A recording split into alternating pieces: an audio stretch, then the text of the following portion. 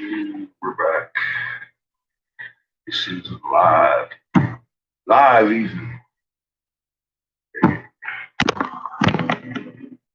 Waiting on the old kiln still.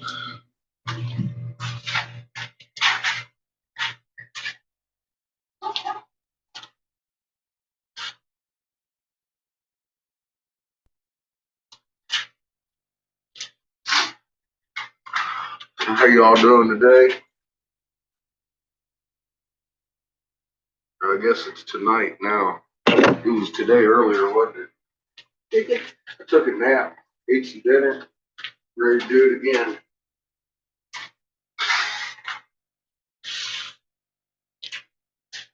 Gotta run up and get my gauze. I'll be right back.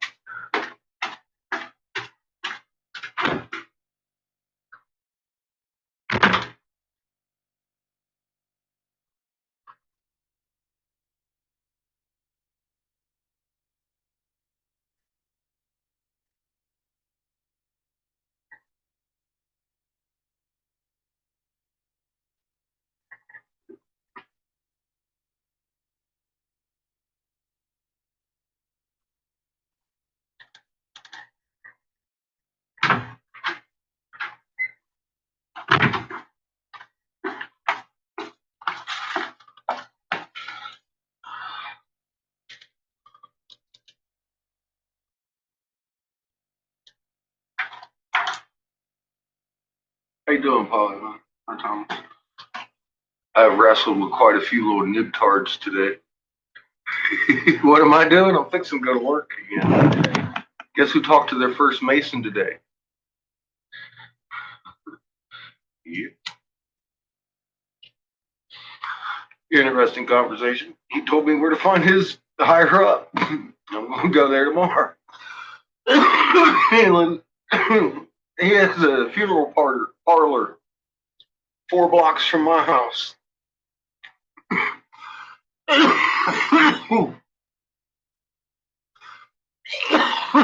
Where you going camping, man? My boy's birthday is here in 12 days.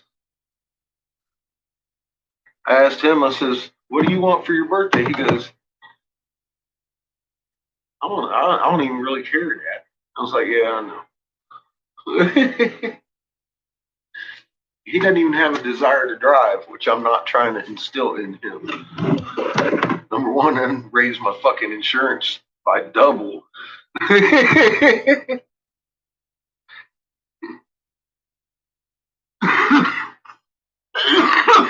Here's Monday, huh? Happy birthday, Polly.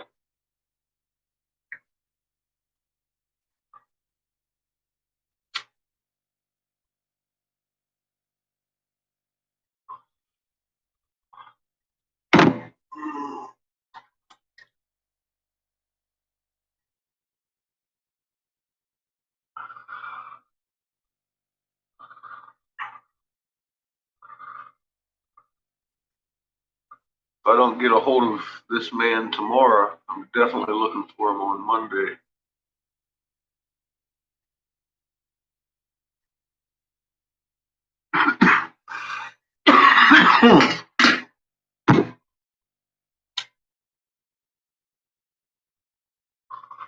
That makes you one of them teeter-totter Libras too, don't it?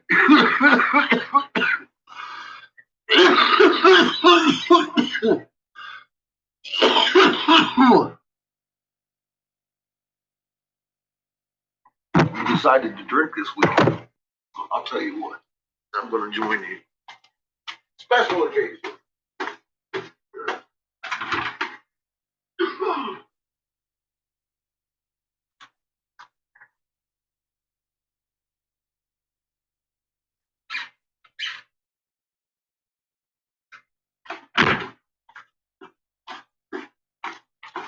I got me a bottle of Malibu just in case I couldn't handle the pain and had to drink myself into oblivion.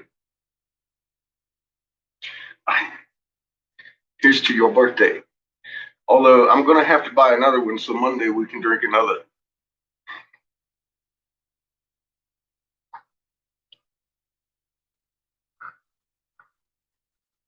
What am I going to tell him? Tell who? The Mason that I'm going to meet? I'm going to give him raw, hand him his heart, tell him everything he can handle. Now I'm going to ask him where his leader is. I'm going to go find me a bigger Mason.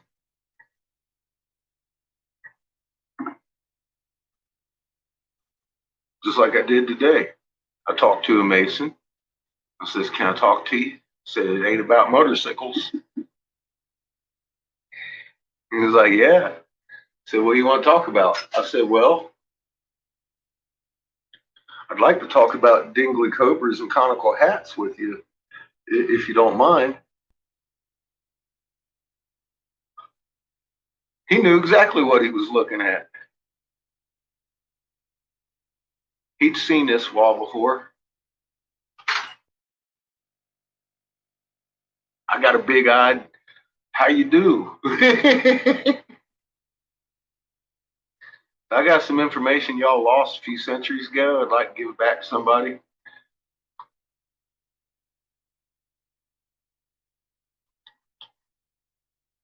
Take me to your fucking leader. And he pointed his leader out to me. He goes, you know, anybody in this town, you need to go up here to the Peacock. I was like, I'll be there tomorrow. Thank you very much.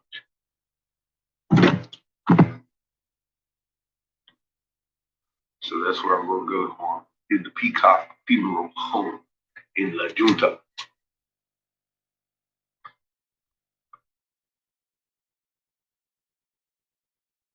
Hopefully I won't be a permanent resident. Now, from his reaction, you know, I mean, he was just like a foot soldier Mason kind of guy. But from his reaction, I could tell I'm definitely on the right track.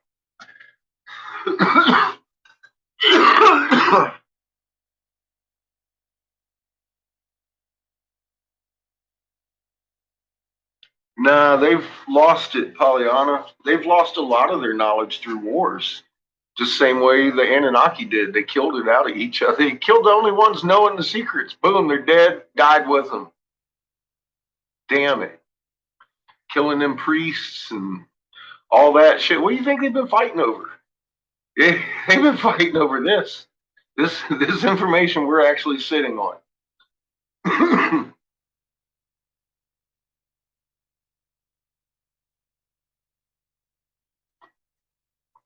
They hold tradition in hopes that they'll remember it again someday. I know. Well, like I said, I saw some eyeballs this afternoon when I started talking. I definitely hit a couple of spots of interest. And he told me without hesitation where to go for the next higher up. So I think my actual climb to the top of the fucking diggity dragons has begun in earnest now. So I'm actually laying skin with fucking masons.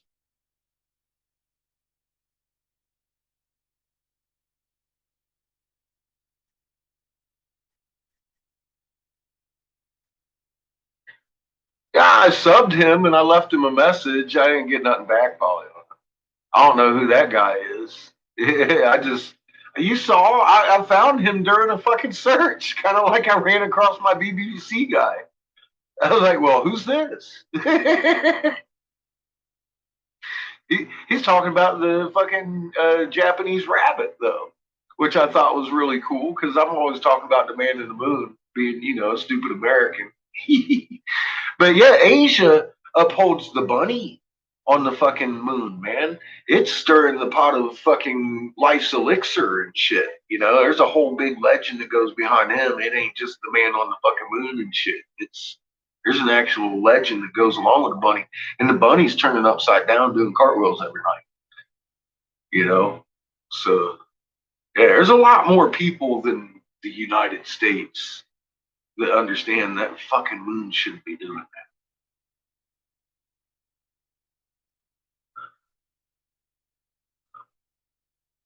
Hi, Heather. Hey, Glenn and Mimi. How y'all doing? Yes, they do. They all still lead the room, Glenn. You know it. You know they do. We've seen the contracts. We see the money being printed right out in the fucking Vatican crown.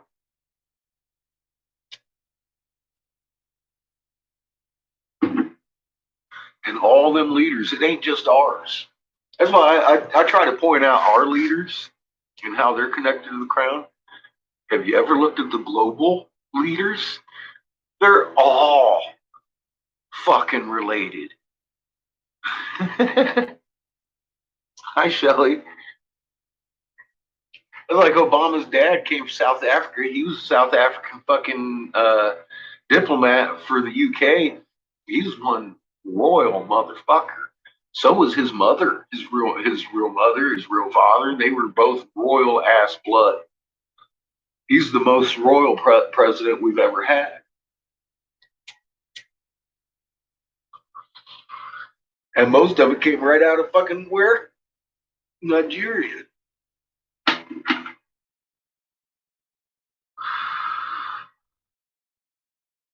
And a preacher. You can go figure. Well, Mimi, if he was still a Mason and a Baptist teacher, I'd be asking you, well, won't you let me hook up with him? Let me give him raw.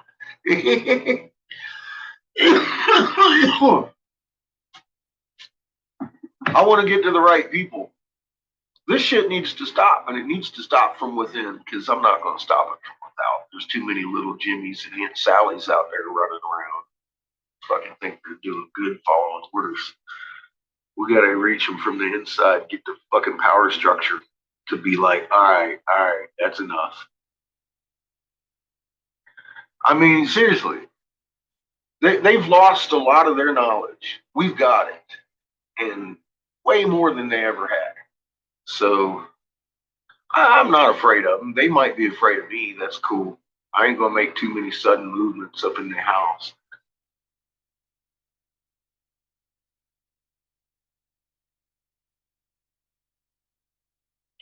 That's the plan, to get rid of us all. And well, most of us. They like to keep a few of their slaves around so they don't have to fucking cook and clean and fucking toil the field. We've heard that time after time after time. They make sure there's a few of us around to do their bidding. Yeah, I kind of figured that, Mimi. It's been real close to the sun and all. You might see it tonight just after sunset, but you have to look close because it's still close. Give it another 3 or 4 days, you'll be seeing it pretty good.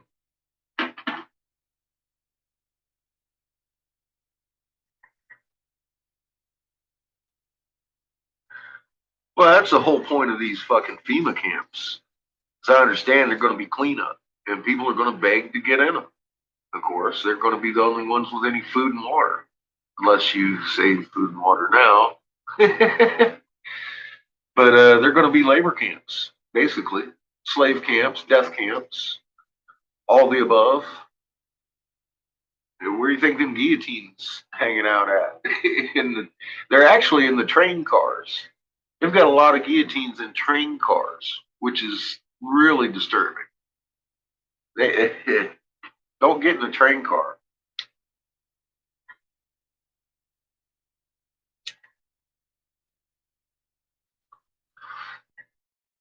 I've seen a motherfucking these people walk around thousands at a time peacefully with their fucking hands behind their back to their fucking death. Let me tell you something. You still got teeth. You still got fucking teeth. I wouldn't go peacefully nowhere no motherfucking wanted me to go. Give a shit. They're gonna have to fucking muzzle me. Or put me in a fucking body bag because I won't stop. I got a couple teeth I can bite with.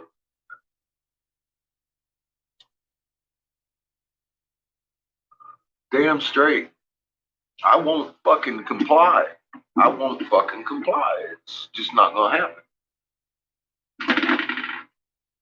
And I'm convinced that's one reason they leave me alone. They know where I was trained and how I was trained. They know it'd take an awful lot to fucking take me down. if I didn't want to go. So they ain't gonna unless they want some front page business going on.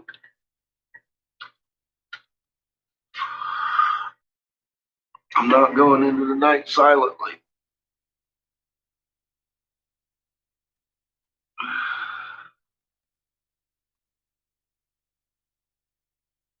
Eating his neighbors. Yes, Alex Jones, he's a character.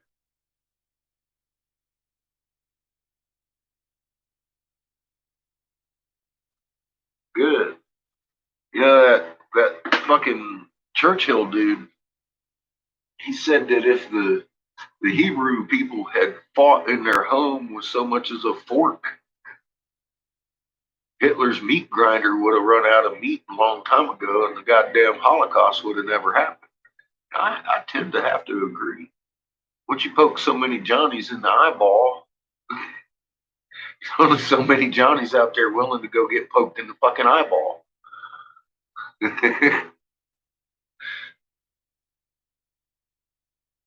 Fuck.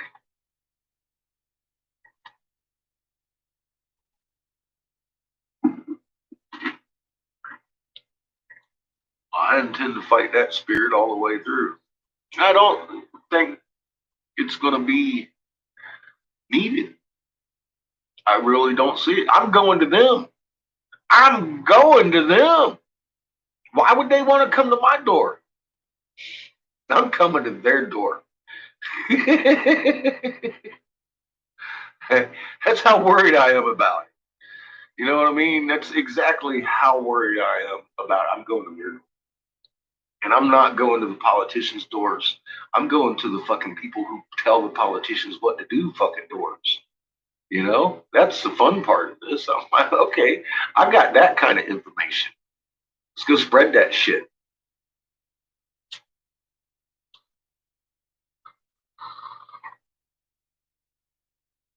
I found a guy, through a guy, kind of like you do meet Masons. I asked somebody, and I was pointed to somebody lowly, and that lowly person on the ladder pointed me to a higher person on the ladder, which I will be visiting tomorrow, and not in the lodge or the temple, in their actual workplace. I'm hitting them individually, and they're sending me to more individuals, which tells me they ain't too worried about me. At least this guy wasn't. He was more fucking freaked out than anything.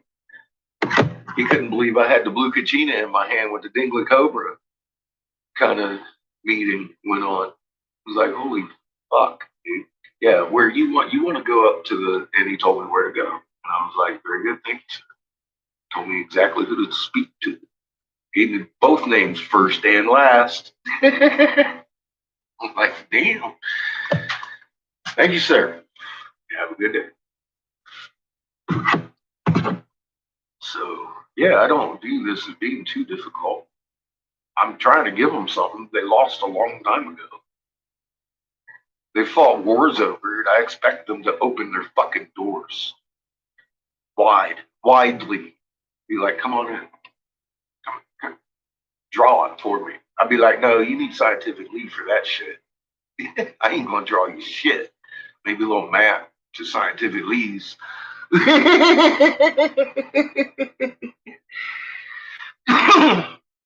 Well, Mimi, that's fine. See, that's what I want them to think.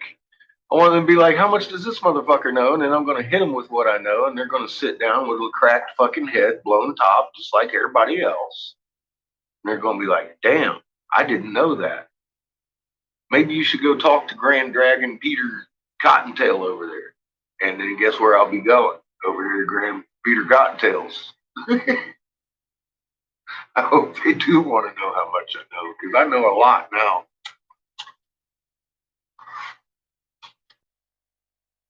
I know enough to turn a demon into a fucking angel. Do I not? That's how you slay demons. You hit them with their heart, turn them into angels.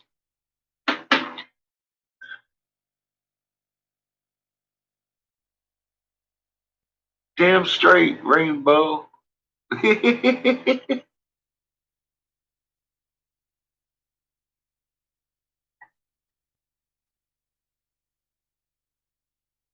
Yeah, that's what I'm talking about. I'm wanting to run into Big Chief over here, Glenn, and have a little bit of battle with the whips.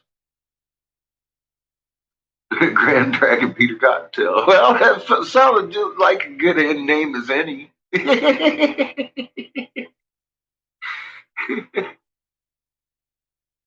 I do too. I believe that we've got the information that is required for the transformation of demons into angels. I really believe that in my heart.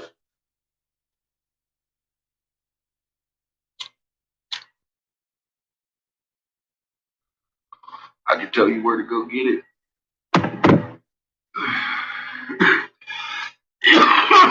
It's a place called Canasur Pueblo West. That's where I get my cheap ounces. And where I get my cheap grams is right out here by me at the station in Rocky Ford. Yes, I am very excited, Mimi. I love blowing mines. I mean, it's like my favorite TNT. I couldn't see a better explosion than a fucking mine. And I like blowing up mailboxes within the M80s, wrapping up tape, blowing right off the fucking post. I have done this only because I love to. And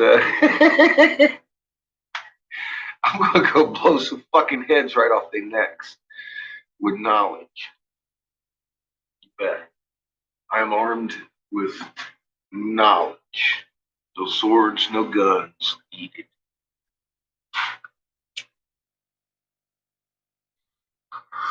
I love how that works. That is the most secure I've ever felt in my life. About any time or place I've ever been or anything I've been doing. It may have been Pollyanna. It may have been me. I can tell you that right now. It might have been. I'm just that kind of guy. I haven't done it in quite a few decades, but yes, I've blown several dozen fucking mailboxes right off your fucking post. I had a dude chase us one time. It was funny as fuck because you know how some of these people make those fucking mailboxes that you just look at and be like, man, way too much time went into that fucking mailbox. So the next day, this motherfucker had it wire wrapped because it blew right off the fucking post, of course. We had it wire wrapped together, and it looked like it had blown up the day before too. Yeah. So yeah, we had to drive by and hit that motherfucker again. He was ready for us. He come running. He wasn't quite as ready as he thought he was. We got to fuck away.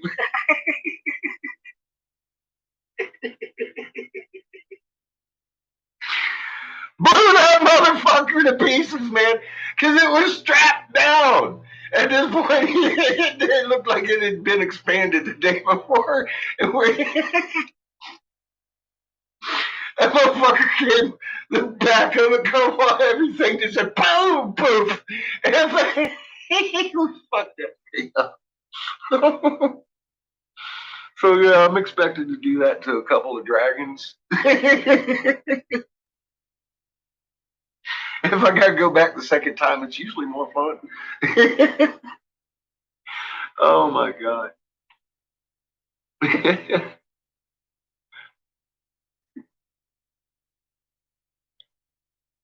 Newfoundland.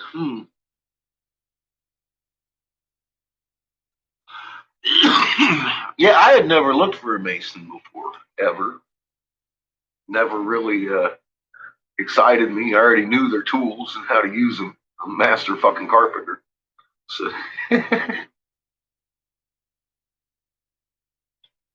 honestly, I didn't give much hoot for the any of that legendary fucking Cinderella bullshit.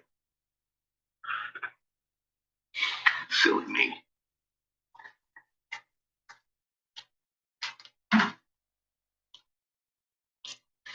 And do you notice a common theme of mine? I often use that Cinderella bullshit because I looked at the Queen like that. I looked at the Vatican like that. I looked at fucking all these clubs like that. Like, fuck these motherfuckers. What do they know? And what do they know? Nothing. They don't know nothing. They've been killing each other over fucking shit that they thought they knew and they lost long ago. It's a pretty sad scene, actually. They know what's coming. They know they got their cuneiform. They got that. Who doesn't have cuneiform now? Sure, they might have the other tablets that we're not allowed to see, but that's okay.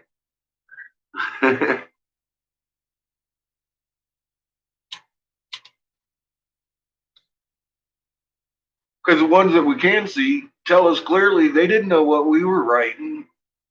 They knew we were talking language. It was fucking with them. I would like to find those other tablets because I'm certain, just like anything, we're allowed to see what they want us to see. What really went on behind the scenes in some of the cases is going to be held back. I'm sure, because we're missing pieces out of their cuneiform tales. There are big chunks missing out of it, as far as I'm concerned. Because Mother showed me something. And they're showing parallel shit, but they're leaving chunks of it out. They're just leaving chunks of it out. Or we've lost those chunks and haven't found them yet. And even the tablets of Toss say there's 14 tablets. The other 2 tablets are not to be released to the general public at this time.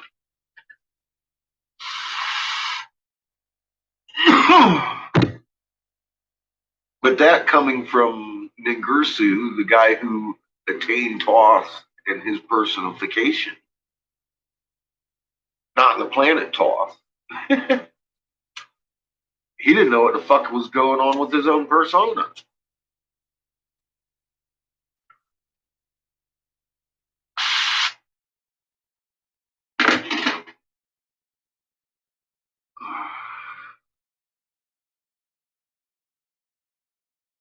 Which is funny as fuck, man. These cats even said, well, yeah, we saw their writings, and we was like, what the fuck is that? what the fuck is that? Oh, fucking bastards can't talk. They must be less than human. Well, I mean, that's how they treated Native Americans. I mean, that's how they look at the aristocrats over there in Europe when they were having problems with the indentured servants running off with the fucking slaves and joining the natives.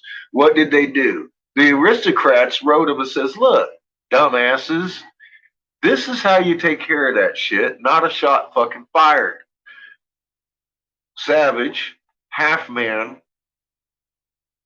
they won't go to them now anymore because they're not worth their life. You separate them, you divide them, you make them less than human, make them savages and fucking heathens. And that's all you gotta do. And that's all they had to do. They stopped the fucking problem. Pretty quick like.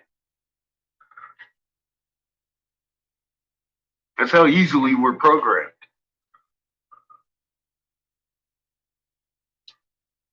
On the crystal skulls, well, I've covered that, Pollyanna, pretty extensively.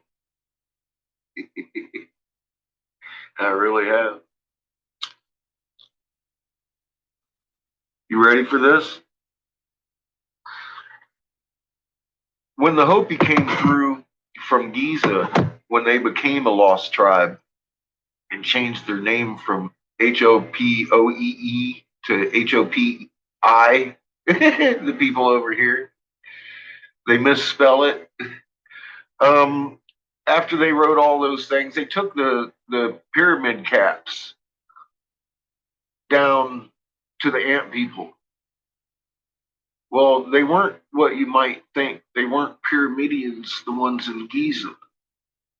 They were huge cedar tree seeds, and they talk about them a lot. in the huge cedar forests, shit like that. And we've seen these huge cedar trees. Well, these seeds we were trying to fucking grow. Mom was knocked out. We were on the wrong side, on, on the wrong sun. So we took them below for safekeeping. Ant people have two of them. They made 7 crystal skulls out of the third one when they brought it up here and hooked up with Masao and shit. That's one reason they are specifically not allowed back in. They totally carved up one of Mom's fucking big cedar seeds and made these skulls out of them. That's the story. And I gave that back to the fucking Hopi verified. Yeah. Also through the fucking Navajo. Mom showed me that. That's what happened. That's how they became. They took and sacrificed a seed to make these fucking skulls.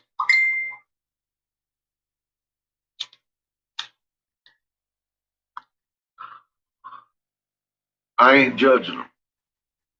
I'm just saying.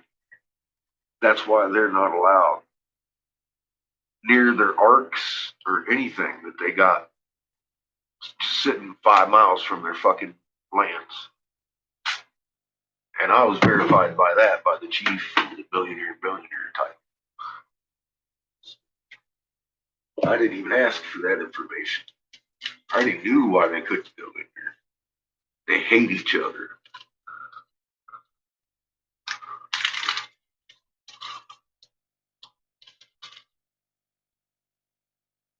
Because those are fucking 3 of the last seeds of those giant trees. And they're very important to Mother. Why did they butcher them? Is that what you're asking why? I don't know. Or why are they, why did that get them banned from Mama's belly? Well, that's why. Why they did it, I don't know. I don't know that. I see, that's, yeah, see, I didn't get that answer from them. I don't know, Pollyanna. Because they were taught that it was fucking evil from Massaw over a few generations. Bam, they fucking sacrificed the seed. Thank God for the fucking ant people to be wise enough to be like, you ain't taking all of them out. These things are truck size seeds. They're big. It's not like a seed. It's a little seed. Fucking massive fucking seed. And it's a crystal, of course, like the trees were. Why did they do it? Your guess would be as good as mine. I think it has everything to do with the Anunnaki. They took the hearts of those trees and made them the crown jewels. And every fucking tradition of the Native Americans comes from the same people, the Eagle Commanders. You know, I've covered all that too. All their little traditions, they're very, very Catholic. You know, the Hopi kill witches, stone them.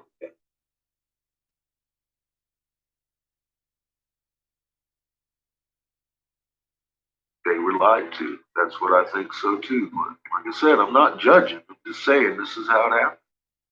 I believe the Anunnaki fucking pulled them over a couple of generations and had them cutting each other's fucking hearts out, carving up fucking seeds to make crystal skulls because it was evil.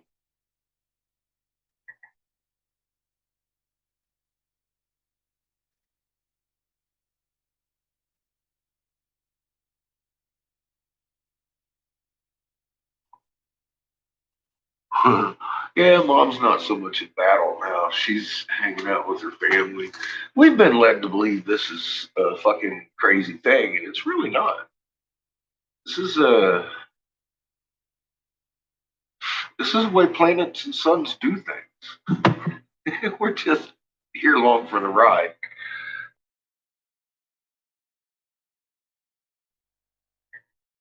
For a meteor strike, that's not a surprise falling on it. You know my position on that too. We're going to have them falling on our heads like rain. So be careful out there. Relax your shield. Mama knows when to throw it up. Just know that. That's what we call meat. And you ain't going to have a damn hair hurt on your head if you're that way. I can tell you that right now for sure. I am still here. I didn't even know I had a magnet, and Mama used that shit to help me. Several times I've needed it, and several times in my life I should have been dead, physically fucking crushed. I was in a lot of fucking accidents that should have resulted in my absolute death, and it didn't. Um, Especially the latter few. I didn't get a fucking scratch. I barely got a scratch when I walked out of that fucking truck.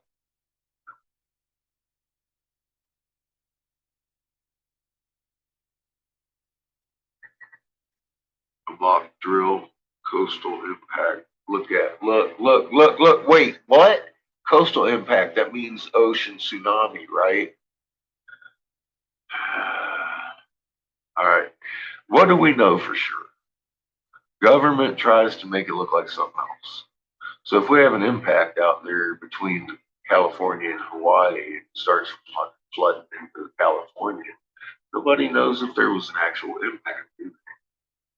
I would keep an eye on my tides, folks. It probably just won't be California.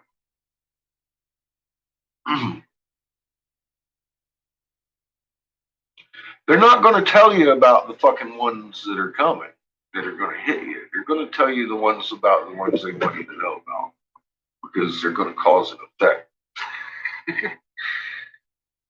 I don't think it's going to be an asteroid if we start seeing inundation. Something else. I think it's called breaking magnetic. I don't know. We'll see. We'll see. If it comes in just to California and fucking Hawaii, whatever, then fine. Not falling for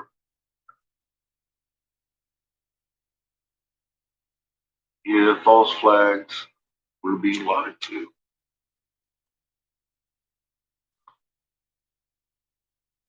But unlike 9/11 and the Boston bombing, I can tell you about this one. I told you about the last few because we're on a timeline I can recognize. I've had discussions about with sitting politicians. So yeah, it's a timeline I can recognize. So it's not a prophetic thing at all. So yeah, expect distraction, more grassy knolls coming out of nowhere that is going to explain. Oh well, in a couple of days, it's probably going to. Oh wait a minute, we can't tell them we're magnetically braking. Then they'll figure out we got planets back here, George. Oh yeah, meteorite coming out is going to hit there somewhere in the ocean.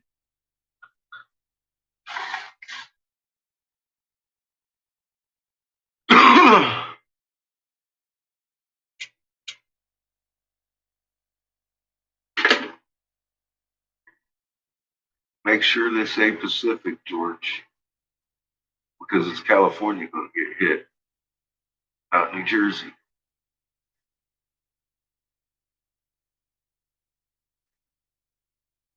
I bet you New Jersey's ocean goes out. I wonder how they're going to blame that on the fucking impact.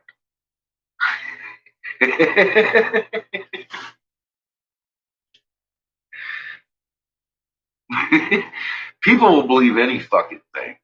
I'll just tell them it's a zip jet in the exhaust stream of the fucking cow farts, and they'll be like, "Oh, okay, I got it."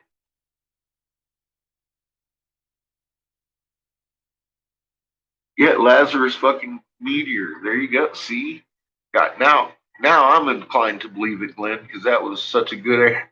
Good answer. I go Family Feud. That's a fucking good answer. He said,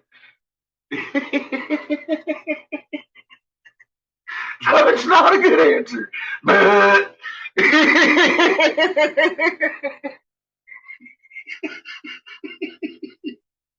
fucking love it. You get better shit out of TV than you do government. Oh shit. Property damage assessment. Huh.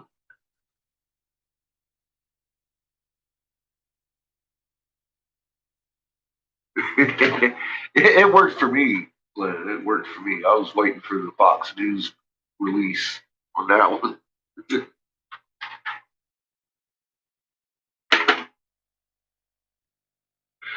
These biblical times, you got to toss up biblical names with obscure things. That way, people put it in the back of their head and they'd be like, "Oh, it's a Lazarus comet."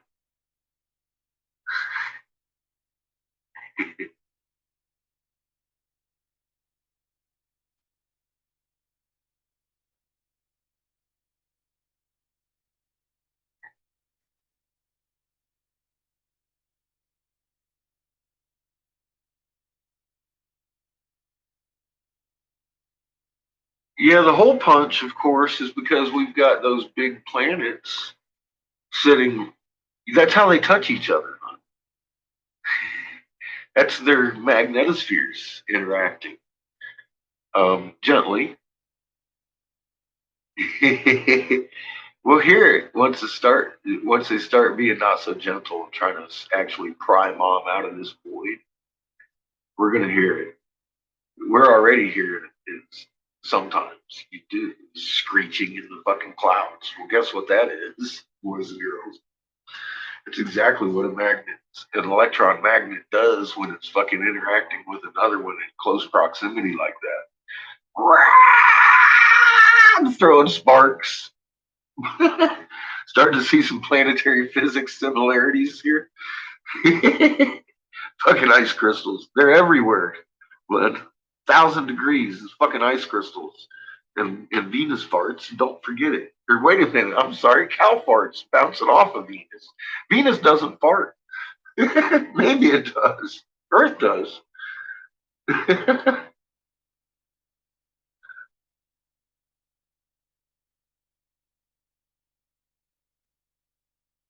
Rubble removal. Mm-hmm. You know what's fucked up? They said they were going to do shit like this. Be open with the reports for preparation and put out preparation fucking disaster alerts. But at the same time, they're going to put us in fucking martial law so nobody can move around. And I'm all like, that's fucking number one, counterproductive on 2 points because you've made a fucking dirty word out of goddamn prepper to begin with. I should have been watching my thermocouple. I let it get cold on me. They made prepper a dirty word, number one. And number two, anybody that looks at fucking preparation from the government is what? Labeled who? A fucking tinfoil hatter. And look at the fucking what that dipole fucking numbers coming out. Or whatever the fuck name that website is. It does the population numbers. What's 2022 look like?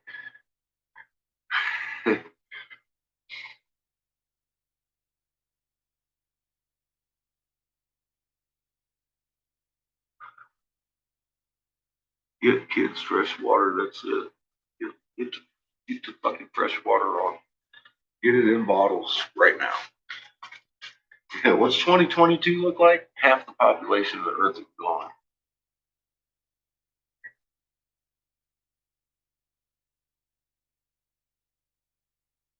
That's a glitch. I don't know.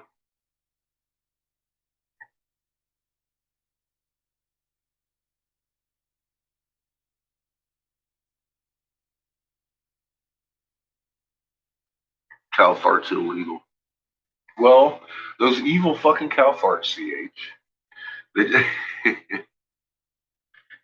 damn it. Don't you see the light? Aren't your skies clearer now?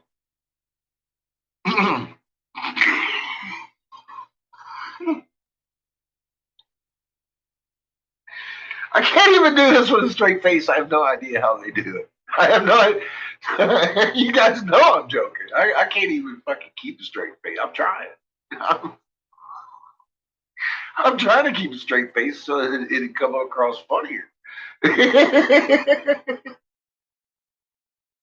It just ain't working. I can't do it. It's like, holy shit. It's fucking illegal for cows to fart. You got to run through 72 smog tests, but can you see your sky? Things get better for you out there.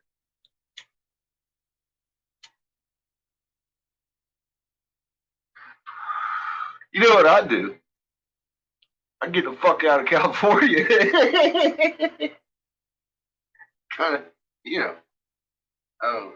I had enough of it at one point.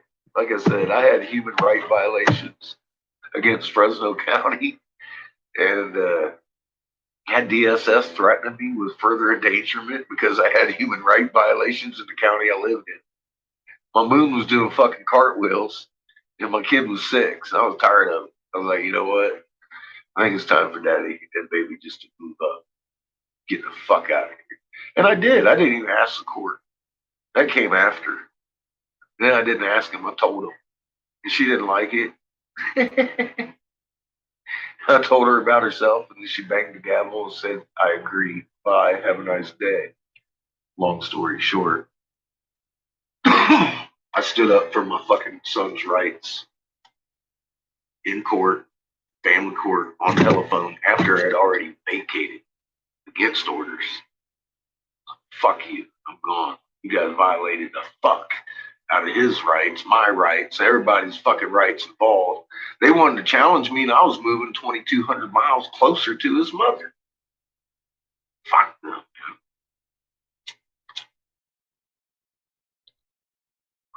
And I said that a few times, especially being 2,200 miles away from the bitch. I'd had 12 fucking hearings enough of her shit. And she wanted to come off with this in the end of it. She's like, how am I supposed to keep up with your court case? This just got before me the other day. I was like, you know, bitch, look again, your signature's on every one of those goddamn papers because you've been the one doing this to me. She goes, flip, flip, flip, flip, flip, flip, flip, flip. Bam! You are a fucking resident of North Carolina. Enjoy your fucking stay there, sir. Have a nice day. Never call me again. Click. That was the end of the fucking court hearing. Period. I called her a bitch. And she fucking banged the gavel and agreed with me. I am a bitch. She did. She said she concurs. Damn straight, you better. Because I got a copy of every one of them motherfuckers in front of her. I was ready to eat her face. Knowledge, the power of knowledge. God damn it, straight, Sergio. You gotta have your ducks in a row if you're messing with some fucked up people. That's for sure.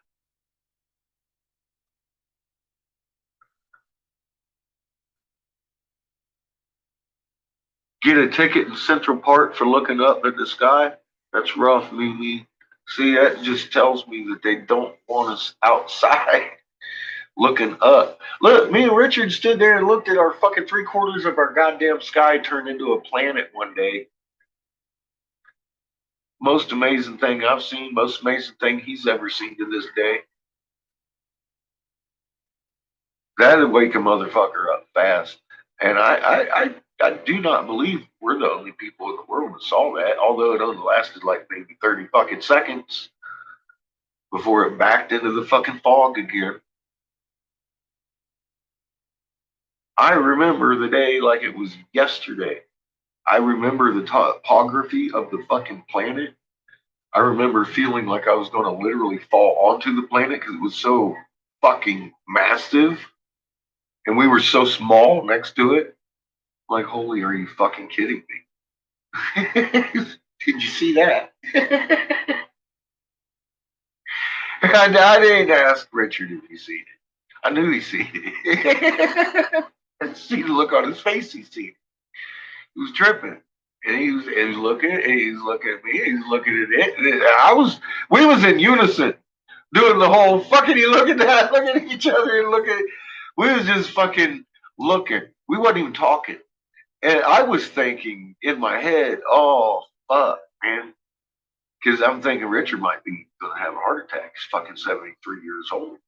And then I'm thinking, well, I might have a fucking heart attack. I might fall onto this planet, is my next thought. And then fucking, oh, wow, look at that Cherenkov radiation. Because it looked like fog. It was the most amazing thing I'd ever seen. I mean, you see Cherenkov radiation in the little pictures, it's blue. It's like, yeah, unimpressive. Let me tell you a little something. That shit is fucking thick. It looked like terrestrial fucking fog in the sky. It was brilliant, brilliant blue. I was like, I'm right. I'm right. Look at that shit. That's all I could think about. I'm right. It's Cherenkov radiation, but look how thick it is. It's like fucking pea soup. That's all I could think of. I was so impressed with the fucking Cherenkov radiation.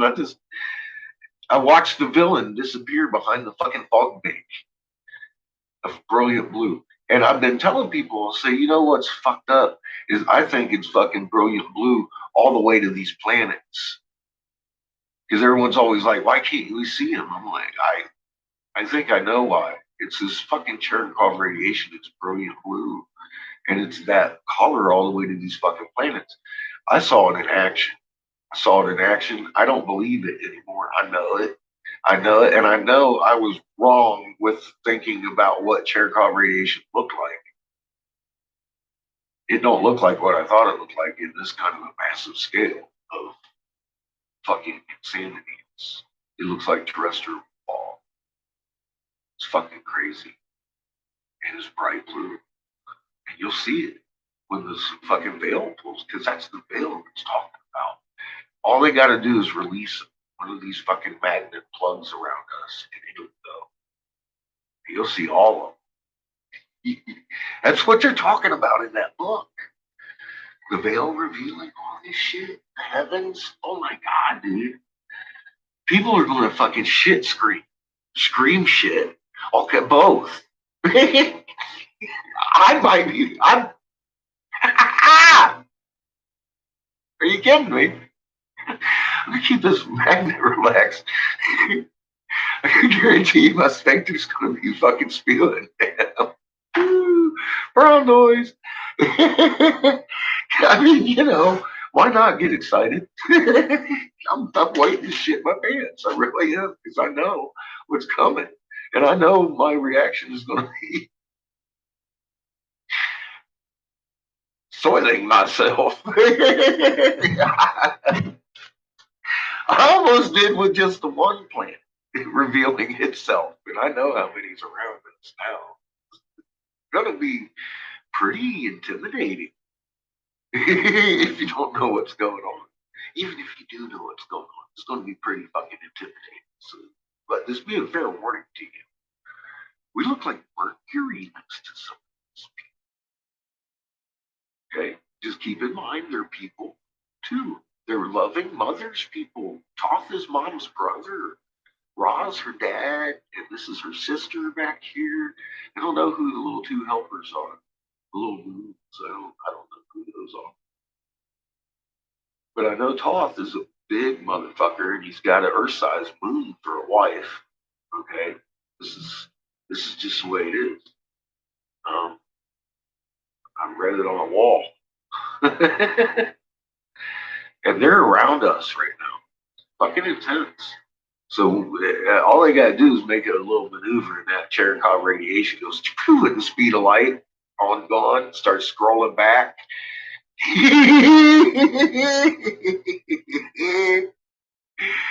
Oh, damn. You might want to be indoors for that, because there is going to be shit flying in every direction.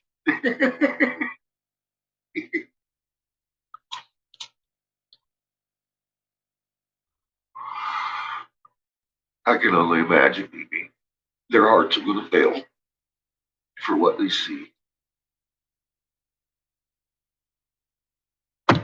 Yeah, their mind won't be able to accept the fact that you've been right for so long. They're gonna fucking shit themselves inside out. Yeah.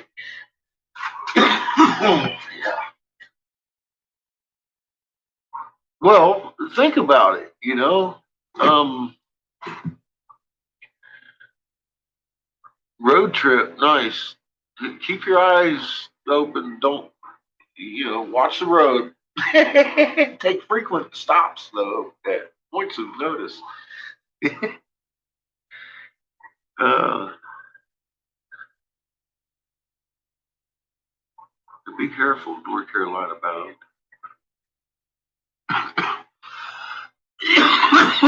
But yeah, heart attacks abound. And I think about it. I mean, I'm 50. I'm in that prone region, and most of us over here my age or older, so that might be another reason we found each other. So we can prevent that happening to all of us when we see this shit. You'd be at least knowing what's coming. You know what I mean? You'd be that much prepared, ready for it. I knew what was here. I had been talking about it like that day or the day before about that fucking planet that came around the sun and put a lightning bolt at the sun. You guys seen it, I'm sure. Maybe not what I said about it, but I have a video on my other channel about that before Toth ever showed up in our sky. And then I made a video that day about Toth and what I saw. I didn't know it was Toth. I was freaking out. It was like 3 red flag alarm, fucking die, we're all gonna die bullshit or some shit like that. I know it was 3 alarm, red flag, alert, something like that. That was the day. That was the day. And then the next video is what Mother Earth showed me about what I saw. And I was like, oh, so I shouldn't be scared at all.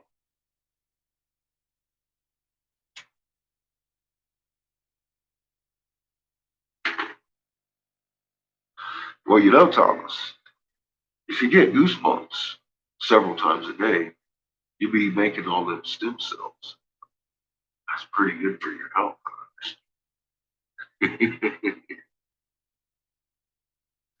What's up, James? How are you? I understand them stem cells can fix a lot of things. So I'll be getting these goosebumps. I like it. Makes you feel young. Yeah. Fucking amazing. Some of the correlations that come back with this research that you never even imagined. I love this shit. I ain't never had no better time in my life figuring stuff out. But you see, you're gonna live to a ripe old age, Thomas. You be good. Fucking rabbit holes in each direction. Just keep going.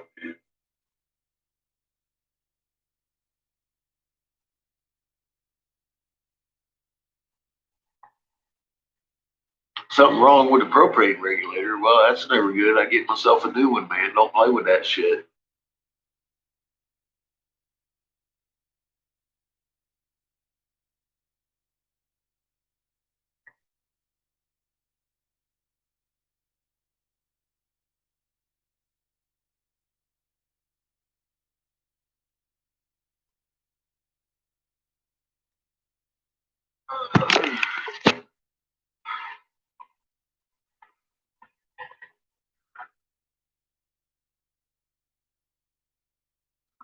So you probably travel north and south a lot if you're a truck driver, huh? How you doing, Dana? Do you drive at night?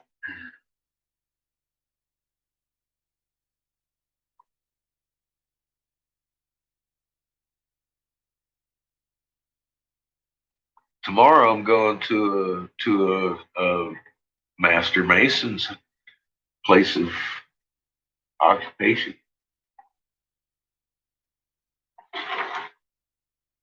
to meet with them, talk to about some blue cachinas, heart muscles.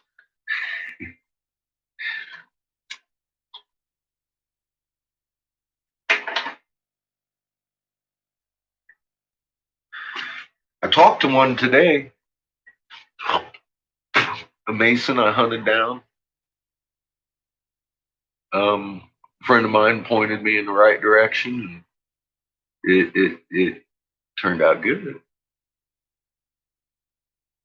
A masturbate, yes. I might do that later. My tooth is feeling pretty good. Pretty good. I blew glass earlier today.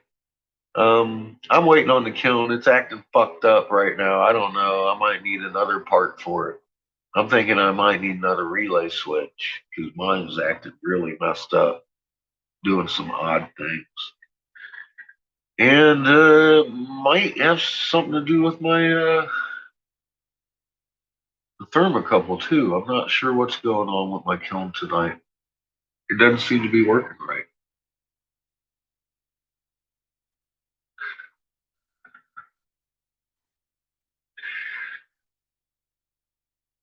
Well, here's the thing.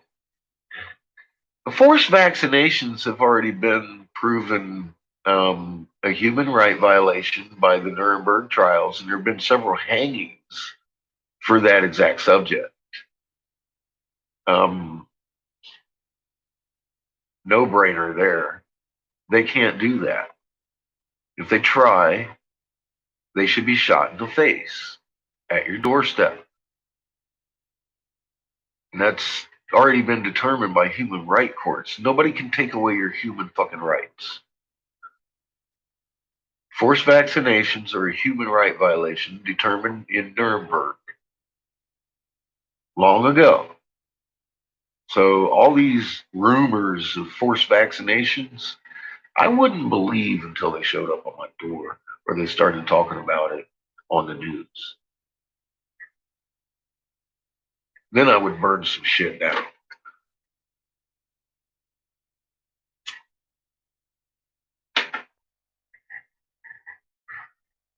And that would be within your human rights to do. Not that I'm inciting any kind of riots, but if they fucking come out with fucking forced vaccinations, that's called self fucking defense.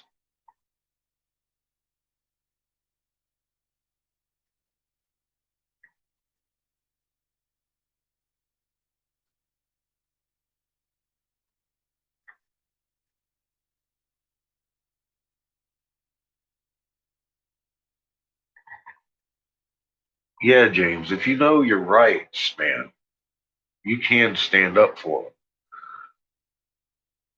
You just have to know. You have to know. You have to know it. It just comes with that knowing.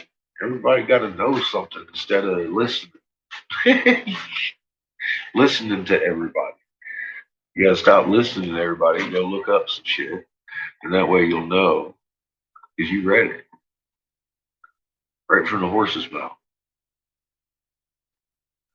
Just like a few months ago, I was telling people, look, they had a fucking full recall of all four fucking branches were going into martial law before COVID was ever a fucking thing. You go look at that video too. That was before Christmas. That was before winter. That was actually during winter. If I remember, it was November-ish. Before Christmas. I was telling you, we're going to martial law. Look, look, look. Do this amount for the get back in. You got to have training, retraining, introduction to what's going on, training for that, and then they'll be released onto the fucking streets. Remember all that? What are we seeing today? Probably haven't gone back that far on the page. I know James has been around.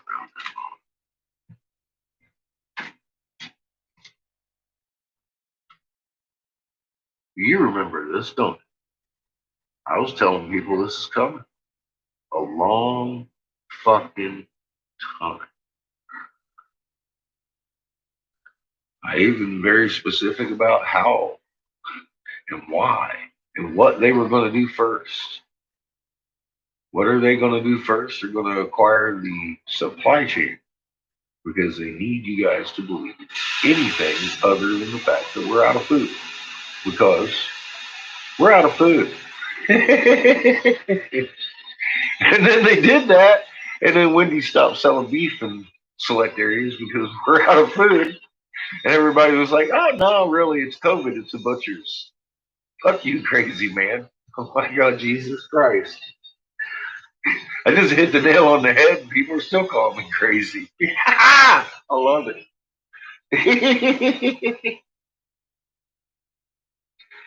I do. I show the evidence. I try to show the evidence anytime I can, and if I can't show the evidence, I'm going to sit on it until I find some. Yeah, like I said, I don't want nobody to believe me. I want you guys to know what's going on, so nobody can lie to you. And then as soon as they do something, I see three-quarters of my viewers out there fighting over toilet paper and shit. Oh my God, Jesus Christ! Here we go. I need to make a video.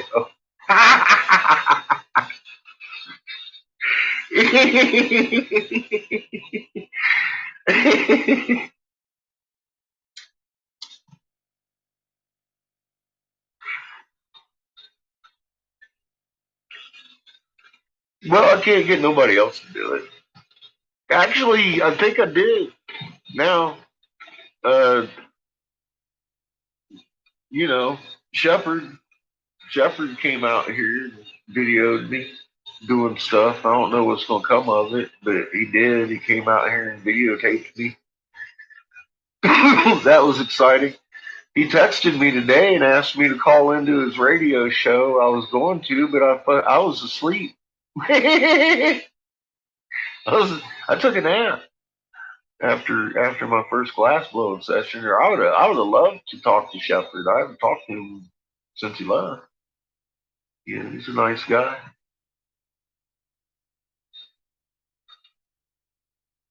Don't need TP. His, I don't need TP. I got plenty of money. And my water still runs. Wash my ass with that. It's a lot better than you can wipe it with a piece of paper. So I like to take care of everything in the morning all at once. And I smell like roses all day. I got these bath salts. I got vanilla. I got roses. Then I smell like vanilla roses all day.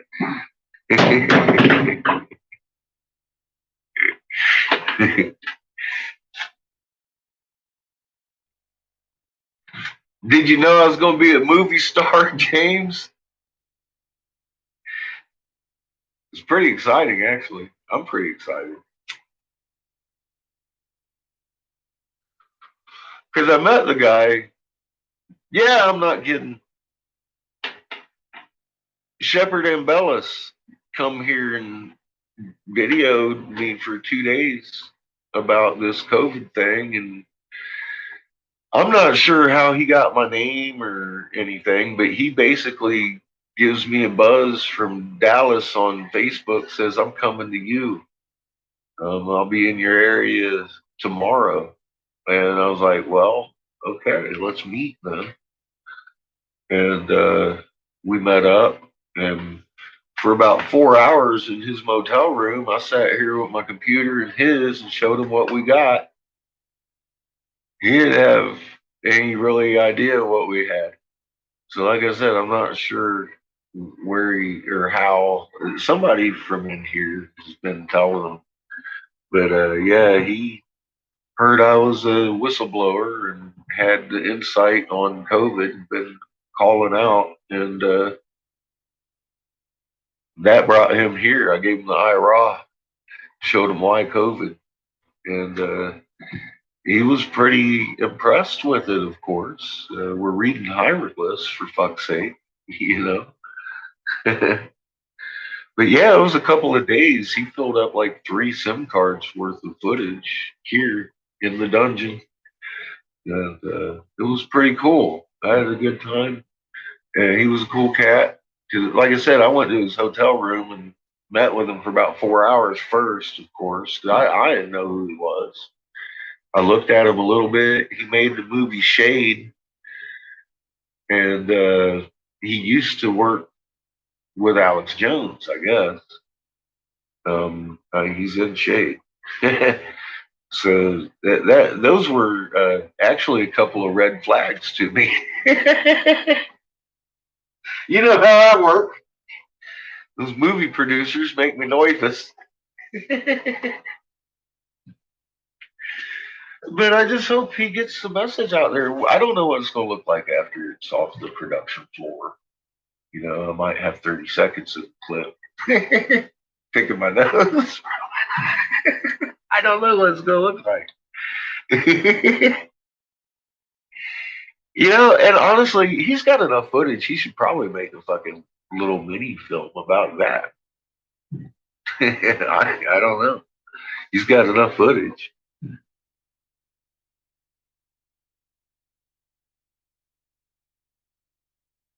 No Lysol or spray wipes and the sanitized shits down. Yeah.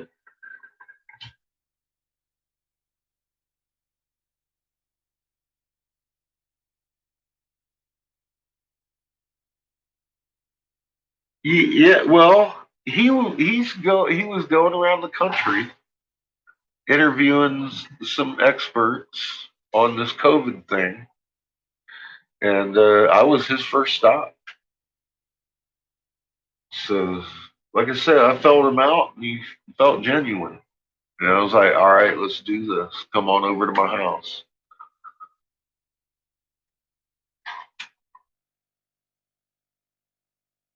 It's all we can do, James.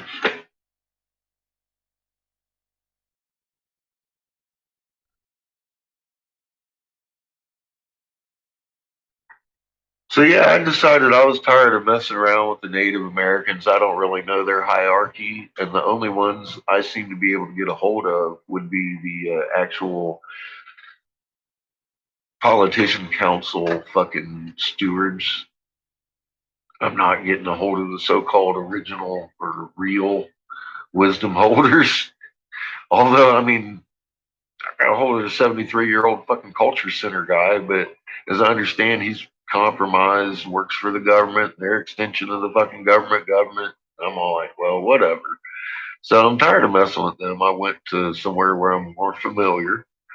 I am an ex politician, so I decided to get in with these Vatican fucking Masons that pull the politicians' strings. Hit them right in the temple priests. Smack him in the head with the dingly cobra. I'm taking I'm taking this information and trying to turn demons into angels. You know.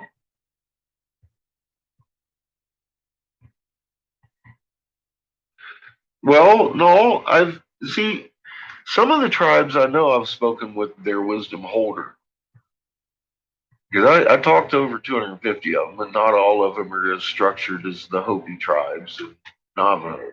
And I can tell that I actually got a hold of the person I was looking for. They held knowledge.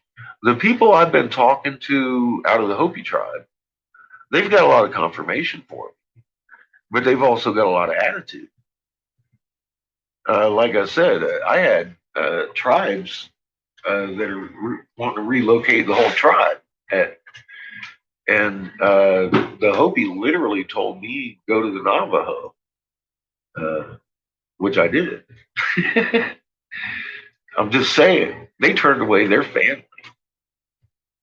So I don't count that as a real wisdom holder myself. I got to look at that as anti everything I read about the Hopi in their little tale there. So even though I freaked Sue and Stewart out, they handed me to their boss, and I spoke to the head wisdom holder of the culture center of the Hopi Nation. But I've been told by other people that that's not the real wisdom holders. I don't know how to get a hold of fucking anybody. I found it easier to get a hold of Masons. I've already spoken to one today that sent me to his wisdom holder. So I'm going there.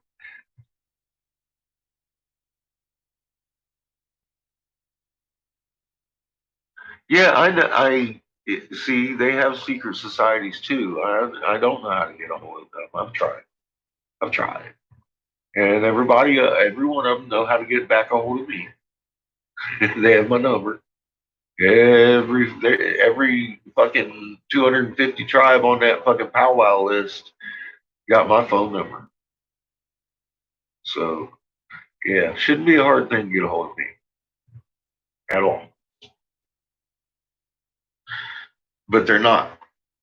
So I'm going to go knock on other doors like I always have. I explained that. I'm just a fucking persistent asshole. And if I have doors closed, I will go find another one to knock on. Yeah, I'm sure I've got a long way to go. It's all right. Probably won't take too long, would it not, with the information I got? I'll bet you they're going to be calling me. What I bet? I'll bet $1. I'll bet $1 I get a hold of a Grand Dragon before I get a hold of a fucking Wisdom holder in the Hopi tribe, other than Stuart, Sue, Evil, their boss. He said he's a 73-year-old wisdom holder in charge of the whole damn culture center. So he knows something. They know their culture's built over a lie, and that was confirmed. Sue confirmed that. She's like, God, those are its deepest secrets. How the hell did you get a hold of them? Poor Sue.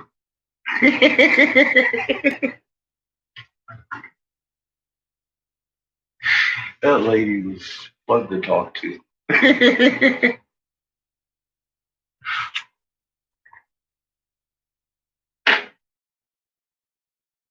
But look, I mean, I did. I just talked to my first Mason today, and all I did was show him the Dingley Cobra.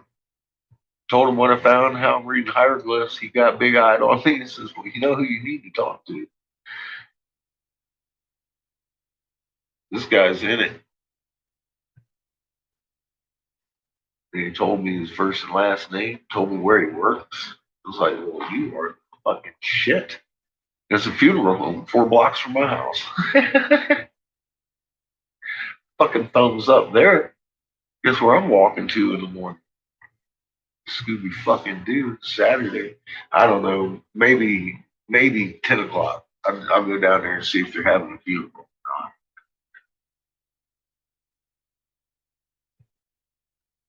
Probably be able to actually talk to him on Monday. I'm anticipating by Monday I'll be talking to him. He'll probably direct me somewhere in, I'm gonna guess, the Springs. He might even help me make an appointment with what I have. You know that. You gotta know that. This is some fucking knowledge they've been after wartime and all of this. And I'm over here offering it to them.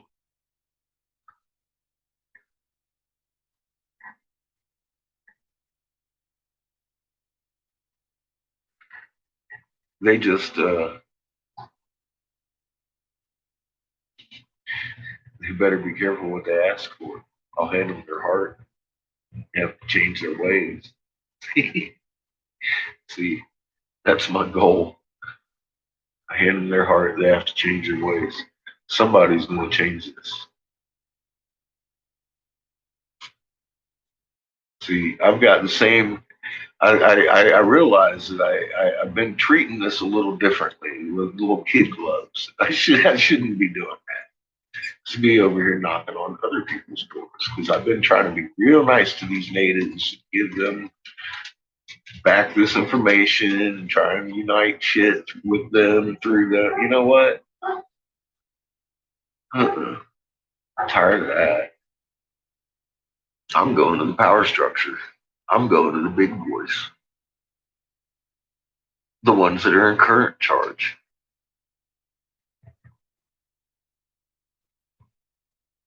Yeah, me too, Glenn. Like I said, by my birthday, the whole world's going to understand we're surrounded. I think Ra's going to reveal himself, and that isn't Perry Healy. It's going to be one hell of a day, though. So I agree.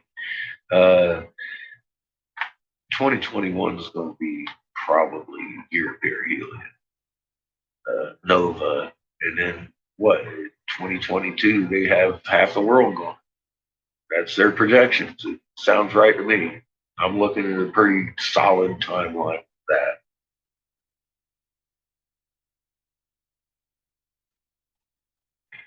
And if not, it ain't gonna hurt you to fucking get some fucking beans and rice together because we're out of fucking food. I can prove that. I can't prove Roz would reveal himself by a certain date. I think I can come pretty fucking close though, given the evidence.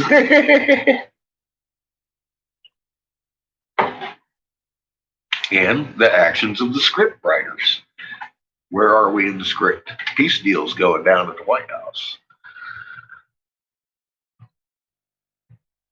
The Hebrews came out and said the fucking Messiah is here. Troop reinforcements going into Syria today. Where's Damascus again? Has to be Ash in one night. Oh yeah, that's right. Syria. Mystery Babylon is about to fuck up. And it's gonna be Donnie. Watch. We laid the trump card down.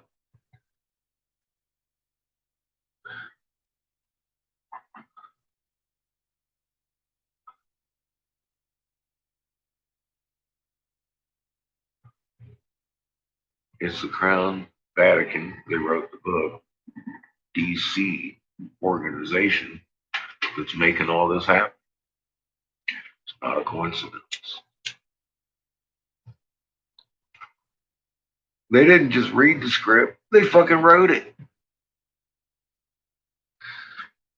And listening to the cuneiform the last few days, where do you think they got that Revelation 12 sign? Who do you think that Revelation 12 signs really was talking to? Was it you and me?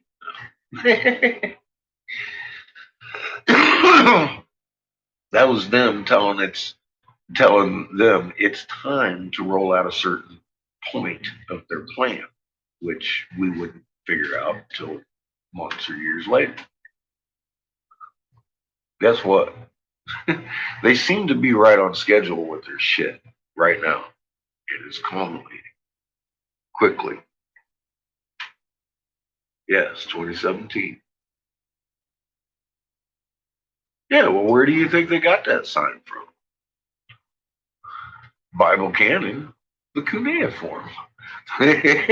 Exactly where they told you they got it from last night.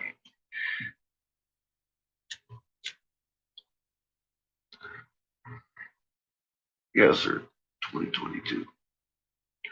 Well, exactly. Same timeline. Yes, sir. Yes, sir. Yes. And it's what, years later, right? Now we understand what the 2012 or the 2017 fucking Revelation 12 sign was telling us. See, you figured it out for yourself, Lynn. Give yourself a pat on the back. But that's what I was telling people about the great sign.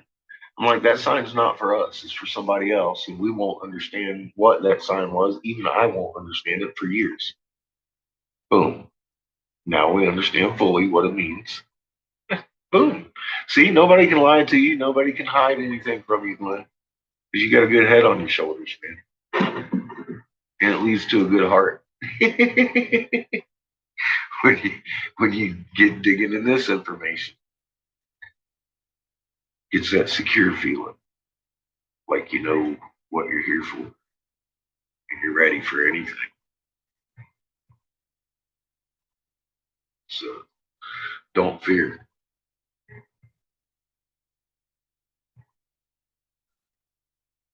Well, we just covered that.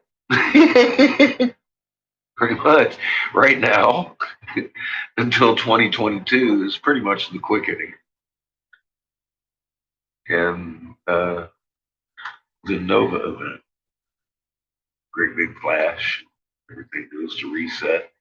We're hiding behind Ra, hopefully, protected by his girth and helping protect all of life with Mama and her womb. That's the end game where everybody wins. Hopefully, Planet Heaven too. See that, like I said, Mom, we're good. Mom's worried about Planet Heaven because the Anunnaki planet only has one shield around it. It's really weak right now because they've been out of their symbiotic relationship with her for a very, very long fucking time. And they need to heal what they've done to go back there and put their shields up on their planet. Mother's aunt effectively has a gun to her head at this very moment. She isn't very excited about the prospect. So it's my job to hunt out the corn givers and try to make a peace treaty between these folks so they can forgive themselves and be forgiven for what they've done and go heal and be a straight heart of nature, just like every one of us. They're stewards too. They just got somehow fucked up and misguided on their own planet and spread their bullshit here. They got a lot to answer for. That's why they hide underground, because Mom could do things to them with her magnetosphere. She can't do if they're underground. But she has many, many warriors that are in their bunkers right now. So they are trapped in these shallow caves they've been in for centuries all over the globe that they write about in their cuneiforms. They're not caves, so to speak. They're caverns. Sure, they're quite ornate. Knowing them, they're gods, you know. They do rule the planet, so I'm not expecting them to go into a dark, dank cave. I'm just saying, I'm looking for these fuckers. Mama knows where they're at. It's just, I'm looking for them before it's too late for millions. So I'm knocking down doors. If I can get to the right power structure people that pull the right strings and we can get some shit going on healing this planet and getting these people healed and understanding what they are and fixing creation. So that's what we do.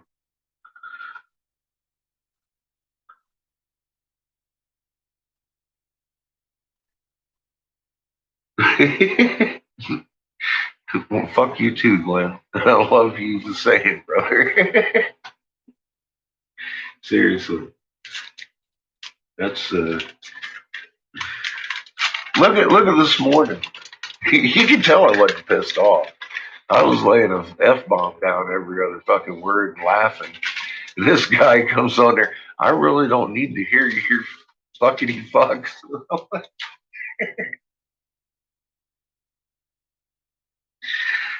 Who do you think I made the video for?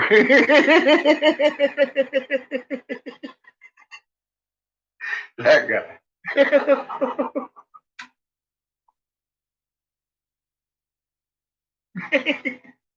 Didn't I say something like, if you don't like cussing, don't open my videos? I love it. Oh my god. Then I had some nibtard come at me all about, was this the fucking guy on Facebook? Yeah, I'm like, might be. I dropped my fucking video on you, jackass.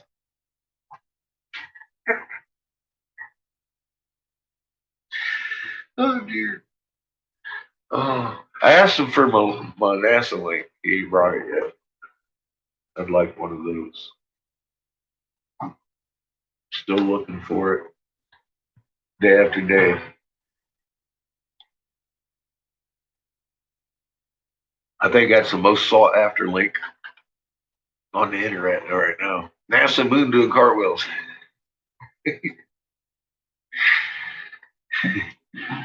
Good luck.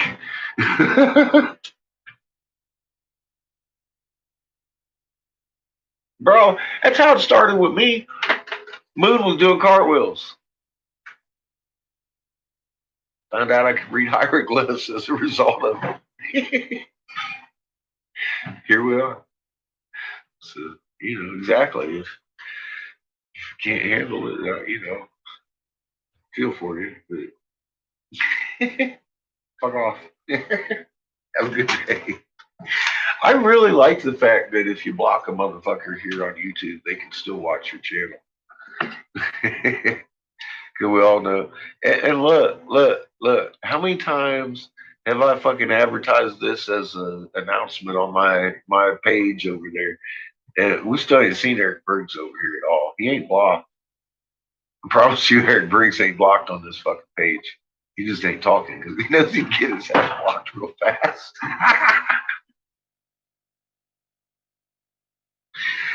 He ain't got no link.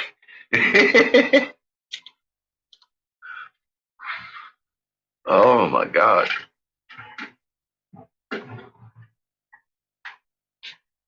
He'll probably that's like the world news report dude. I mean, I announced that I was going to be on his channel, and that guy beat the interview over there. Eric Briggs was over there making. There's only one son.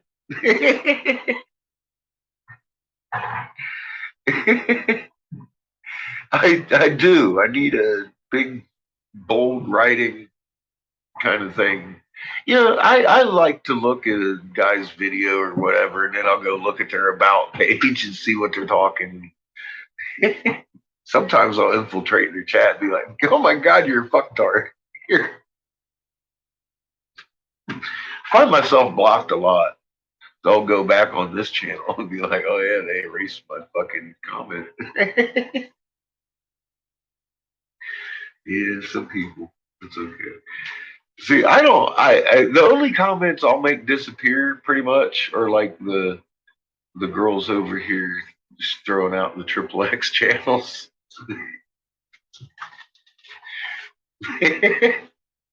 I make them that you can find porn anywhere. But even you see me doing. I just pinned somebody up today who was trolling me. It's like, here you go. You got your 5 minutes. A couple people actually pinned up a couple people today. Got me a couple trolls hanging on the fucktard video, on the Lazarus Comet video. I got a fucking Lazarus Comet video going on. Fucking troll pinned up top. He's hanging there like Jesus. He's on his cross, bearing it. He ain't brought me no light yet.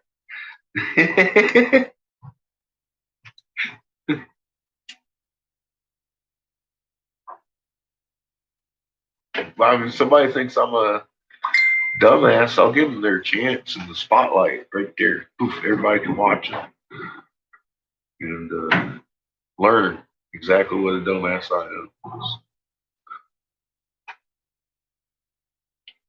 Yeah, okay. So we don't have very many people actually coming back with anything. So we might not actually learn anything, but we can laugh. We can fucking laugh. I do. Feel free to laugh at them. This guy's actually got a link to his fucking Facebook page too that he's talking about. It's like, is this the fucktard that came to my Facebook page?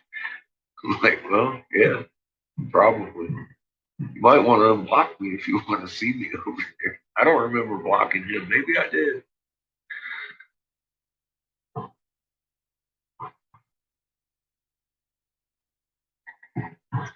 The channel I might find interesting. I have a policy for that. I have a video that is called public service announcement. Take that over there because it's got the moon rolling. It's got my BBC guide, and it's got the IRA. Breaks it down a little bit and see if they're interested in talking to us. Are they a big channel? You could probably name them, and if they're a big channel, I might have already talked to them. I could just about guarantee you that talk wasn't very fruitful.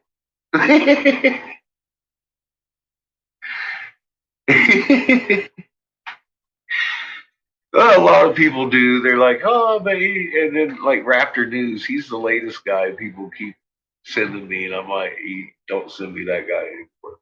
Please. What did you see? A channel? I'm sure you did, but what's the channel's name? And what are they talking about? They talk about the moon doing cartwheels? Because nobody else seems to be. Humanity, ancient history. God, that is a channel I would be interested. You know me. That's just something I'd be interested in, period. Damn it. Huh, look at this. Look at this. I'm going to have to look that up. Let me write it down. See? Now look. Look what you're doing. You're giving me valuable information. Thank you. I haven't heard of that one.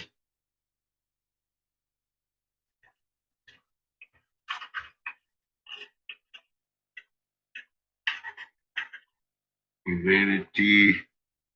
Hold still.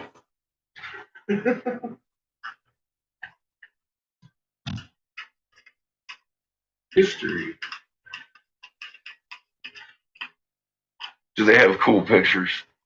I'll bet they got cool pictures. About the suns. What?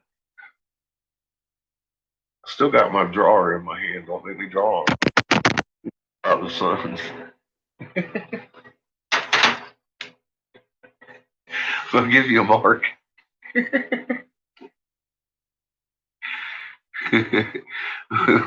So humans ancient is it it's a channel? Human ancient history is a channel, and they're talking about the suns.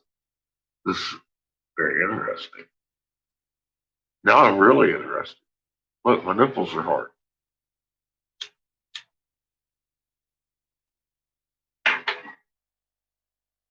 I want to fall asleep listening to this channel.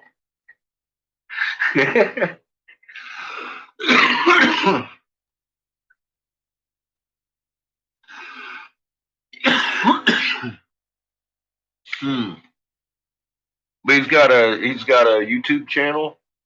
Is that a YouTube channel? Humanity Ancient Secrets.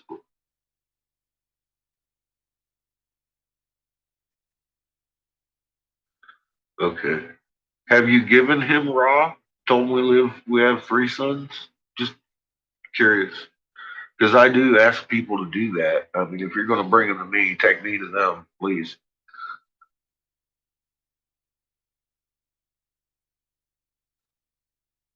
But tell him I don't take donations. I'm just looking to get the information out there. And if he wants the full picture, then please feel free to share it.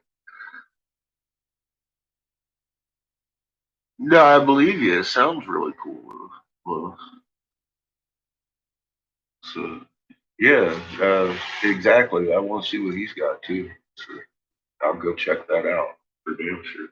Facebook too. And I've kind of given up on Facebook friends. I found that Facebook is more useful if I leave it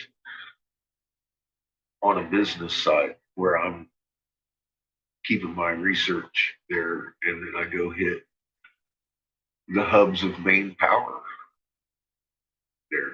So if I'm on Facebook, I'm going down looking through all those political and talking to the politics and talking to the people on the political pages and shouting, not trying to look at what other people are posting because I have a tendency to yell at people. It's none of my fucking business what they're posting. So I just started unfriending them. Humanity, Ancient History, Glenn. Cool. Thank you. Thank you.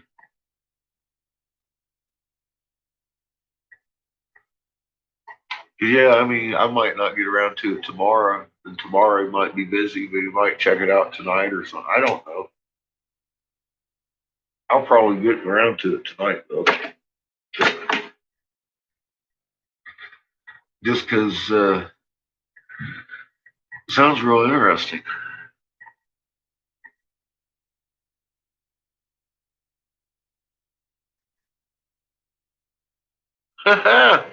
Nice. Well, you've already got a pretty good grasp on it if you've watched that many of the videos from the bottom up. Because, man, some of those earlier videos, they've got some shit on there I even forgot about. I'm like, oh God. Yeah, amazing shit. Amazing shit we've been discovering this last year and a half. So, I mean, I've been looking for a while. I count all of it a discovery since number one was the moon was upside down. That was discovery one. That there was something going on. I needed to get to the bottom of. And red sun, we caught planets coming in, counted them, named them, fucking categorized them, sized them up. Then we caught the magnetospheres. I was like, oh fuck, look at that. That's a magnet. Uh-oh. Now, bro, I'd start bringing out the magnet spectrum, the MRIs, and I brought out the fucking specs on the camera and the exact fucking camera it was using and all that shit on my Facebook. I went to some extensive fucking research for years. It's all there on my Facebook. Just like them hundred and some videos I left here. I, I can't even remember everything I put on those videos. The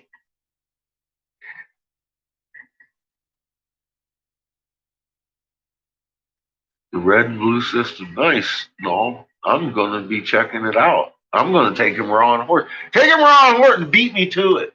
I'm gonna go do it as soon as I get ready, y'all. That's gonna be hours from now because I got work to do. Just saying. Yeah, I'm excited. I'm excited. I want to go look. I want to go look right now. But we're gonna do Josh Reeves and some more Bible canon. Got a schedule. I want to go vet this guy's channel and see what he's talking about, red and blue, see if I can't help him figure out who they are. I got magnet signatures and magnetospheres. Oh my God, dude. So that's cool. That's cool. I'm excited. Look, fucking excited. Can't stop talking about it. I don't want to just go there and watch, see what this guy's got. I'm going to have to subscribe.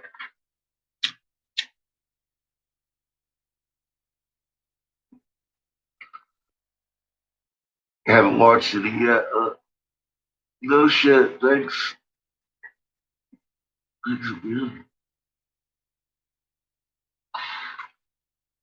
It's awesome. That's what I mean. See, the research grows, man. We find people like this.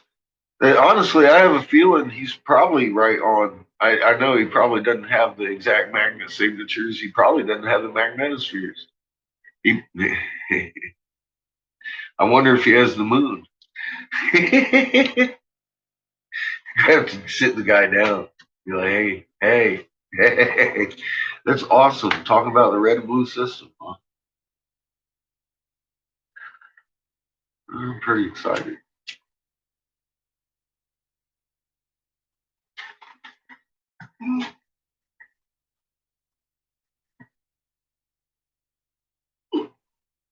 Yeah, I'm excited because exactly that. I've never looked at the red and blue systems. I'm finding stuff about the red and blue systems. I found the red and blue systems, which led me to look for them in writings. I'm sure this guy is probably getting his knowledge from writings I'm looking for. So, thank you. Another good find, I'm sure.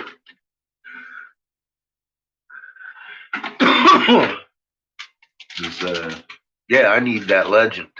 I need legend because I can tell what the legend's telling us from the legend because we got the key to the legends. It helps so much. And like I said, I mean, Christ's sake, man, we got magnet signatures all the way using Berkeley current clefs all the way out here by where I live. And Native Americans doing that shit in just carving it on a rock. The same damn Berkeley current cleft they were carving all over Egypt very deeply in rock. Does his own research. Good. Good. I like that. Well, I like that a lot. But you kind of have to do your own research, put together that there's a red and blue sun. You know, red and blue Kachina doesn't give you much clue if you actually look at what the Kachinas say they are.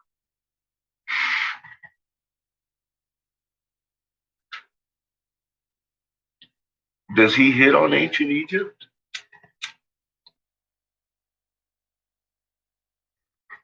And Ra and Horus at all?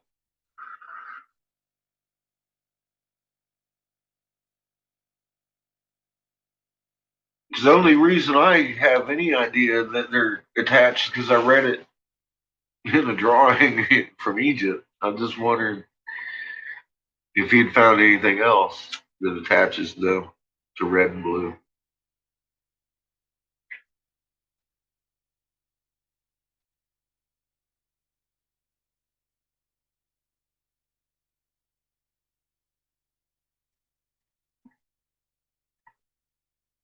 Red and blue together.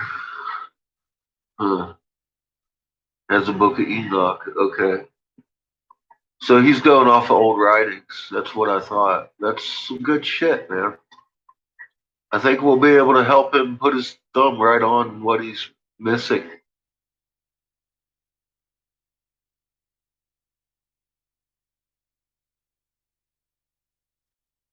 He put together, that's awesome.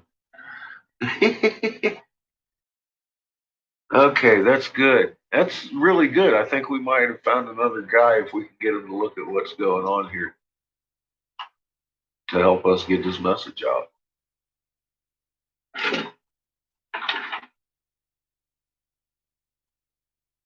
Now, if he's been doing a lot of book research and shit, he probably hasn't noticed that the moon's doing cartwheels. That's going to be step one, I guess. He might skip right to step 10 and be like, look at the dingly cobra, bitches. I don't know. Haven't met him yet. I'm very excited.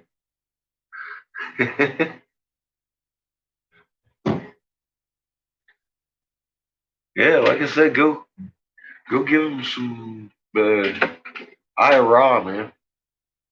Hook him up with some homebrew. There you go. That's even better idea. I'll go over there and share a homebrew video. You're like, look, ding the cobra, bitches.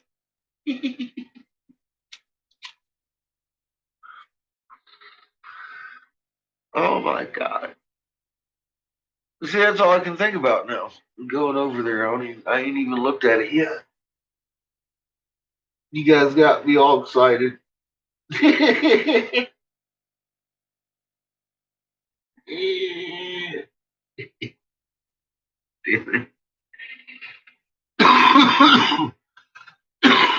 See what you do to me.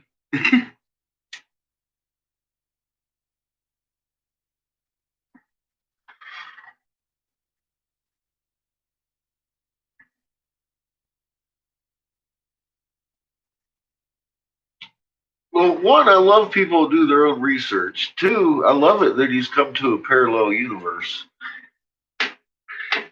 in a parallel path to the same point. I'd like to give him what we got. Not that I'd like to help him figure out that there's actually three suns, because I think he's got that one in his pocket. From what I'm hearing, that's pretty cool. Give him the moon. The way he's got something solid to give his viewers. You know, everybody's looking for something real they can hold on to. Fucking goosebumps. Goosebumps. We're talking about stem cell production here, bitches. Get your goosebumps on. You have younger, healthier skin. he's on that ancient history, nice. But does he have any about Egypt? Is what I'm wondering. Ra and Horus, are they magnet signatures? Because I got some evidence. Oh, fucking A.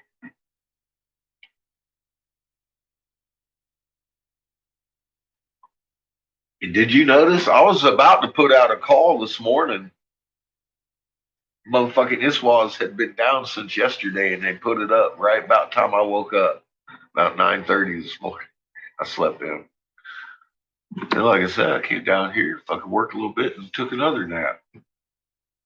Feeling pretty good right about now. Yeah, learn to do goosebumps.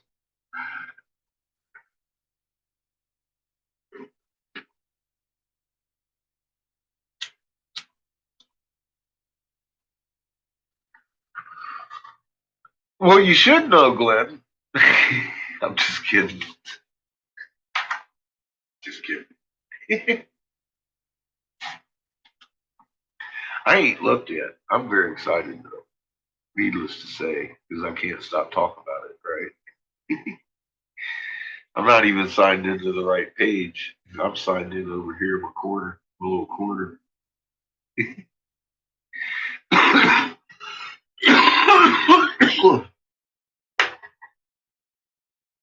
Trying to finish this bowl of marijuanas we started about 2 hours ago. The kiln is finally kicking over 1,100, but it's down to 1,000 again. It's doing its funky thing. I don't know what the hell. I might need a new fucking relay switch. This is acting fucking crazy. And I hate it when my relay switch goes out because it'll turn it off and I can't fucking use it. But the last time it fucking froze it open. But you gotta fucking bypass your circuit and plug it in manually.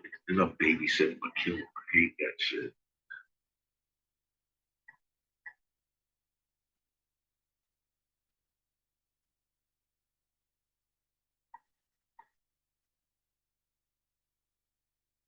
He sent you a PDF.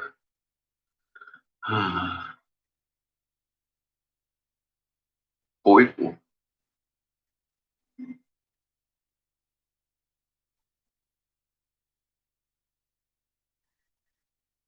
he sent him raw and he sent you your PDF. You're like, yeah, well, okay. Yeah, I'll try to talk to the guy. I ain't gonna send him no email. I'll just go over there see if he's made any comments and make a comment under his comment. He'll see it.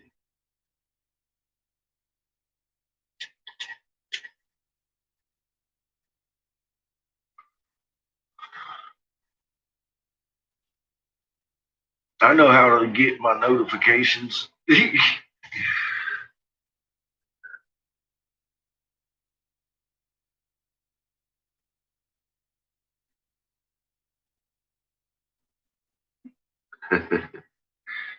My son was fucking red when it went down today.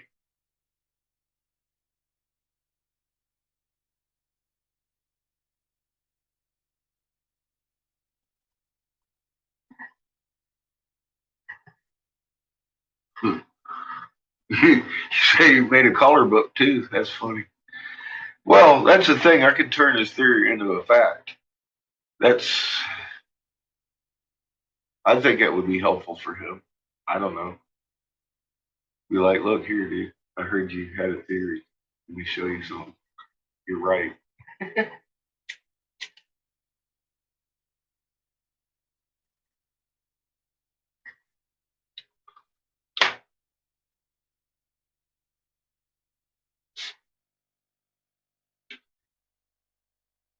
You know, when I went to Scientific Lee, I took him raw mapped, which is video on my page. I asked him, I says, "You're the magnet guru expert of like ultimateness. I've had this checked 3 different linguistic ways. How about you give it a look? Because it's all magnet frequency."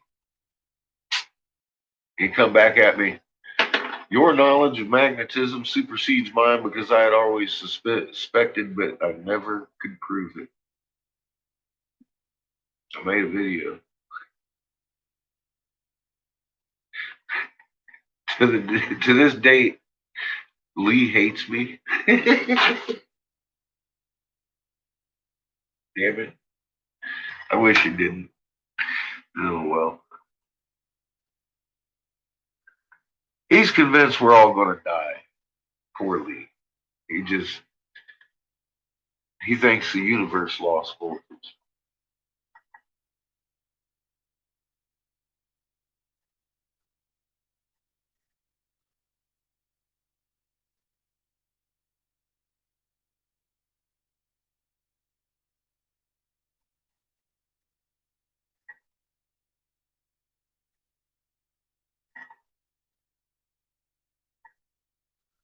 Cool. That's really cool. Obviously he has some good work, I guess. You know, that's his stuff. I don't know what his angle is. Maybe he's trying to enlighten people to what's happening too. I don't know. Um, Somebody should give that man the moon. So I'm gonna have to be that guy. He's gonna be like, "God damn it! This is the guy everybody keeps sending me videos for the last 2 days." Right? Oh, he'll be happy with me by then.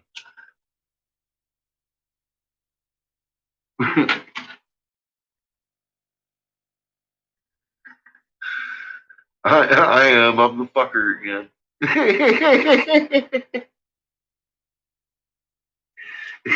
See? That's how it works. Either side of the aisle I play on.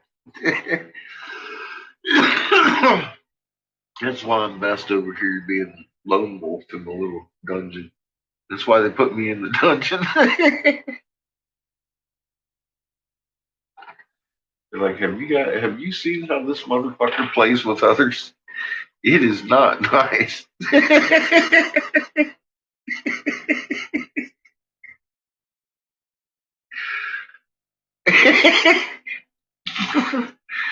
It's not. It's not nice. I don't play nice. But you know, it roots out a whole bunch of bullshit for me. It really does. I end up with the cream of the crop over here. Talk about, look, 1748 hertz produces fucking stem cells. What the fuck do you do with that?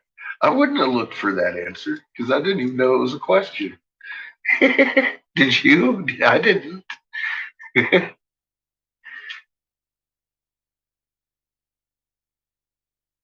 So yeah, I like that kind of crowd. That's the kind of crowd I insist on, and that kind of crowd can handle a F bomb or two, right?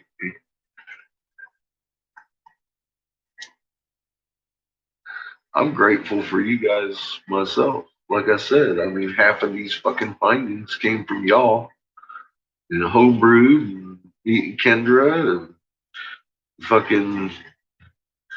She ain't blocked over here either, by the way. Not yet. I love me some Kendra. She just really upset me. And it wasn't her fault I took them fucking things down either. Those needed to come down. I had already decided I probably needed to stop doing live shows because all I got was fucking flack. I had too many goddamn videos. You know, we took care of that, didn't we? I'm happy for the move, personally.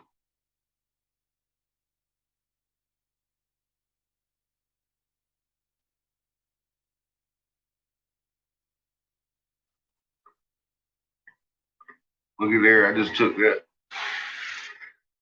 and I don't even know what it was. It was that palm blunt that Shepard gave me when he came here to interview me the other day. So I just put the rest of it in my bowl. I don't even know what kind of weed it is.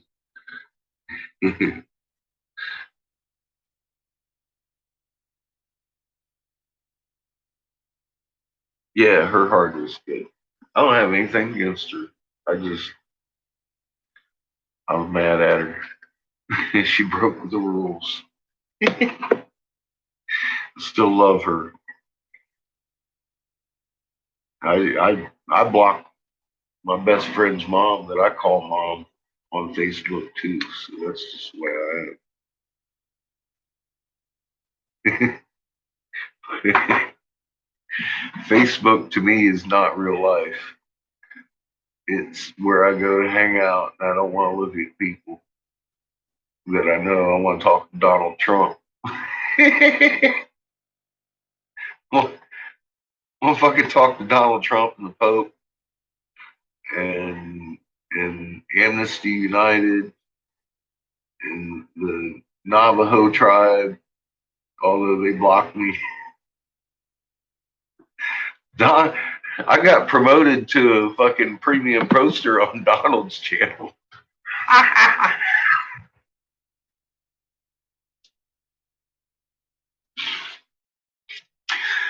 Not kidding. I thought that was a victory right there. I was like, holy shit. And I do mean Donald J. Trump, the president. The president, Donald J. Trump. I got promoted on his Facebook posting status. I'm telling you, folks, a human being is required to look at my content of my posts on especially his channel or his page when I'm posting because I use red flag language. Not directed any threats or anything. I just know the words to use. I toss them in there. They throw up red flags real fucking fast. I'm talking about mass murder on fucking President Trump's page with a fucking one of my crazy titled videos. A real person is watching my content. I guarantee you, every day in the White House, we're in fucking Langley, somewhere.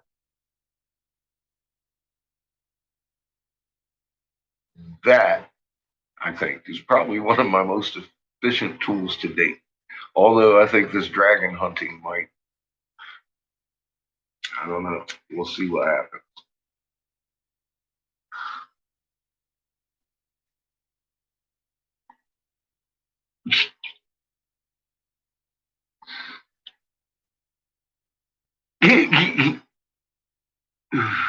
What's up, Natural? How you doing?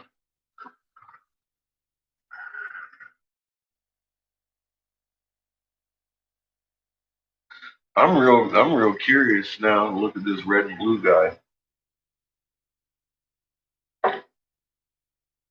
I'm real excited about meeting this Mason guy tomorrow.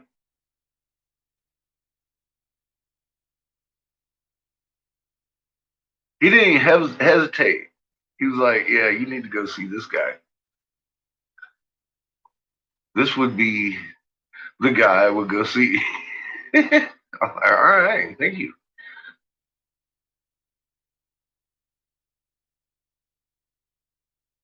He said, "No, thank you. That's fucking amazing." Because I talked to a Mason today. He had a good idea what he was looking at already. Yeah, I didn't go into it real deep, but I just showed him and told him, I'm reading hieroglyphs and I want to give this back to y'all because I know it's language you lost. He's like, you know who you need to talk to? I was like, no, that's why I'm here talking to you.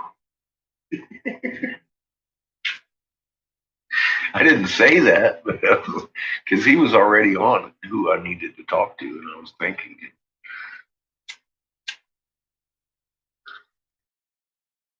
I didn't even open it up with the moon. I didn't talk to the guy about the moon at all.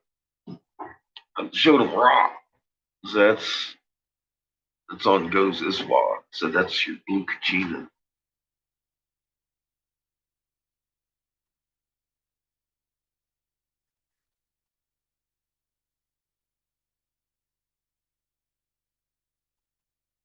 First 200 years of the New Age are the hardest.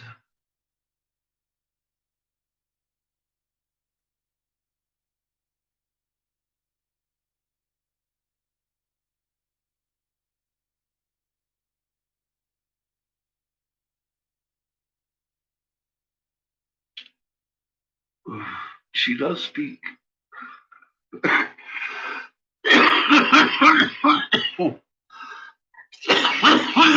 that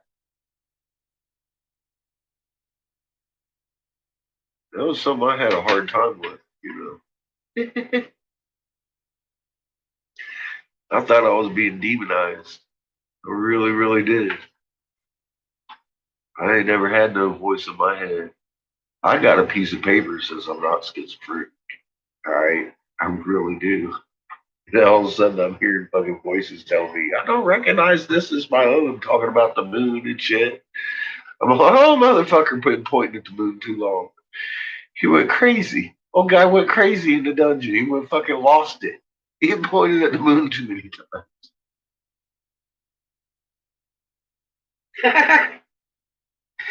She showed me her eternal son. She showed me the ant people running around like little ants. I was so far away from the cities because she was way up in the middle, and her open cavity is huge. There's huge fucking vast space, and there's more than us. We ain't alone. I've never thought of some shit like that, and yeah, then I started looking. I found working models for Hollow Earth. Found, what happens when you freeze water around a magnet, you get a fucking egg-shaped void. Damn it. Started making too much sense. I was like, well, maybe I wasn't trying to get possessed. Maybe Mama was talking to me. It got real weird then, didn't it?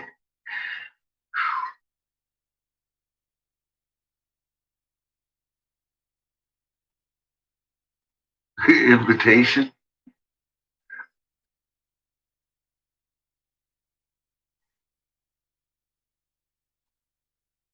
Ugh. She wants you on Noah's Ark. Rebel.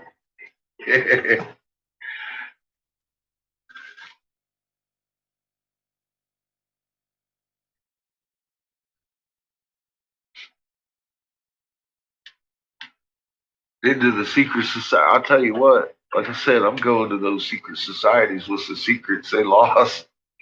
I'm excited. I think I can turn some demons into angels, my friend, working from the inside. I mean, look, people with power structure that's long gone. I mean, it may be in power today. It's long gone. It's gone. They know it's gone. They believe though. Well, now they're starting to have wonderments. Why in the hell can't I get in my bunker? What the hell just happened, sir? Why does my Faraday cage fucking keep shorting out? What's going on here? They're starting to question their own shit because they're seeing that what they've tried in the past ain't working. They're seeing us wake up. They're going to need an out. And the only out any of us got is our heart and meekness, forgiveness, right? So this is their avenue. I'm trying to hand them their salvation. So I'm not worried about me. I'm not worried about them using it against anybody because you can't. That's not meek, right? Intent, can't fake it. And mom is all about go knock on them fucking doors now.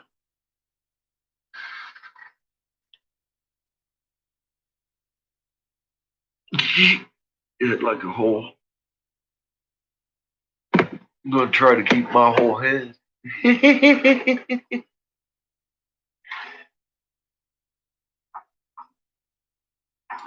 Well, they've tried a few times. At least once that I know of for sure. Mama's told me it's been more than once. I just don't know about them. I don't. I'm not going to claim them. I'm just saying they did try to kill me once for sure. It didn't work.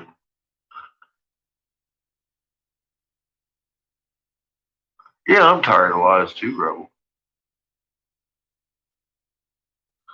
That's why I went down my own path of research. Ended up finding out I could read a hieroglyph. And reading that hieroglyph led me to understand I had a heart magnet I didn't know about. That isn't an aura. It's not one of them aura things. It's a heart. It's an actual magnet field. Um, that changed everything for me. Uh, I went right direct to the source, pretty much. First creation, anyways, not the source. She introduced me to that. Um, I wasn't looking for either one of them, to be honest.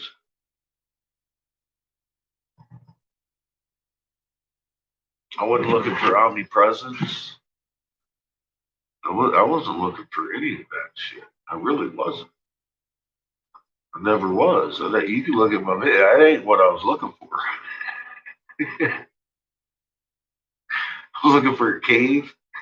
I had a nice house. I was going to build a cave in under my basement. I'm ready, you know. And then all of a sudden, this comes along. I'm like, I'd be fucking myself. Wouldn't I? I would. I would be fucking myself if I dug in and hid it because that's not what I'm supposed to be doing, right? As a viewer, supposed to be up on my feet, answering the call, adding my fucking magnet to my mother, just loving my father like a real child of creation. So that's what my plan is now. That changed.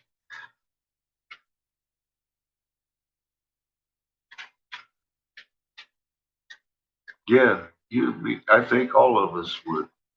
I really do. I mean, we know the truth now. And there isn't going to be biting any bullets as long as you don't fear it. Just relax your magnet and I'll take care of that. Every bullet in creation, our creator made. Oh my God, I'd hate to be on the wrong side of it.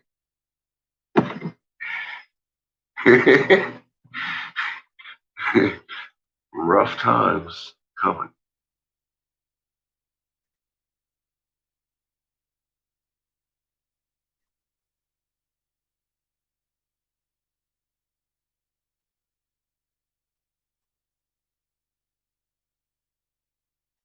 Yeah, see, I read that shit on a really old writing. It was taken from a really old writing, reproduced on a fucking stela like that. God's sake, I didn't come up with it. You know what I mean? That's what I'm saying. I didn't come up with it. They did. They were brilliant. They were fucking at not me. That's right. Fuck me.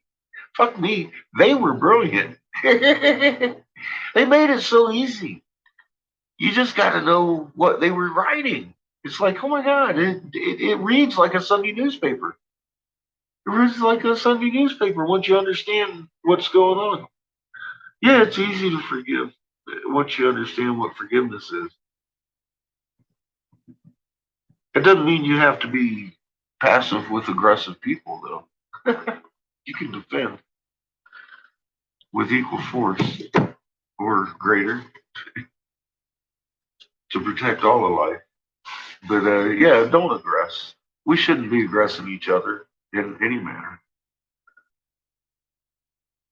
And the only reason we are is because we've been misled by this whole fucking deception.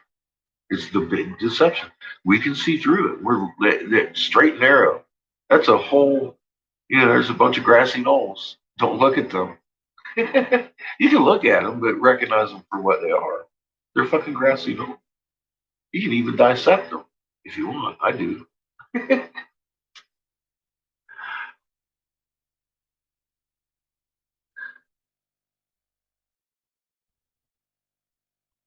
Exactly. Fuck grassy knolls.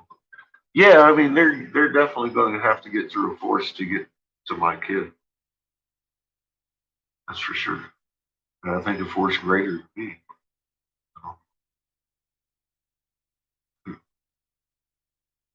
Yeah.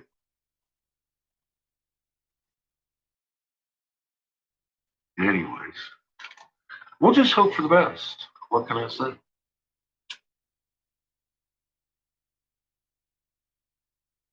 I am taking the truth like the truth has never been taken into the halls of actual structured power between these two families.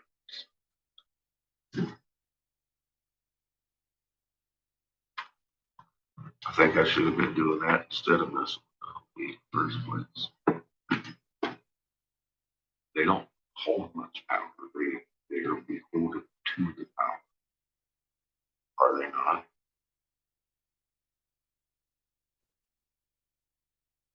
They did.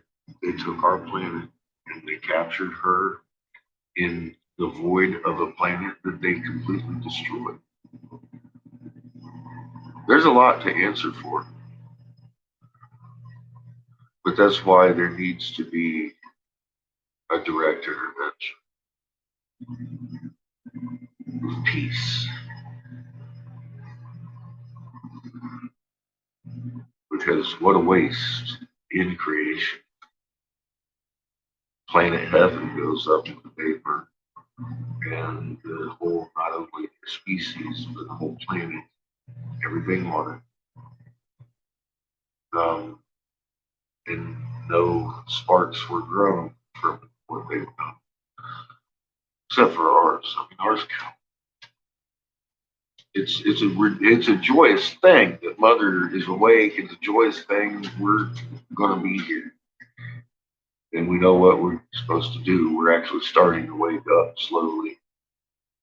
She's helping us. God's intervening in His funny little ways, very direct. If you ask me, He's the one that created all these atoms doing stuff like converging suns on clockwork.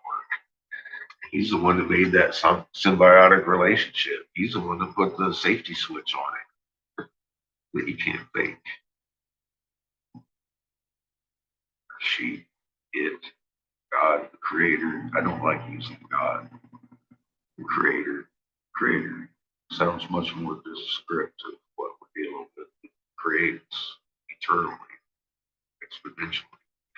As you grow your spark in your chest, you help grow creation. We're co-creators. We're children of creation. It's no less. And our creator is fucking hugely, immensely incredible. And why wouldn't his children be? That's the whole deception here. I mean, that's why we scared these cats when they came here in the first place. We were doing their labor for them. We scared the fuck out of them how we were doing it. And then we got to be too many. Like, look, man, these motherfuckers keep fucking destroying us. Let us come down and divide them. They had to give us division. We saw what we were doing.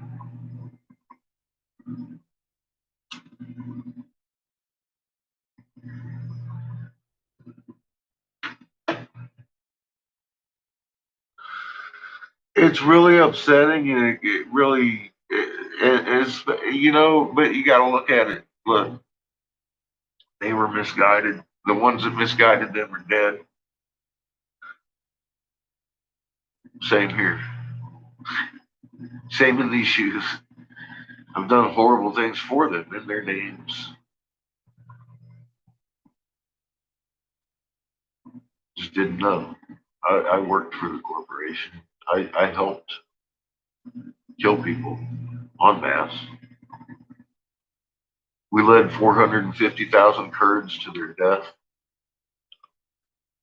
Reagan Bush, bad men, switch over. Those were the people I had actually signed up to go help. I started waking up about then to what I was doing. I didn't know the depth of it. I was still really young, stupid.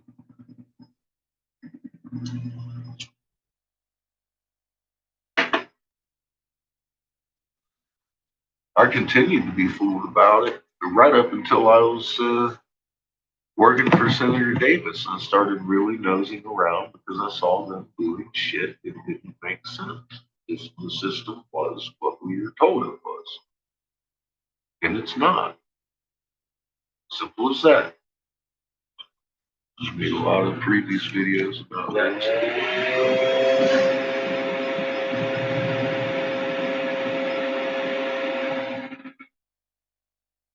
But at any point, these air breathing demons get a hold of this knowledge, realize where they went wrong. So I can't hold grudge. I can thank God that they learned from the mistake.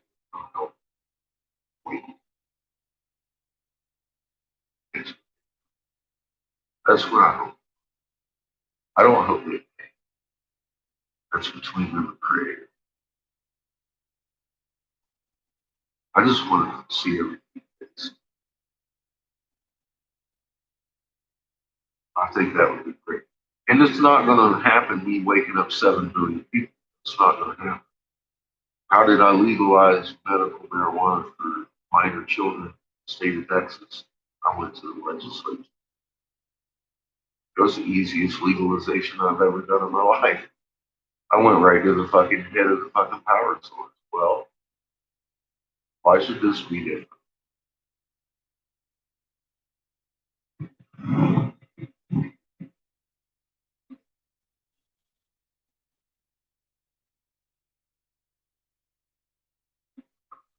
You too. We're one. We're all children of grace. They're what color we are, religion used to be. This isn't a religion. This isn't a question of religion. A lot of people will get that confused. It's like there is no man or woman over another in this religion. This is God's way. This is creation. This is this is physics. This is the laws of physics following here.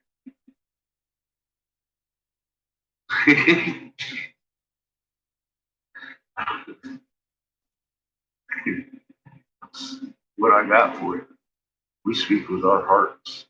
We're one. We're connected as before you want to play together. We are strong as fuck. And they ain't no getting around it. We can do anything you might imagine. And they even wrote that. I know we were interstellar traveling. There's tribes here that speak of it. Still, how we were doing, marker I know the exact pattern to open our own natural love convergence. And I put that together for a couple of tribes that knew they got here. They just forgot the pattern. It was right in front of their face. They even called them like love circles, love communities, stuff like that, where they get together with their hearts. They would make a hole and walk through it. with a straight heart of intent in creation, and they would come as one with their next home here. They arrived in various colored mists. I mean, their legends go right on down the fucking line in physics and make a lot of sense. I helped piece their legends. That was some of the conversations I had this last year. Native tribe, fucking awesome. I really had some really good, incredible times. The only ones that really seemed to give me any kind of guff was the Hopi and the Navajo.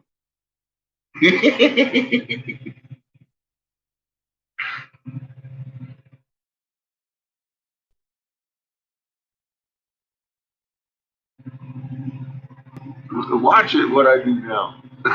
Shit. I'm just saying, we're children of creation. God gave us this. If we're, when two or more in His name come together, we can do anything we want. We just talk right to God. That's like the ultimate.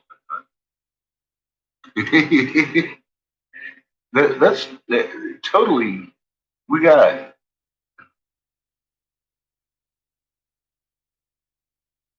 Okay. Well, I spoke with some of the Cherokee too. Like I said, the ones that gave me the hardest time were actually the Hopi and the Navajo. I had some pretty good conversations. Right. If they were listed, and there's quite a few different Cherokee tribes that are listed on the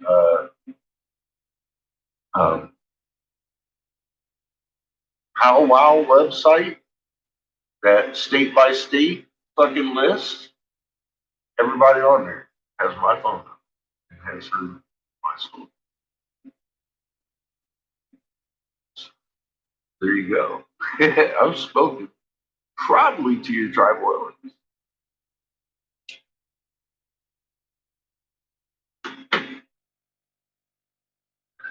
and talked about this very stuff.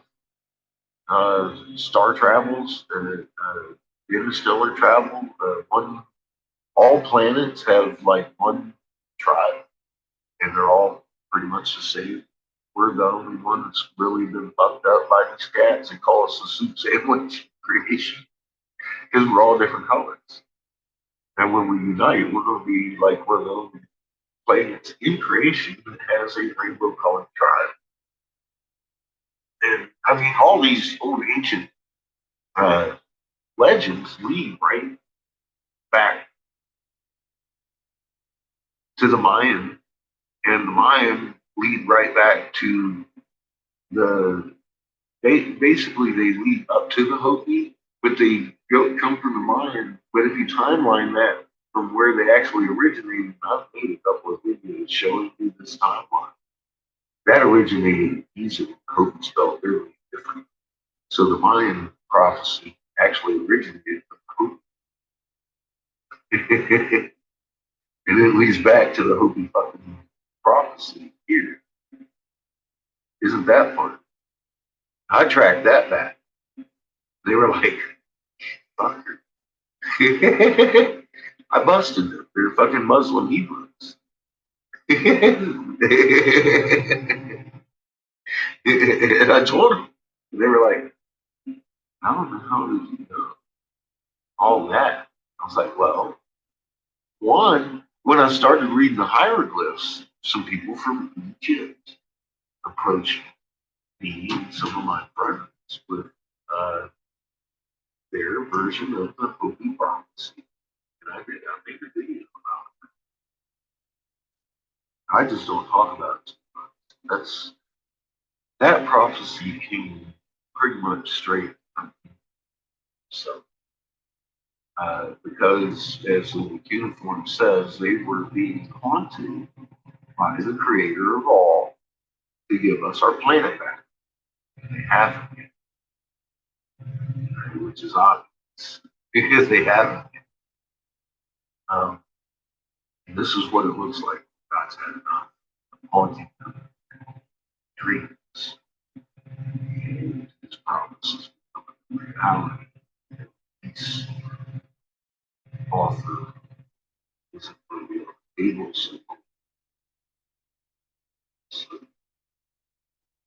time short for them, unfortunately. That symbiotic relationship of creation needs to be going on over there. And they have kingship. You hear about it. Did you hear how Anu took over the planet? He killed the old guy that was the king. So, he's got a little bit of, they've got problems over there.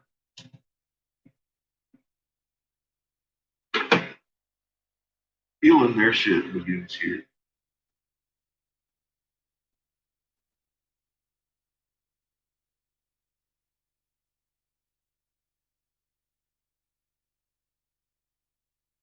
But yeah, I had some really good conversations with you. I was afraid when I first started. I thought there might be like six. What did I know about Native Indians? Nothing. Same amount of what I knew about Egypt when I read my first hieroglyph. I was like, oh, fuck. So I figured at least I can call the Hopi and give them back the blue and red cheese. I got a whole suit. Uh, uh, she tried to give me the cheetah dogs 3 times. I was being really nice with Sue. I finally told her, I said, look, we made it. I said, look, baby, put your dogs back in your pocket and listen to what I'm trying to tell you. And she did. From that point forward, she didn't say a word. And I got out everything I wanted to say, which was a lot. She grunted. I thought I was making Sue angry. And at the end of it, she was like, oh my God, those are our deepest secrets. Stuart needs to talk to you. Instantaneously started getting Stuart's number and email address. She was writing post-it notes on his computer. He was her boss. Um, so I gave it to Stuart, and then Stuart handed it over to his boss. He was a 73-year-old wisdom holder in Hope tribe. And in between me and him actually talking, I had started calling the other tribes. Well, I got a hold of some tribes on the coast that were having visions of drowning. And I put them together. I tried to put them together with the Hopi, and the Hopi told me to go to the Navajo. They turned away 6 tribes. And I was like, well, guess what I did? I went to Window Rock and gave them the Navajo.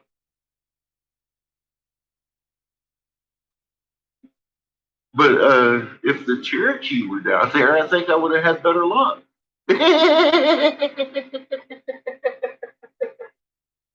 Yeah, I know. That's why I said you guys are totally separate from them. You're not even. I don't think you're even related.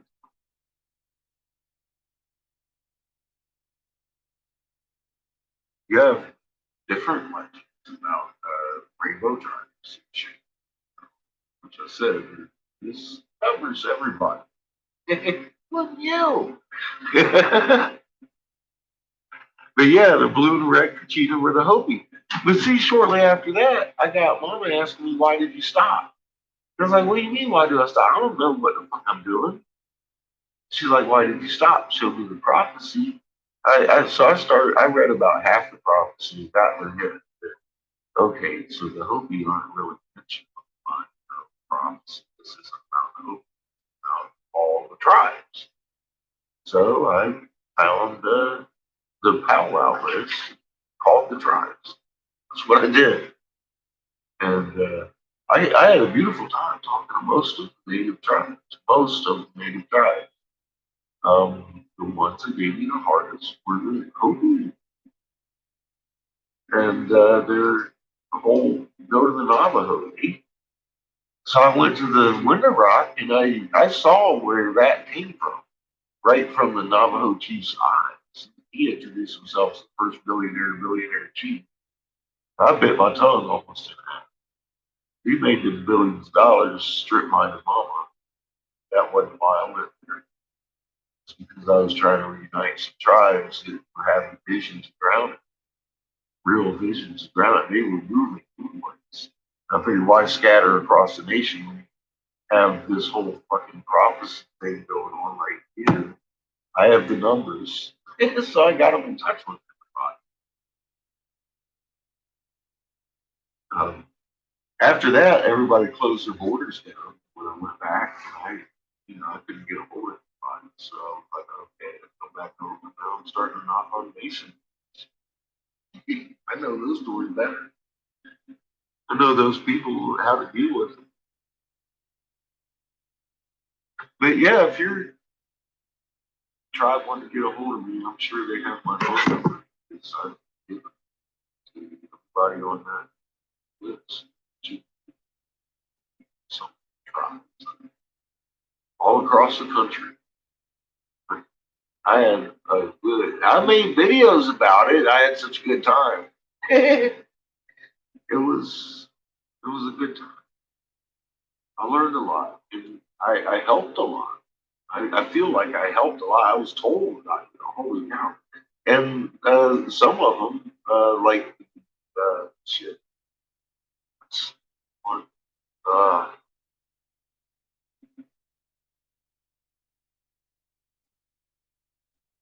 one, one, I probably butchered. Their medicine man gave me a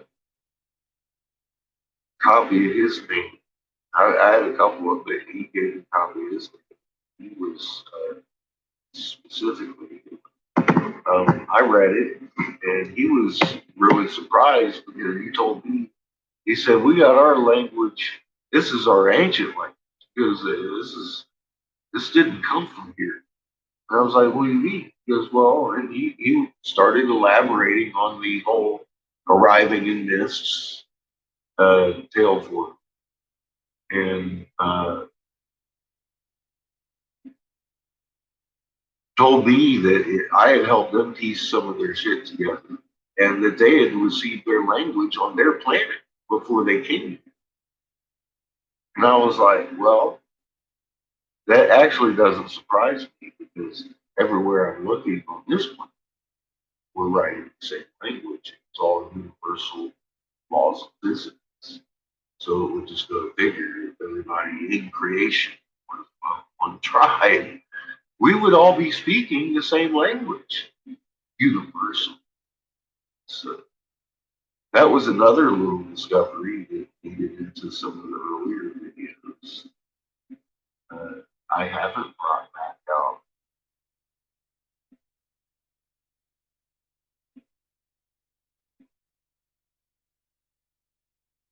Don't believe them you're talking to. I'm sorry. Am I that crazy?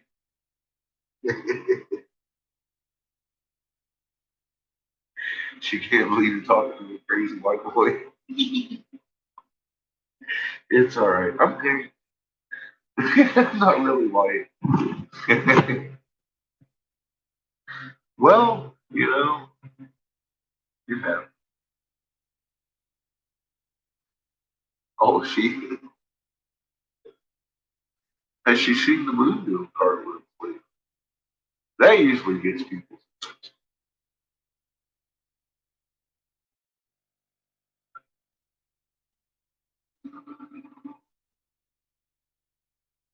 Or is she afraid you're talking to me because this fool's over here knocking on Masonic temple doors?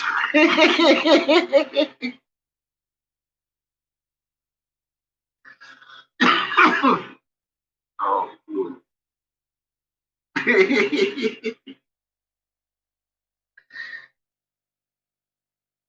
I'm excited. I'm excited. This has been a good day.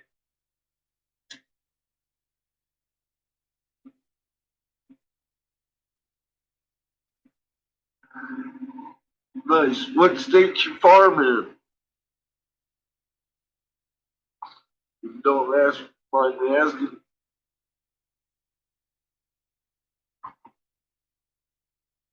Rolling Hills kind of farm. Okay, yeah, you'll have yourself a nice view of the sky. Can you see your northern sky right now? I mean, it's pretty bright, sure, even though there's no stars out there. That's what you're looking at in this walk. Those are pretty easy to see. As long as you leave your light dome, they've been pretty easy for people to pick up on now. It's starting to come really down. Down here, our skies are looking much like the Alaskan camera when things started getting weird. We were all scratching our heads talking about what is that weird light? I shouldn't be here. Then all of a sudden, the Ross magnetosphere popped up. Can't see anything. What is that? Those are freaking scared.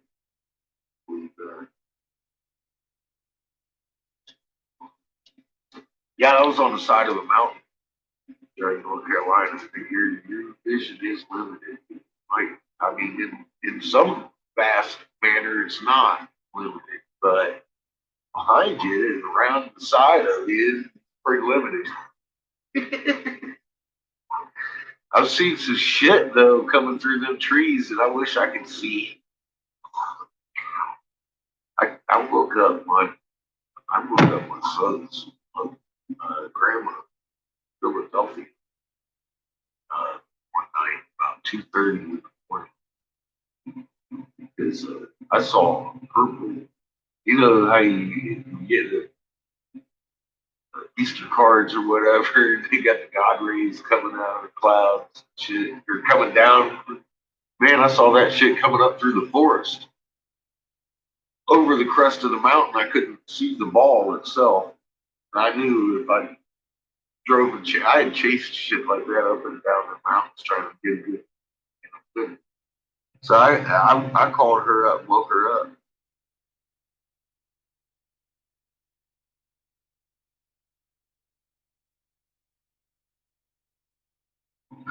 Nice. Yeah. Well, if you got yourself a good camera, night or whatever, you're gonna get some good pictures. It's a lot easier to see what's behind us in the dark than see what's near the sun. Although, like I said, my 73-year-old oxygen standing out the middle of this field, shot in my life. I ain't gonna go see it. I'm glad I seen it because now I'm kind of prepared. I think a little more for what I mean. Now I know why the sky's gonna roll back. It's gonna be Cheercop radiation sample, and it's gonna show us what's in the heavens. People are going to seriously. They told us we're gonna have his hearts failed him. I think Mama was giving me a precursor. Like, here, look, don't panic.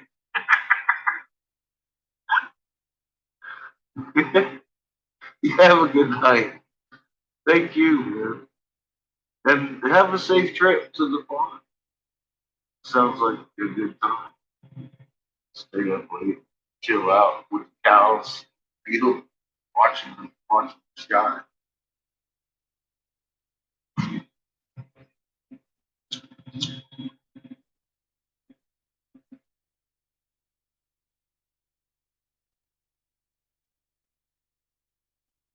Oh boy. So I'm looking at two pre-made handles with two really nice hot. They're hovering around 1050, 1100, so it's hot enough to get them on the sticks. Fine. Fine. You know, whether something ain't acting right. I know. It was actually just fun. Seems like it does this every other time I turn on my film. Just like hesitates and lets it go down. It says it's on deep cold and hot.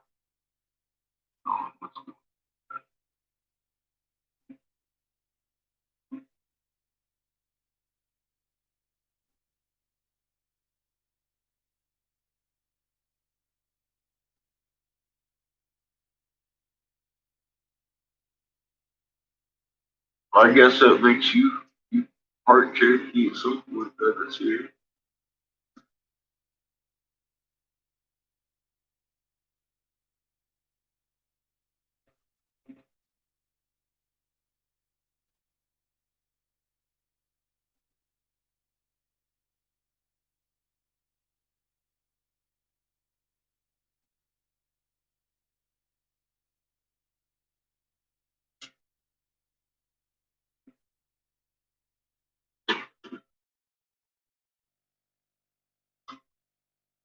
I don't even know who my parents are. I couldn't know what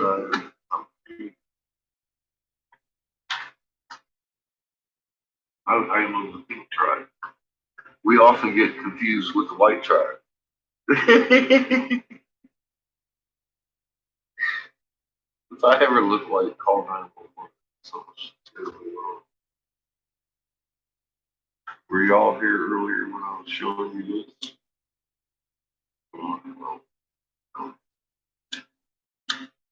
Look, see how it's got two reflections and then the two move together? That's why if you ever get one of these YouTubers using a sun protected lens, it looks like there's two suns. I'm not saying there ain't a planet by the sun sometimes. See with your own eyes. See that finger test? What? Oh man, that disappeared. And that one won't. Because they won't do a finger test in their fucking boot. They're lying to you. Right? Right? Because I've seen that shit with my own eyes. It didn't look like none of that shit. That's two suns in the fucking window. I just proved it to you.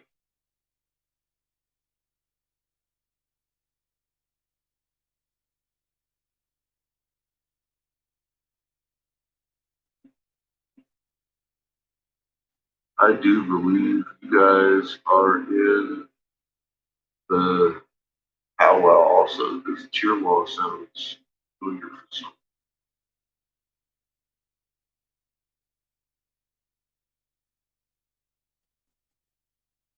Hi,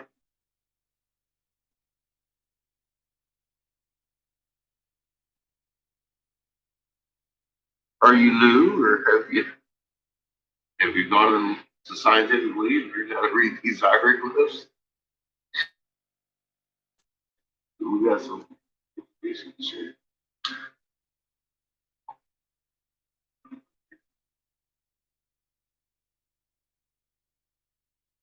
And if you have you given it to your account?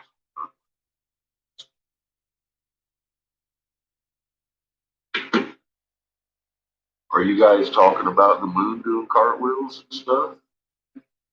Like rising wax, rolling 180 degrees, rising lane, or more script, rising like a green, setting like a brown? Because that's happening.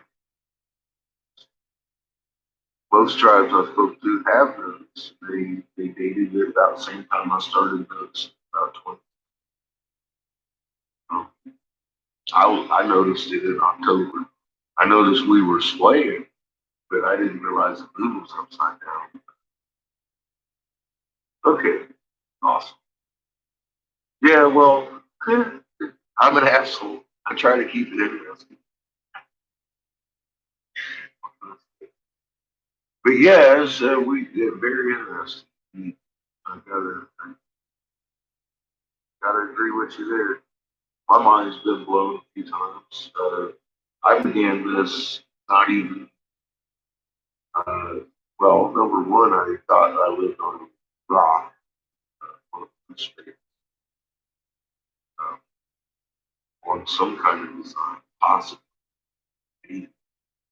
See, I was there with there might be a God. I can't prove he's a God. I'm not going to follow religions if you're not talking about a God. I would follow. I just followed physics and then started reading these ancient languages. Uh, Found out a lot more than I was looking for. I didn't know we had a magnet in our heart. Yeah, I had no idea we had a magnet in our heart. How to use it. I still don't know. It's there. I understand. It's mama. She can take control of that. Use it better than I can. So I've grown a lot this year. My knowledge was about our platforms. That alone, uh, it's a world change. It's a say for me story. I know it's not exactly a dead rock with glued on googly eyes that we're dealing with here. Well, cool. So is your tribe talking about the moon, doing cartwheels and shit? Are you folks aware that that's going on? No, I didn't live in Charlotte. I was up in a little west of Asheville. Actually, I was almost in Tennessee.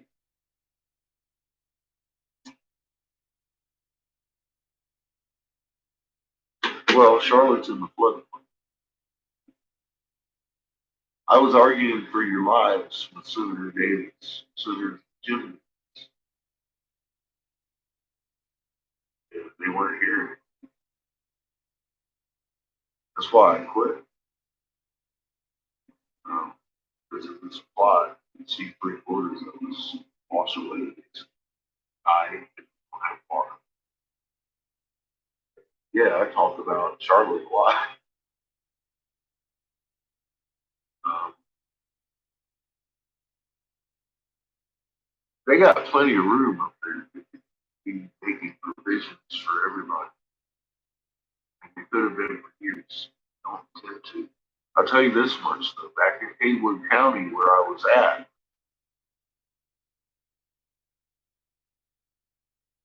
well, I'll tell you this much. Like I said, when I was in Haywood County right before I left, I made it a point to go down to the sheriff's office, make sure that they understood what was coming. They made it policies, I understand, the sheriff's office says around North Carolina that I don't know, every they are preparing with large cisterns of water instead of bottled water. They're planning on not having water source, so it should be water.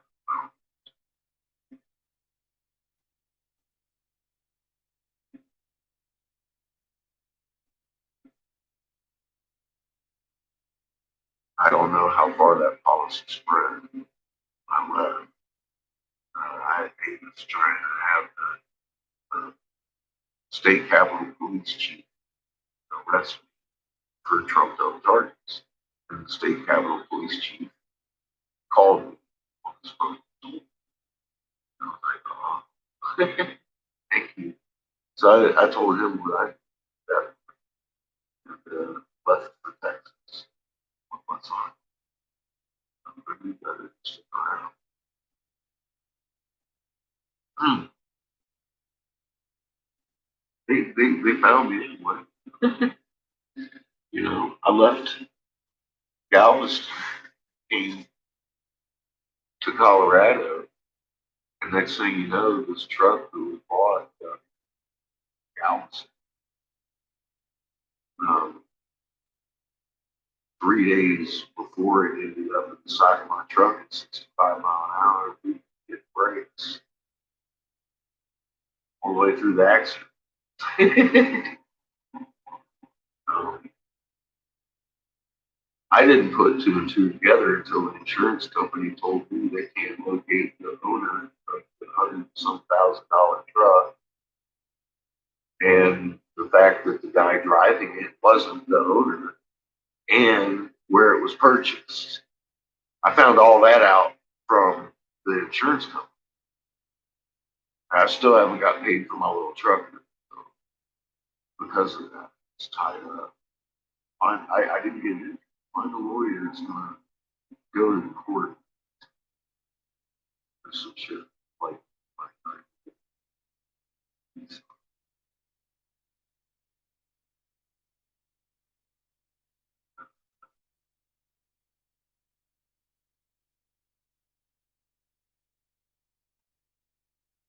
okay, well then you know where I was.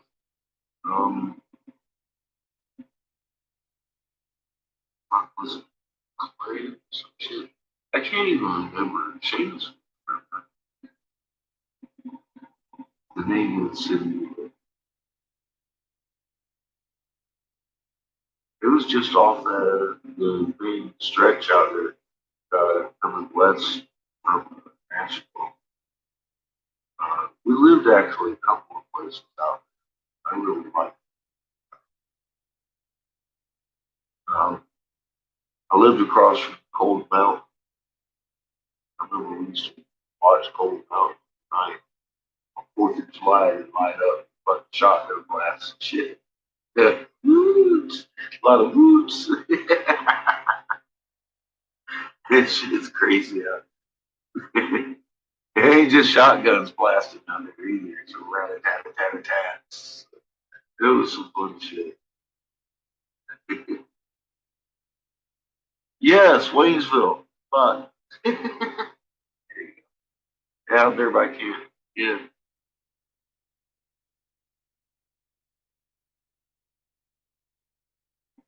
Yeah, I don't even have to do that shit. It's good. It's out by Waynesville. Yes, sir. Okay. Wait, shoot. Let me see. Who am I dealing with? Second, this, well, that kind of leaves it a mystery, doesn't it? Yes, sir. Yes, ma'am. I'm not sure.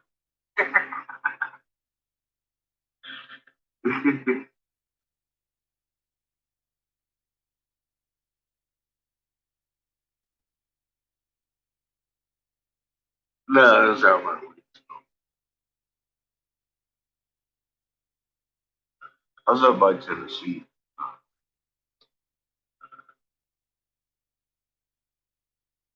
Um, we moved to another spot out there. Where the hell that was. That wasn't a good spot. Back at, yeah, it was down there by the paper mill. They had a paper mill. Oh man, that shit stunk. But yeah, I don't know. I didn't hit any bars while I was out there. I lived out on the mountain, or so in town, driving them wanting a fucking 2 lane roads. Everybody out there drives in the middle. Man, that's some scary ass shit. Almost got killed 3 or 4 times a day out there. I was on the road. I tried not to do it.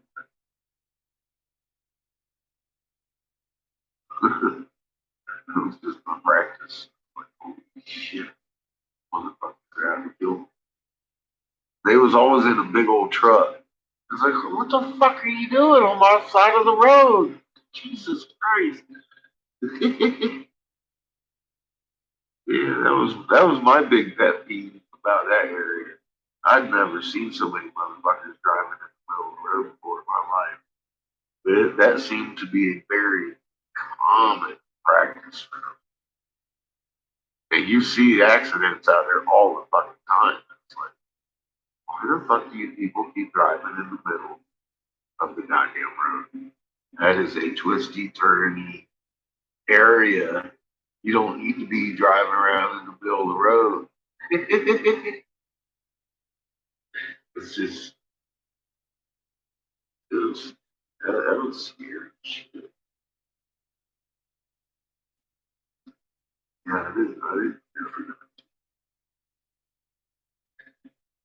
Anyway, it wasn't hard for me to leave North Carolina.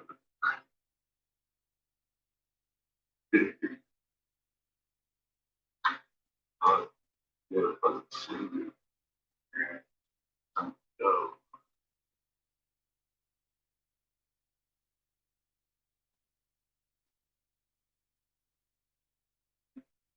they still stay down there like crazy. The whole area is nasty down there.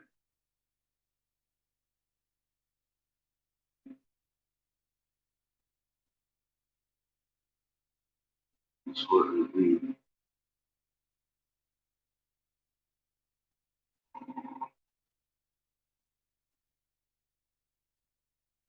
You're in Wilmington.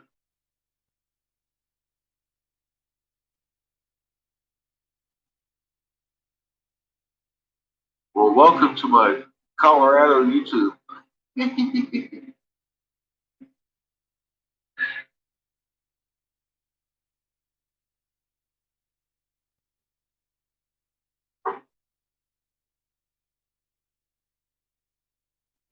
Well, it was your senator that didn't like me.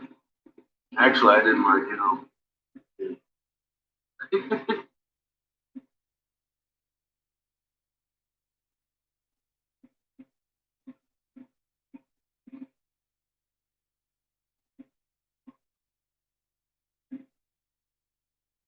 She drove in the middle of the road. It's how they teach them how to do it down there or out that way. You know? I'm not kidding. Stuff is crazy thing. Like, holy shit. That's a double yellow line. You're just all the fucking happy to be in my lane over here, driving into this mailbox. Holy fuck, excuse me for being here in my lane. You know? Yeah. Yeah. Drove in the middle of the road.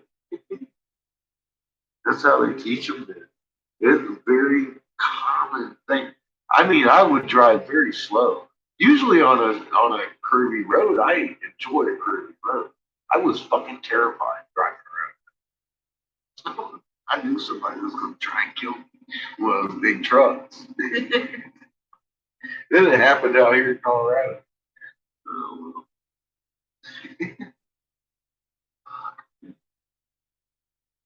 yeah, they'll come right at you halfway in your lane through the fucking blind corner and shit. They don't smile on your face. Then they get mad at you. They get mad at you because you're in their way.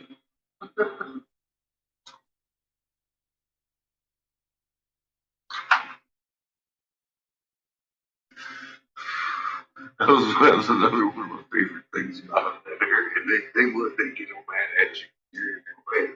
In a little truck. How dare I? Trying to be in my lane. I should have known better. So there were giants. When kingship was brought down to heaven, chapter 5. Cities, urban centers of population are a hallmark of advanced civilization. The Sumerian tablet that relates the tale of the first 5 cities on Earth is thus the record of the start of advanced civilizations on Earth. Cities imply specialization between farming and industry, have buildings and streets and marketplaces, She may have scared the shit out of me a time or two, too. entail transportation and communications, need record keeping, reading, writing, and arithmetic. They also require an organized society and laws. They have an administrative hierarchy, appoint or anoint a chief executive. These things on. In Sumir and thereafter virtually everywhere else, that was a lugal, literally a big man, rendered king in translation. The Sumerians denoted these elements of advanced knowledge and the sum total of civilization in the term Nam Lugal La, a term usually translated kingship. And kingship, the Sumerians asserted, was brought down to earth from the heavens. Held to be a divine institution, kingship required that the king, to be legitimate, had to be chosen or actually anointed by the gods. Accordingly, throughout the ancient world, the succession of kings was meticulously recorded in king lists. In Egypt, as we have seen, they were arranged by dynasties. In Babylonia and Assyria, in Elam and Hatti, in Persia and beyond, and in the Bible with its 2 books of Kings. The king lists name successive rulers, giving their lengths of reign and occasionally a brief biographical note.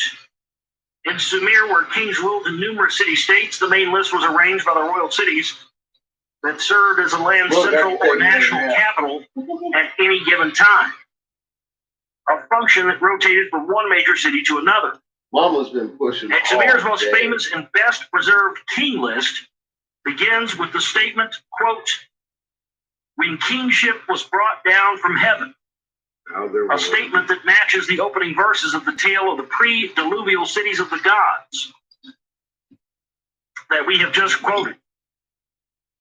After the blank of kingship was brought down from heaven, and after the lofty crown and throne of kingship were lowered from heaven. Those assertions, it should be clear, were not meant just to enshrine kingship with divine status. A fundamental tenet of Sumerian history and teachings was that kingship was actually, and not just figuratively, brought down to earth from the heavens. That the Anunnaki, those who from earth to heaven, from heaven to earth came, actually began their civilized presence on earth in 5 settlements, as stated in tablet CBS 10673.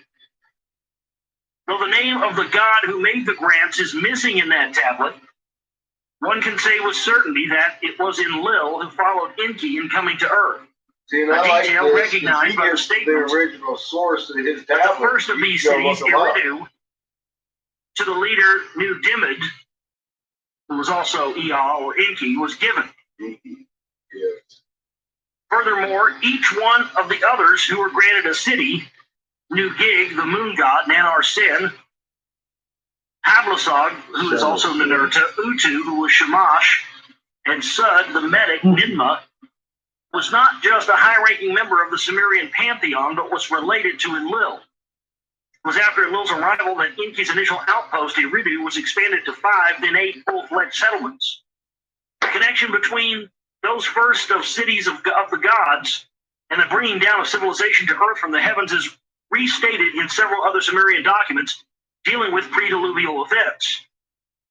2 of the key documents can be seen by anyone who visits the Ashmolean Museum of Art and Archaeology in Oxford, England, a museum that traces its beginning to the donation in 1683 by Elias Ashmole of 12 cartloads of antiquarian collectibles that the official history of the museum describes as a Noah's Ark of rarities.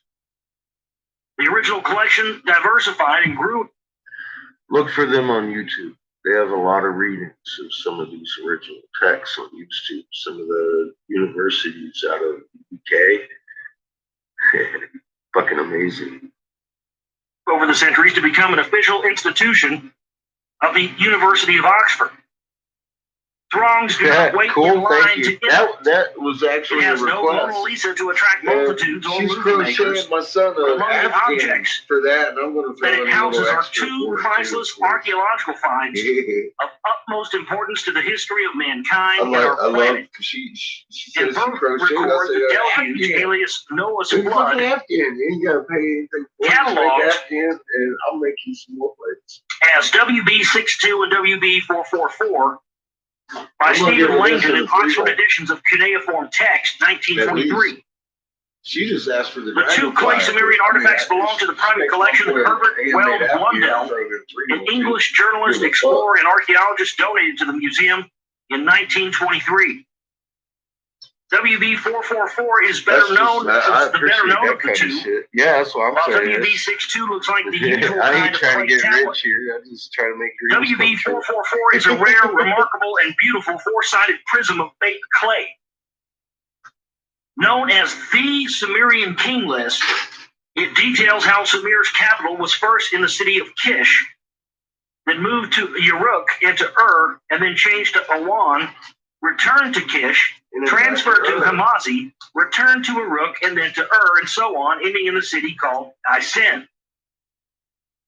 The last entry dates the document to a king named Utu Hagal, who reigned in Uruk circa 2120 BC, more than 4,100 years ago. But those kings, the prism text clearly states, began to reign only after the deluge, when kingship was lowered again from heaven. Again. The initial portion of the prism lists kings in 5 pre-diluvial cities of the gods, assigning to each ruler links of reign that baffle scholars. This is what it says. I think we listened to part of Nam this last Lagal. night. It happens. When kingship from heaven was lowered. Irida ki nam lugala. In Eridu was kingship. Irida ki alum lim lagal. In Eridu, alum was king. They ain't gonna kill us to listen to it again. MU 28.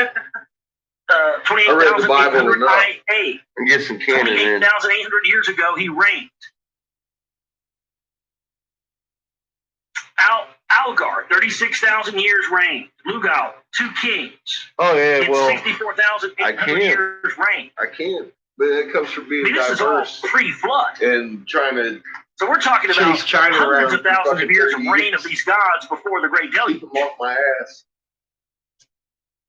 And see, this is becoming clearer and clearer to me what this whole rock wall thing is. This is one of the cities that They invented before the the flood happened. the fucking cure for cancer over here, and they got flooded. Every gas station got a And pipe in it continued now. I had to translation get only. versatile. Eridu was dropped. Kingship to Bad Tibiara was to put some of carried. that practice In into Bad Tibiara, use. Inmei Inlu Ana reigned 43,200 years. Why? Inmei Engal Ana reigned 28,800 years.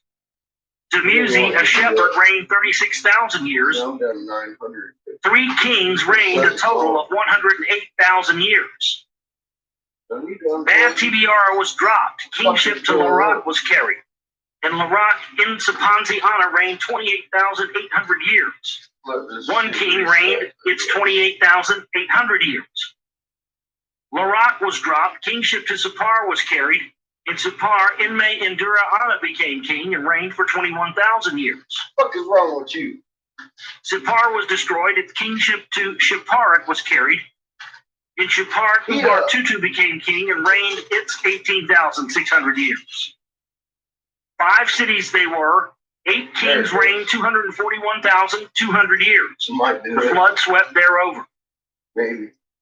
So they had 8 kings in 5 cities that reigned for 241,200 years before the Great Flood, the deluge. No wonder scholars are baffled by that text. Hello?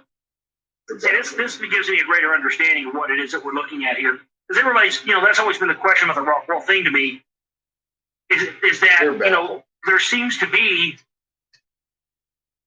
a connection to these Anunnaki types, but also the evidence shows that this was all happening, all built before the Great Flood. So I think there's been questions. Google that one time. Yeah, it'll lead you right to here. It's amazing. The Great Flood, I think the common widely held belief is that they were not. They dangle those carrots. But, well, according to this, they indeed were. And you can actually correlate verse for verse some of them. Set up the rest of or their. A lot of them, actually. It makes me wonder.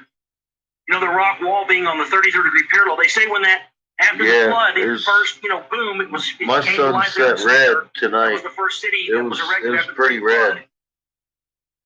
And with just you can't help but wonder and think that if the rock wall, specifically being built on the 33rd degree parallel, was one of the cities that was reigned over for 241,200 years, as it says here, and as it says in this text that's in the museum at Oxford that was donated by this guy in 1923.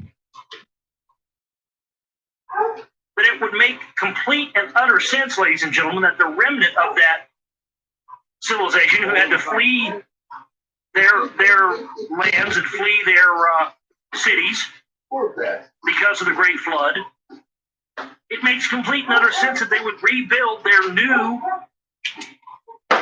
civilization and their new society after the flood, where smack dab on the 33rd degree parallel yet again in ancient Sumeria. I mean, it says in the Sumerian text that before they came to Earth, they went to Mars, right? Remember? They set up shop with the Agigi there. They even had a burial in one of the caves of and even one of the Sumerian texts talks about them etching this guy's face in the mountain. But Mars was the way station. And the place on Mars where they found these pyramid objects and supposed face on Mars, which is called Cydonia, is also on the 33rd degree parallel. And subsequently, the ancient name for that area of Mesopotamia and Iraq and Sumer was called Cydonia as well. And it was smack dab on the 33rd degree parallel. No, it's a coincidence. I mean, I knew there had to have been a connection. No, it's coincidence. I was thinking about this the other day. Well, congrats, I talked about this on the show, with the quarry and down there at Lake Buchanan and all that, and Berner Hill and that whole thing that I found. Why didn't, if there was nothing special about this building, why didn't they just build it right close to where they had the material, which is about 4 hours away?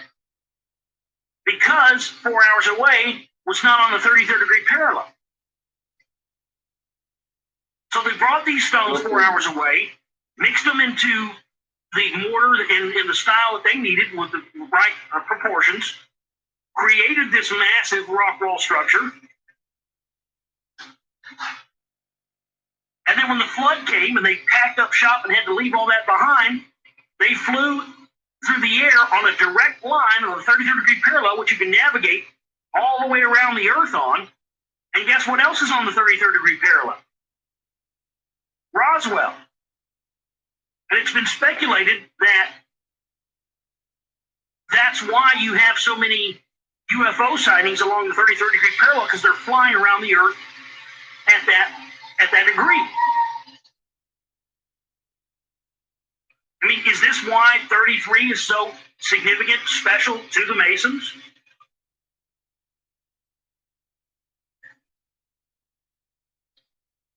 I mean, I absolutely think that that's the entire reason. They just packed up shop and they moved to the first location they found on the next 33rd degree parallel that looked good.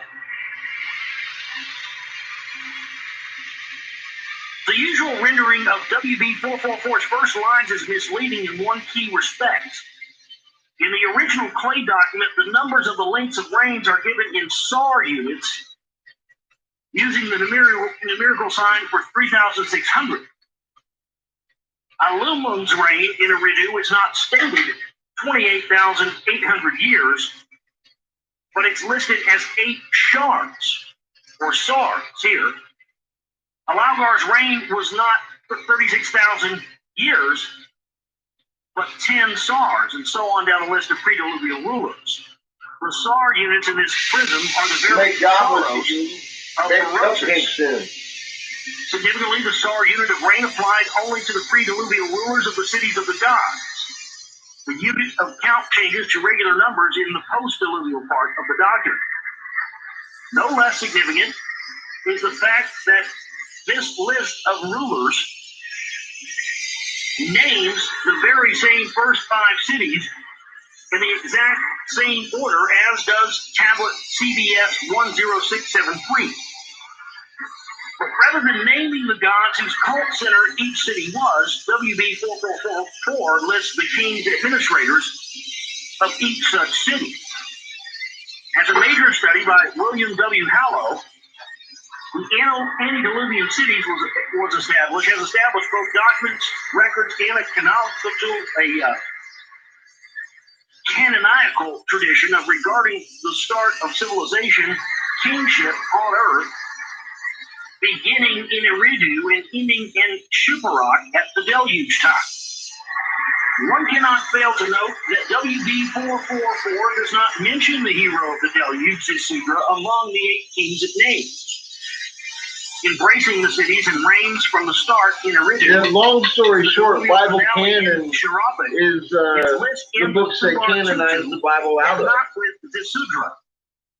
But as tablet 11 of the Epic of Gilgamesh clearly stated, the hero of the deluge, Zisudra, was the last ruler of Sharupa, and he was the son and successor of Ubar-Tutu.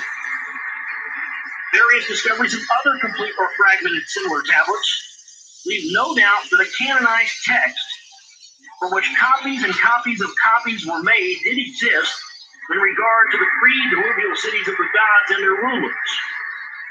And in the course of such copying, errors and omissions took place. One such little-known tablet is kept in a private collection in the Carpelli's Manuscript Library in Santa Barbara, California. It, too, names 8 kings and 5 cities, but its different reign lengths add up to 10 great Tsars, which equals only 22,600 years. Oh, only 22,000.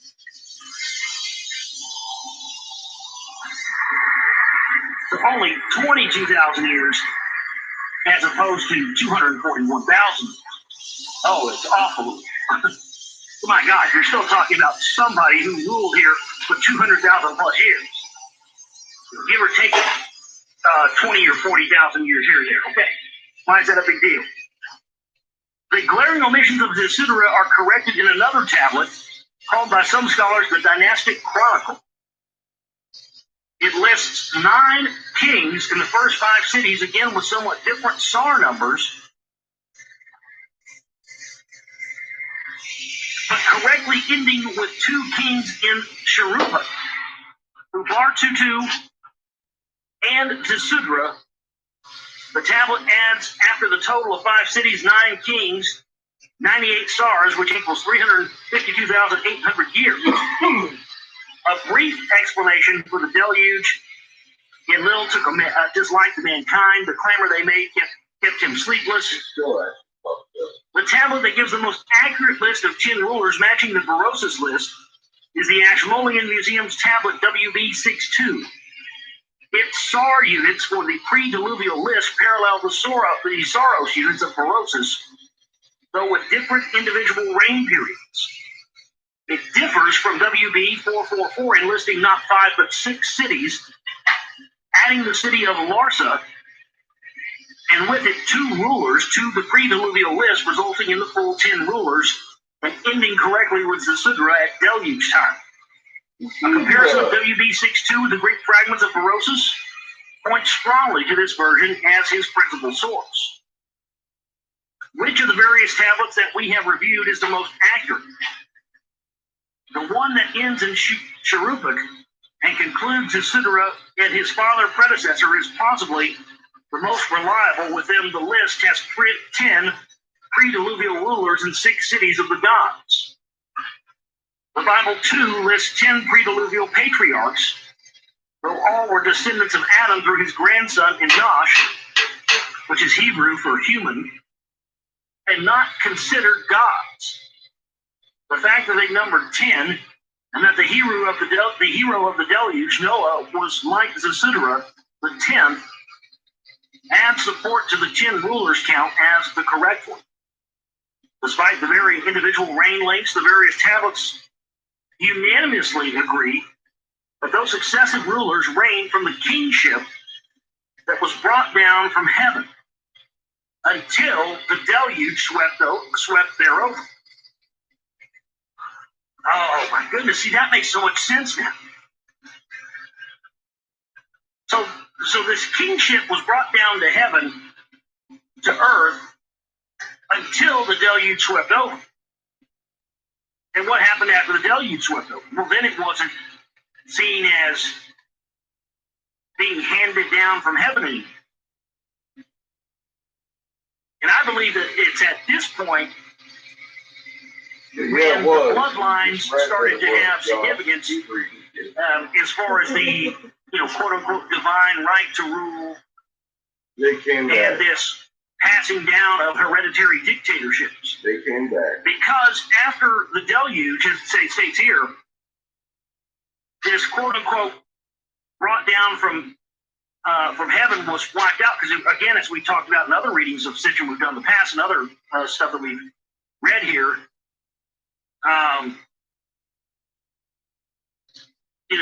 they later on, Anu was like, what's going on with this?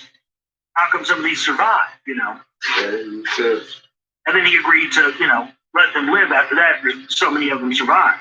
we're going to let them live today. That's what he said. Assuming that Berosus had reported the most reliable version, we also end up with his total of 120 shars, which is 432,000 years, as the correct combined total of the pre-diluvial reigns.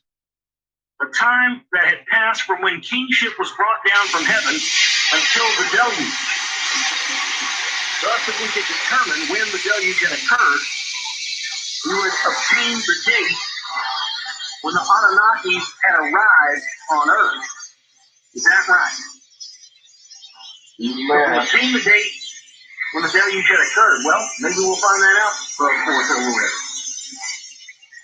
Shit, some of this evidence maybe in the rock wall thing. I mean, we've got the shale deposits there. We can date for a fact when this stuff started layering on top of this. I'll get us pretty close to a damn date. You watch. We get a date going, I'll get a date for sure. That the number 120 appears in the biblical preamble to the tale of the deluge might thus be more than a coincidence. The usual explanation that it represents a limit on human longevity set by God at the time of the deluge is a dubious explanation in view of the fact that the Bible itself reports right thereafter that Shem, the eldest son of Noah, lived after the deluge to the age of 600 years. His son, Arpachshad, to 438, and Shelah to 433 years, and so on in descending longevity to 205 years for Terah, the father of Abraham, and Abraham himself lived to age 175. Moreover, a careful reading of Hebrew shows that Genesis 6:3 states, and his years were 120. Were, not will be. And his can be understood as referring to the deity's count in Sar years of his own presence on earth from arrival to deluge. In earthly years, that would be 432,000, a statement matching the 10 kings of 120 shars of Berosus in the Sumerian king list. Such a recollection of a pre-diluvial era of the gods and explain the fact that the number 432,000 has been associated with divine duration in varied cultures well beyond the boundaries of Mesopotamia. It forms, for example, the core of Hindu traditions about the ages of the yugas of Earth, mankind, and the gods. The Kata Yuga, the Great Yuga of 4,320,000 years, was divided into 4 yugas, whose diminishing links were expressions of 432,000 years. The golden fourfold age, 432,000 times 4. The threefold age of knowledge, 432,000 times 3. The twofold age of sacrifice, 432,000 times 2. And finally, our own present era, the age of discord, 432,000 times 1. According to the Egyptian priest Mantheo, the duration of the world was 2,160,000 years. That equals 5 eras of 432,000, or 500 Shar years, 3,600 years times 500, which is 2,160,000. Let me get a drink real quick.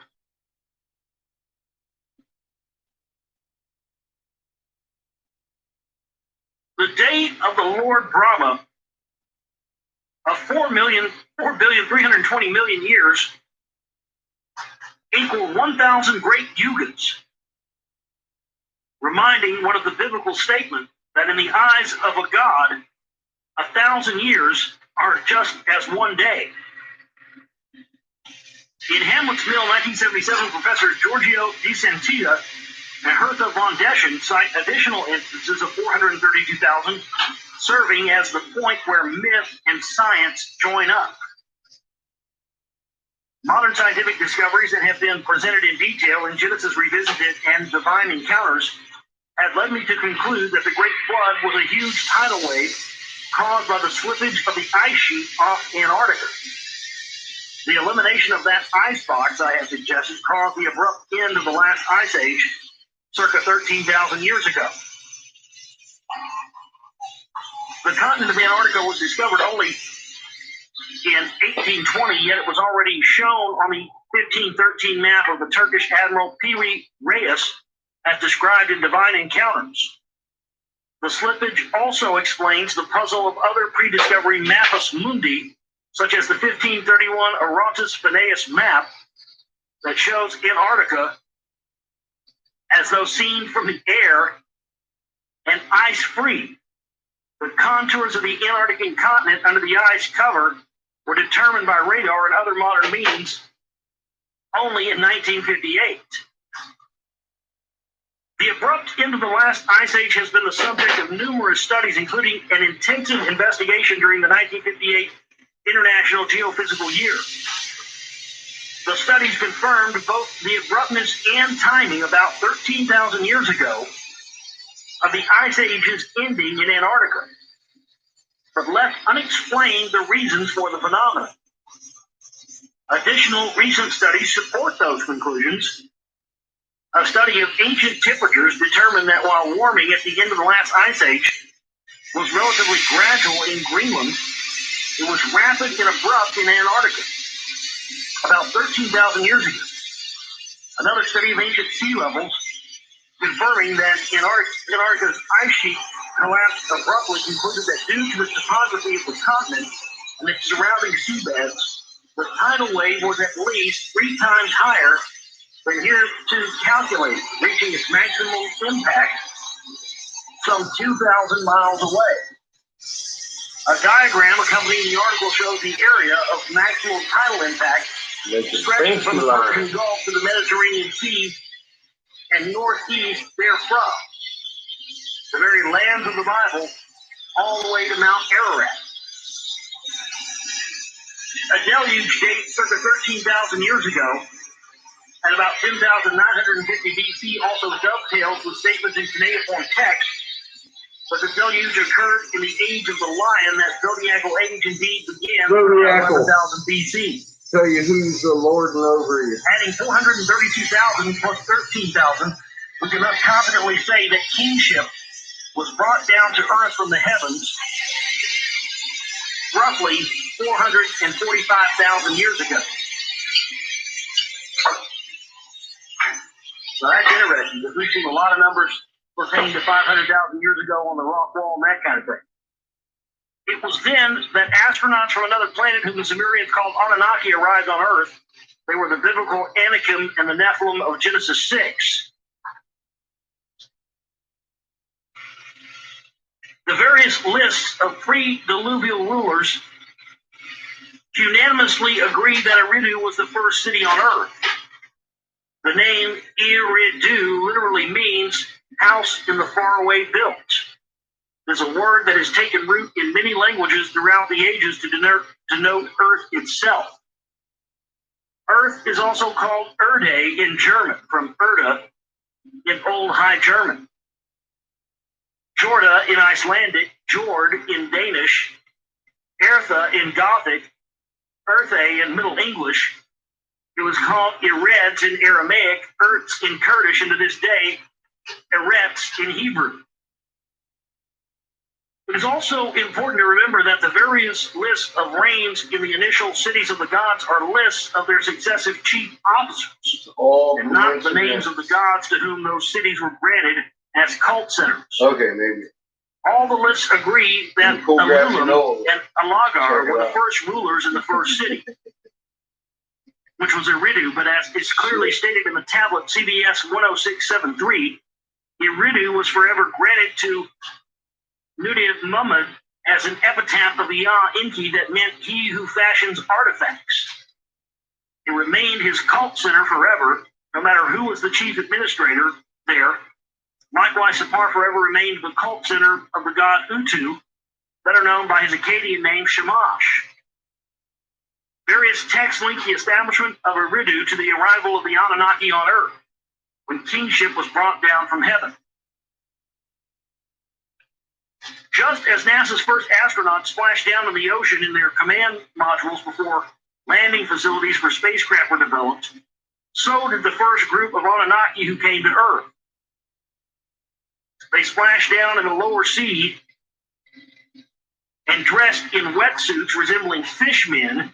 They waded ashore to establish a home away from home, Eridu, at the edge of the marshlands, a delta formed by the twin-like Tigris and Euphrates rivers as they flow through the Gulf. Now, see, he's confusing things here. There's another example of him. Now, this is where I would have gotten confused on this in the past. Now that I know what I know, I don't get confused by this anymore. But this is where Sitchin's he's trying to show you here that they came to Earth in some spaceship from their planet Nibiru, and that's not what this is telling. That's not what happened. The reason they were in the sea and in the water was because the Great Flood had just happened, and their cities had been wiped out. So they had these suits on that were like fish suits that would allow them to survive. And then that's when they came ashore and started setting up their new cities after the flood, the fall of Atlantis. Sitchin talks about when Enki originally got here. He did exactly what the first group, number 50. Their leader, all the texts agree was Ea.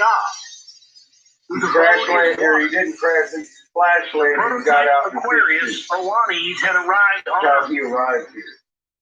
Several Sumerian texts deal with and describe the first arrival.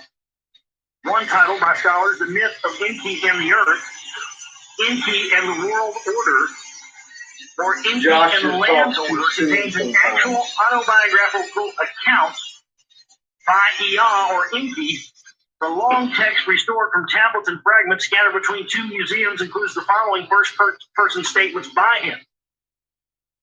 I am the leader of the Anunnaki, engendered by fecund seed, the firstborn son of divine An, the big brother of all the gods.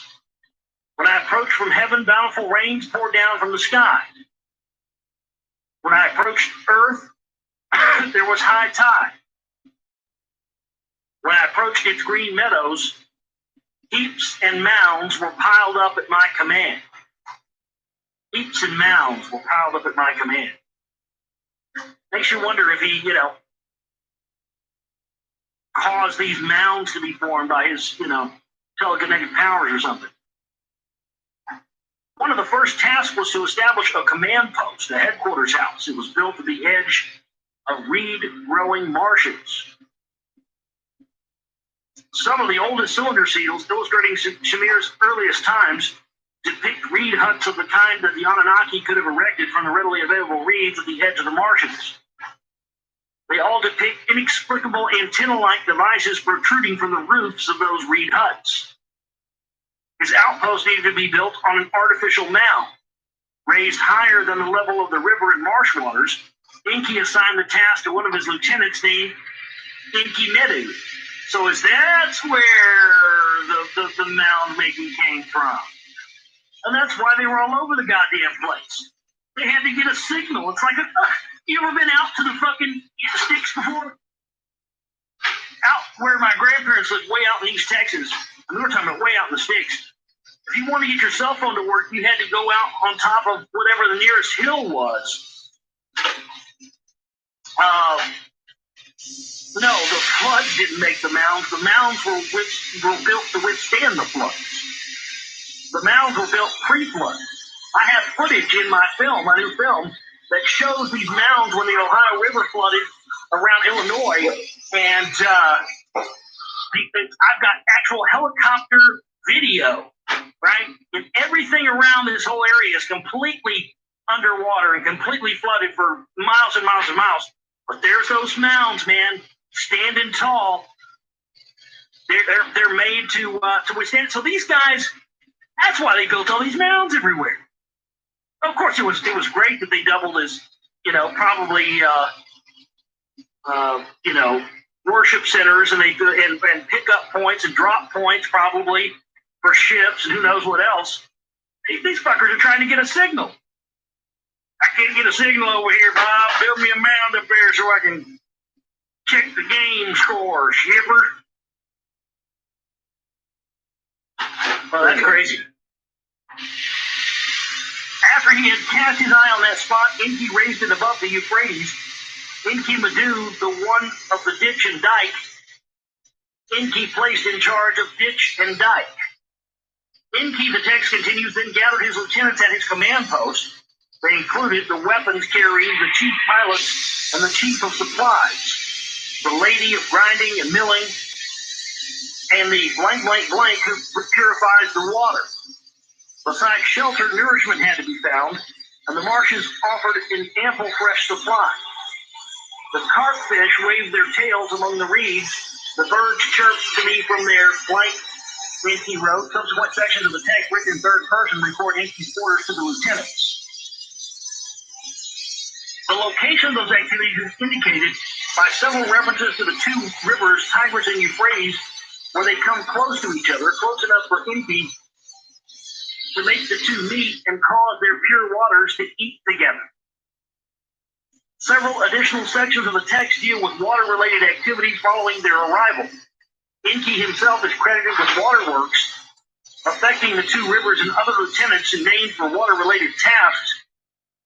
He filled the Tigris with sparkling water in order to make the Tigris and Euphrates eat each other, or eat together, rather. Enki, lord of the deep waters, placed in Bilulu the inspector of canals in charge thereof. But breaks in the tablets or use of undeciphered terminology leave the nature of some water-related operations uncertain. These include a seawater alignment to a female lieutenant whose epitaph, Nin Ciara, Lady of Bright Metal, suggests duties linked to precious metals. Put her in charge of the mining, huh? Other unexpected references to metals, specifically to gold, are also made in a section dealing with Enki's post-arrival waterborne inspection of his watery wonderland. He toured the surroundings in a rowboat whose commander held a rod for detecting and measuring gold in his hand. His epitaph name, Nim Gir Sig, meant chief determinator of luster. Depictions on early cylinder seals show Enki in a reed boat navigated among the reeds with a lieutenant god holding a rod-like device. The boat is equipped at both ends with poles to which are attached circular devices akin to those placed atop the reed huts. What do all these tidbits of information mean? It behooves us to ask at this point a key question regarding the Anunnakis coming to Earth. Was it accidental? Were they traveling in a spacecraft and due to a mishap looked for some solid ground to land on in an emergency and found the speck of firm ground called Earth? Were they perhaps explorers roaming space for pleasure or research who saw, as Enki described, a watery, verdant place and stopped by to take a look? In such circumstances, the visit to our planet would have been a one-time event. Yeah. The overwhelming ancient evidence indicates that the visit lasted an incredibly long time, that it entailed permanent settlements, but the Anunnaki kept coming and going, and that even when a calamity, the deluge, destroyed all, they stayed on and started all over. This is a pattern of a planned colonization for a purpose. Yep. Enki and his crew of 50 had come to Earth, I have suggested, for the purpose of obtaining gold. The purpose emerges, and the tidbits of information begin to make sense. If treated as dots to be connected to what followed, the plan was to extract the gold from the waters of the Persian Gulf. By the way, I found out this area down there at Lake Buchanan, Bear Hill, Solano. Yeah, come to find out, they have found quite a bit of gold and silver down there. So it's definitely made me wonder if this was one of their the Anunnaki's main mining locations or something. Maybe that's why they haven't found very much other, because they basically got all the materials out that they needed and left it behind. It's very possible.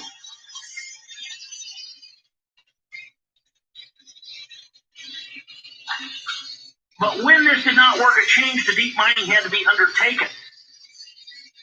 And that second phase of the Anunnaki's activities on Earth, other gods arrived. Leading them was Enlil, the Lord of the Command, for whom a new city of the gods, Nippur, was established. Its heart was a command and communications hub where orbit-controlling tablets of destinies spun and hung in the Duran Key, the bond of heaven and earth, the Holy of Holies. That's the Stargate. That's the bond of heaven and earth. While Enlil took charge of the Eden with its settlements, each with distinct functions, Enki's task shifted to a new location called the Abzu. It's a term commonly translated the deep, but which literally read means the place of shining metal. The Abzu is the place of shining metal. Stop there. And the 12th planet, I have suggested that the meaning of this combination of two syllables, that in Sumerian could be read in reverse, Zuab, without changing its connotation, has been retained in Hebrew as Zab, gold. Abzu, Zuab, thus meant the place from whose depths the shining metal gold was obtained. The depth connotation indicated about the gold was obtained by mining. The Abzu, according to all relevant Sumerian texts, was located in a distant region called Arali, the place of the shining lodes by the water. In the lower world is a geographic term that applied in varied texts includes some dealing with the deluge to southern Africa. Arali, I wrote, was in northeastern Africa, a gold mining region to this day. The changes that accompanied the second phases of activities of the Anunnaki involved more than a shift of an attempt to easily extract gold from seawater to the need of obtaining it by arduous deep mining. It also involved a change in mission policies, a change of commanders, and the unintended transfer to Earth of personal rivalries and clan clashes from the Anunnaki's home planet Nibiru to planet Earth. Varied texts among the Atrahasis epic detailed the tale of the ensuing events. They were, as we shall see, the forerunners to the creation of man, the explanation for the circumstances of the deluge, and the key to unlocking the enigmas of the demigods. The arrival as described in Enki's autobiographical text was not the beginning of the chain of momentous events. For the real beginning, we have to start with the tale of creation itself, just as the people of Mesopotamia have done each new year time. We have to read, reread, and understand the Mesopotamian Enuma Elish in the biblical tale of Genesis. Precise information they provide not only explains many of the phenomena in our solar system and beyond, it sheds light on the origins of life, on who we are, and how we came to be here on planet Earth. They trapped us in a void. So that's the end of chapter 5. Let's get into stitching here now. A planet called Nibiru. The notion of space travel is no longer relegated to science fiction alone. Serious scientists do not rule out that one day, someday, we Earthlings might send astronauts not just to our celestial satellite, the moon, but also to another planet farther out. Some savants even dare acknowledge that life, even like ours, might exist somewhere in the vast universe with its countless galaxies and constellations and billions of stars, orbited by satellites called planets. But such sentient beings, even if clever enough to have their own space program, so the argument goes, could never visit us, or we them, because the nearest possible place in the heavens where such life could exist is light years away, a light year being the ungraspable distance that light travels in 1 year. What do you say? But when it's such a compatible planet were to exist much closer, say, in our own solar system, speed of light. what if travel between it and Earth needs only so many normal years, not light years? That is not a theoretical question, because that is precisely what we are told by the ancient texts. If only we stop treating them as myths and fantasy and consider them to be factual recollections and records of actual events. It was by doing that that the trailblazing the 12th planet book became possible. Logically, for Eridu in Mesopotamia to be home away from home, there had had to be a home from which Enki had come. For his crew of 50 to be called those who from heaven to earth came, the Anunnaki, they had to have come from a place, an actual place in the heavens. Thus, there had to be a place somewhere in the heavens where the journey to earth began, a place where intelligent beings capable of space travel some 450,000 years ago could live. We call it Planet X, or Planet of the Anunnaki. In ancient Mesopotamia, it was called Nibiru. Its ubiquitous symbol throughout the ancient world was the winged disc. Its orbit was traced and observed most reverently, and it's beyond dispute that countless texts, starting with the epic of creation, refer to it by name repeatedly. When, at the end of the 19th century, astronomical tablets from Mesopotamia were found in deciphered, the savants of the time, Franz Kugler and Ernest Widener, stand out to this day, debated whether Nibiru was just another name for Mars or for Jupiter. It was an accepted axiom that the ancients could not be aware of any planet beyond Saturn. It was a major breakthrough moment when it dawned on me in the middle of the night that Nibiru is neither Mars nor Jupiter. That is the same of one more planet, is the name of one more planet in our own solar system. Well, there actually is. Here's the thing about it. There's Sumerian depictions that show our solar system extra, right? And all the planets in the right orbit around it. Now, how did they do that in ancient Sumeria without telescopes or anything else? Yeah. But here's the interesting key thing. That's something that Sitchin and other people don't key in on. That depiction doesn't depict one extra planet, it depicts two. But somehow, Sitchin and every other person that's ever talked about Sumerian text always seems to leave that out, and it bothers the shit out of me, and I won't let it go. It's two suns. It represents because there's a lot of evidence for this planet Vulcan. It's the sun. And I think that near Earth the Nibiru thing has been a red herring. Sitchin himself hold that from us. My God, Japan sent a spacecraft to check this thing out a couple of years ago. They thought that they were being sneaky and encoding the stuff into the name, and we wouldn't catch it. You know, with the Japanese Icarus spacecraft, is what it was. So it said it was to fly to the other side of Venus and then to the other side of the sun, which is where Vulcan is said to be located at. And of course, Icarus being the son of Vulcan in Greek mythology. When at the end, oh no, I already read that. One could start the chain of evidence where the Hebrew Bible has it in verse 1 of chapter 1 of Genesis. In the beginning, God created the heaven and earth. So began virtually all the translations of Hebrew Bible's first 3 words. Bear shit? That's what it says. Bear shit. Bear shit.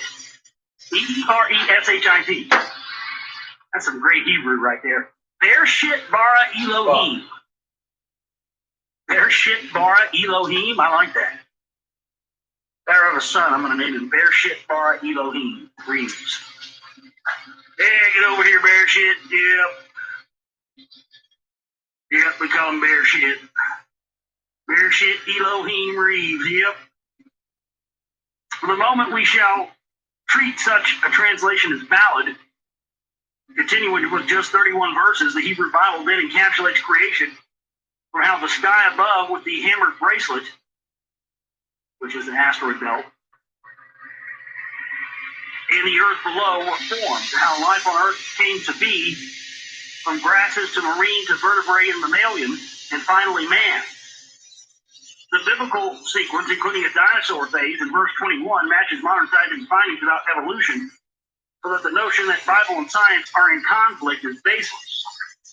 The discoveries of the inscribed tablets of the Mesopotamian epic of creation have no doubt that whoever had written the biblical rendering was well aware of the tale in the Enuma Elish, condensing its 6 tablets plus a laudatory 7 to 6 phases or days of creation, plus a sanctified 7th day of divine gratification. That's what that is. Such awareness of the sequence rendered in Enuma Elish was not only possible due to the proliferation and durability of the tablets, containing the text, it was probably unavoidable. Because the epic of creation was read in public as part of the annual New Year festival, first in Sumer and then in Babylon, Assyria, and beyond, throughout the ancient Near East. The reading started at eve time on the festival's fourth day and lasted to the ninth for Enuma Elish, as the most complete Babylonian version of the epic is called. It is long and detailed. Its central religious scientific aspect was a battle between a celestial goddess called Tiamat and a heavenly avenger come savior god. The main reason why the text has been treated by modern scholars it's like, no, both as a dummy, myth you just and don't as an get it. allegorical No, tale of good I and tried to evil. blow that pipe out. I was like, wait a minute. The kind of ancient St. George of the Dragon. So what I've heard is that That's where my these, headache's coming from. essentially that I've heard that there's, I don't know where this information comes from. I know where it's going. My headache is But I've coming heard from that doing too much of that today. actually the reason why the Anunnaki came here So I'm going to stop. was because they came here basically because they were Start carrying stuff back. I'll be back. fugitives from Don't worry, wherever I they won't came forget from. about you. And they were being tailed and followed across the solar system because they were wanted for something that they did. They were marauders. They were basically wanted for something they did on their own planet. And that at that time, there was another planet near Earth called Tiamat that was a water planet. And that on Earth at that time, it looked like Star Wars, it looked like Tatooine, it looked like two suns. Because the sun would reflect its light on this water planet. So you know how light reflects off water, it's like glass, like a mirror. So there, at that time on Earth, appeared to be two suns on Earth, one of which was Tiamat. And that supposedly these Anunnaki who were being followed put some kind of a decoy thing on Tiamat to make these other extraterrestrials, whoever they were, following them, think that they were on this other planet. So they did allegedly, I don't know if this story is true or not. I'm just telling you what I've read and what I've heard. So don't take this as a gospel. And that they supposedly they took the bait. They thought they were on Tiamat. They launched a strike on Tiamat that caused it to explode, causing the entire amount of water on this planet to fall down onto Earth, which is what caused the Great Deluge, the Great Flood. And then the rest of the pieces broke off and formed the asteroid belt. Now, again, I don't know if that's true, but it does kind of make sense to me, Yeah. Such awareness of the sequence rendered in Enuma Elish was not only possible due to proliferation. Holes in my head. Fucking getting old. Damn it.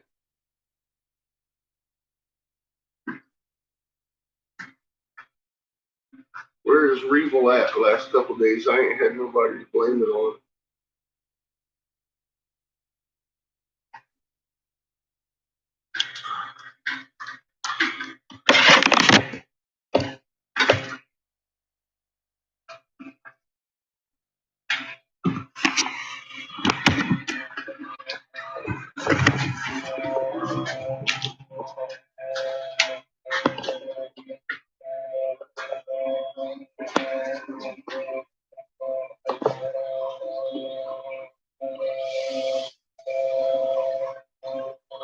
Making 100% sure I got that program.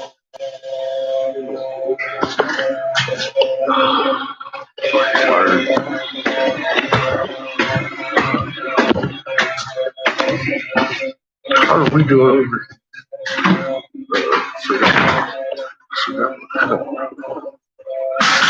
Oh shit, Patches.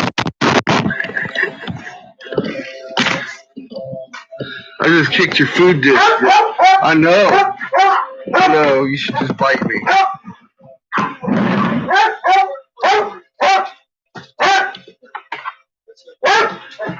What? My headache wasn't bad enough? You had to come over here barking? Oh, you Chico? A two thing? Little Chico?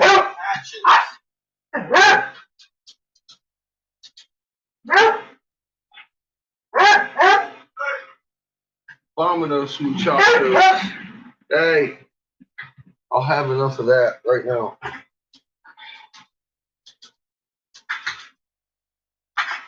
What's up, dog? You're a hound dog. You're never gonna be nothing but a hound dog. She's whining and crying. Look at her tail. She's whining and happy hound dog, girl. You happy hound dog. Are you a happy hound dog? Come on. Oh, Chico, you got your lipstick out. We can't put you on YouTube dressed like that. Go chase her. I'm excited about me. Chico was a little too excited for YouTube. He wanted to play on a different kind of thing. No, Chico. Come on. Come on. Come on, you can do it. All right, maybe you can Chico. Here. What are you doing? What's she doing? Is that your girlfriend? She won't let you have it anymore. Where are you going? What, you need to go outside? Really? Timmy's in the well. Is Timmy in the well? She says Timmy's in the well. He give you love. He gonna give you love. He's tortured. Oh. Okay.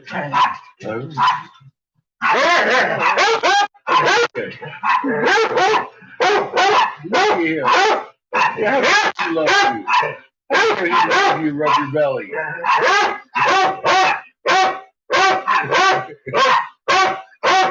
should be saving Timmy. She says well. There is no well patches. Well doesn't exist. Please stop her barking. Please stop her barking. Go chase Timmy. Get Timmy. Go get him. No, barking at me. Go get Timmy in the well. Timmy's in the well. Go get him. Go chase him where the well is. Go show him. You go show him.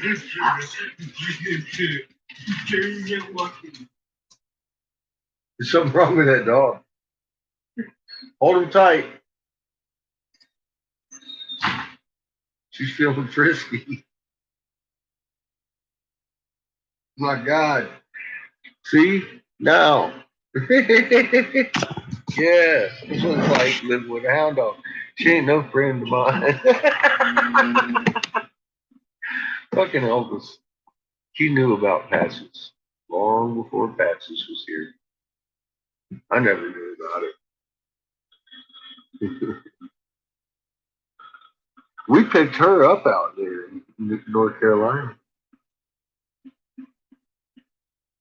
Out there, what the fuck was the name of that mountain I was on? I keep wanting to say Rattlesnake Mountain, but that's the one I lived on in Hesperia.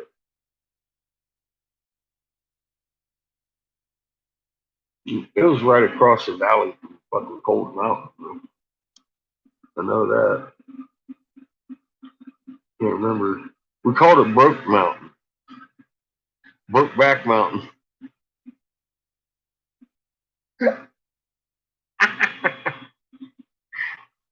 Had a broke back. Neighbor had a broke back. Landlord had a broke back. It was rough.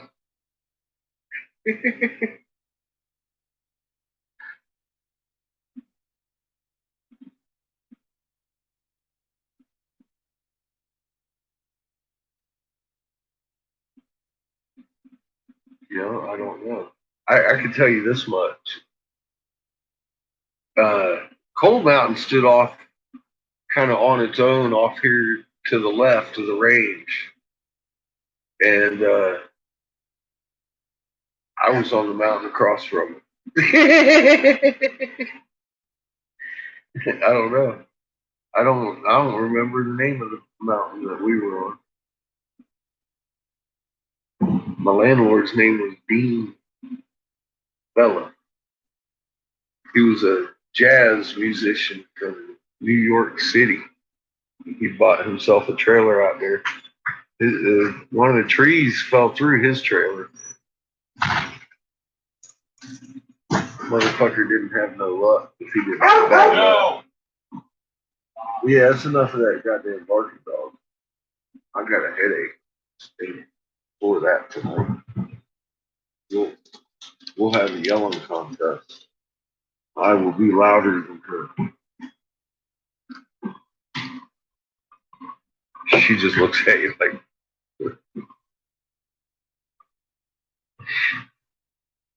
what'd you say?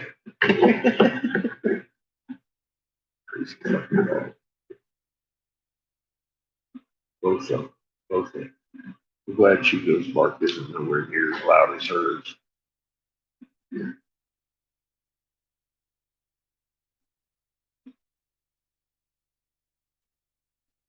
Seamus is continually rooting for Chowns. No. That's just wrong.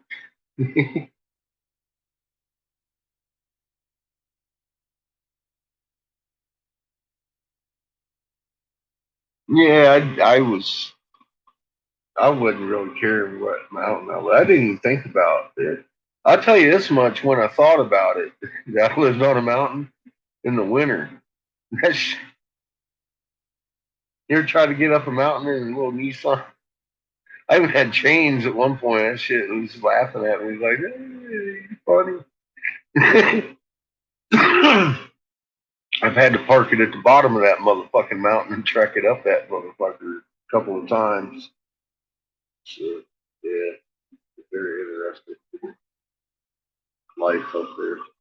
I'm glad I don't have to go anywhere too often unless I'm getting oxygen.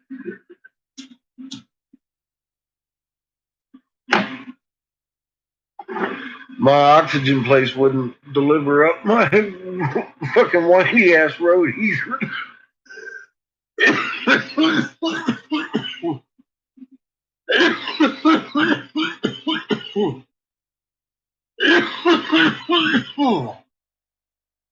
They couldn't get that truck up there. God, that's some good ass.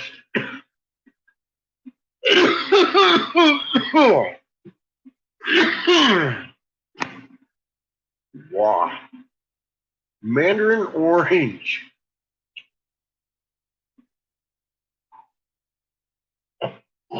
That'll make you talk to a pillow. Time is it? Oh, it's 11 o'clock. I don't feel so bad about being so tired. I got up at like 6.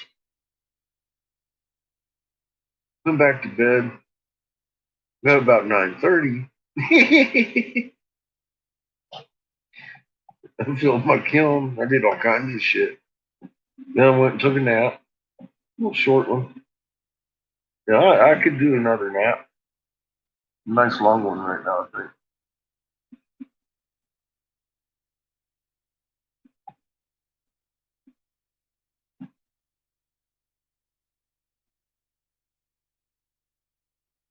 Yeah, levitation. We should be able to levitate. There's no reason we shouldn't be able to. I haven't seen anybody actually doing it. I do know it's documented that they were when the crown went down there and started massacring them for being witches. I'm sure there's probably a couple around that do. I've seen these cats walk around trying to bounce off of their knees. I'm like, that's not how you do it. I did it by accident once. Kind of freaked me out. and I wasn't bouncing on my knees. I almost shit my pants when I realized what was going on, but I wasn't even trying to do it.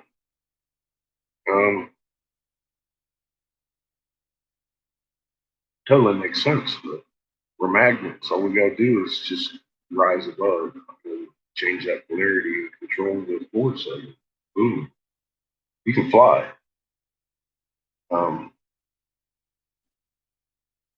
I'm afraid of heights.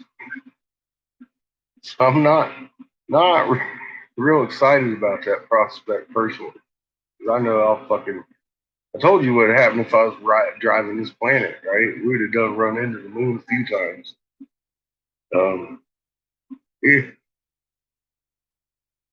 this is gonna be interesting.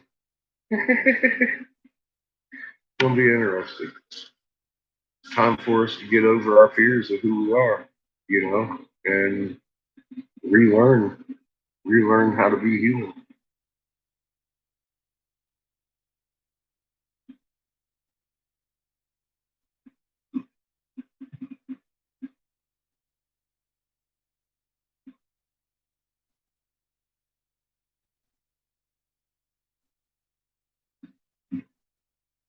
It'd be interesting to have a chat with him.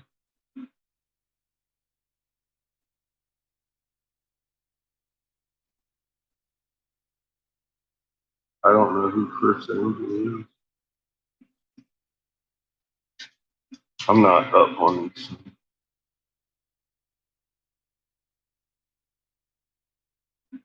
Yeah, that's what freaks me out.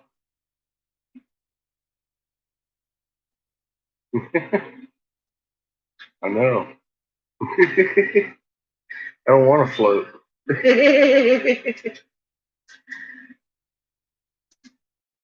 doing with my feet on the ground.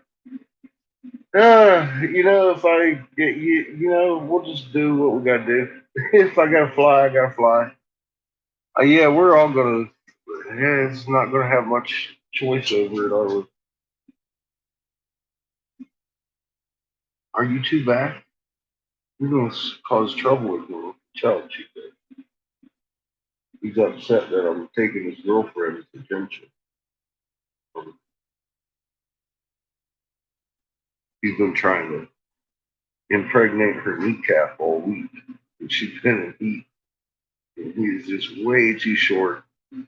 He's like got this Napoleon complex. So if I'm petting her, there's issues. He wants to fight me. He's like, that's my girlfriend. He's not happy. What's wrong, Chico? Am I talking to your girlfriend? Look at giving me that look. Giving me that look like I'll whip your ass. Come on, you gonna fight, bitch?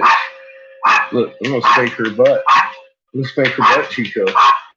I'm gonna spank her butt. I'm gonna spank her butt. She's a bad girl. She likes me to spank her butt. I spank her butt. I'm gonna spank it. I'm gonna spank it, Chico. I'm gonna spank her butt. You can't even reach her butt, can you? No.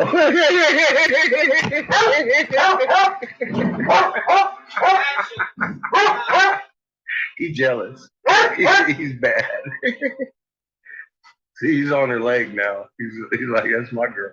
He's gonna put her kneecap in. She's not happy. Oh my god. How am I gonna meet Jesus in the air? Well, shit. He's gonna have to come down here. He's like, all right, dude, come on. Here's a parachute. I gotta have a parachute before I leave the grounds. Oh, dude. That's just a stipulation, though.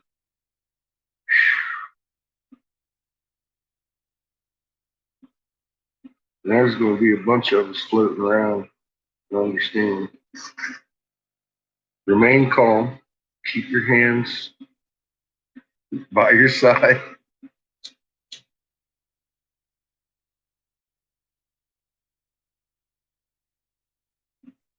Mama says she got 4 poles, just like any magnet. She can hold us on her with one while she flips another. I'm like, well, That is a genius design.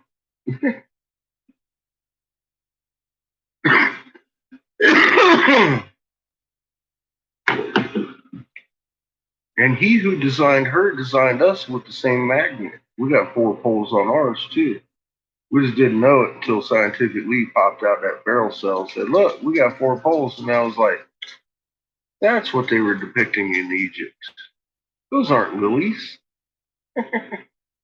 That's a fucking quad pole magnet. Get the fuck out of here. Look at you. You and your doggy porn.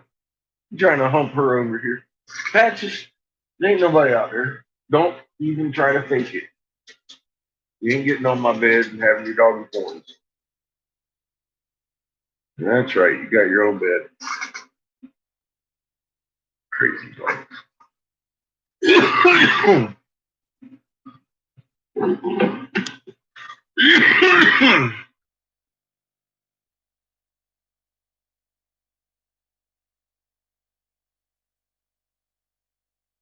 She's a good girl. Chico's driving her fucking batshit nuts. She's just trying to get away from him. She ain't gonna get away from him on my bed. You see, she'll lay up there and he'll jump on her and start humping her up over there too. He's just gonna do the same thing on my bed. I ain't gonna have it. I don't do that shit on my bed. I ain't gonna let the dogs do that shit on my bed. Fucked up. Damn it.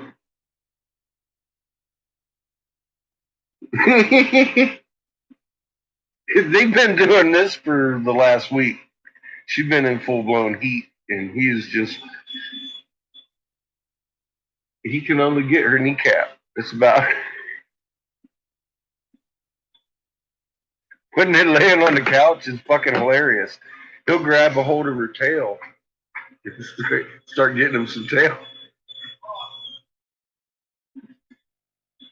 I'm like, Chico, that's not how it works. But I'm gonna leave it alone because the thought of Chowns is just absolutely terrifying. Chico's running around with a bark like Patches. That's just not acceptable. I wouldn't want to be the guy that did that to the world. I'm gonna spank her butt, Chico. I'm gonna spank her butt. I'm gonna spank it. I am spanking her butt.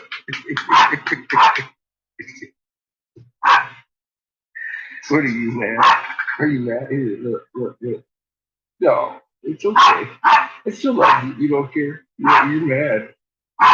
You're not touching your girlfriend. You're not touching her butt. You're not touching her butt. I'm gonna spank you. I'm gonna spank it, Chico. I'm gonna spank her butt.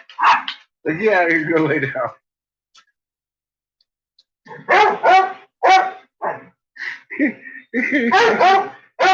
Don't you fucking bark at me. She's mad at me now. She's like, you're just playing. I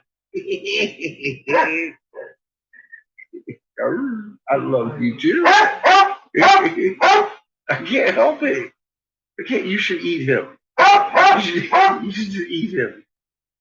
I would follow him home. Well, now they're both barking at me. I'm going to just close the door on you. Shh. None of that. Look, she is giving me the look of like I'm a shithole. I'm not helping. She says you're not helping. You're supposed to get rid of this little guy. I can't help it. Hey, Chico, how you doing? Well, bite him. Tell him you had enough. You ain't gonna do it on my bed. It ain't gonna change things. He's gonna follow you around there too.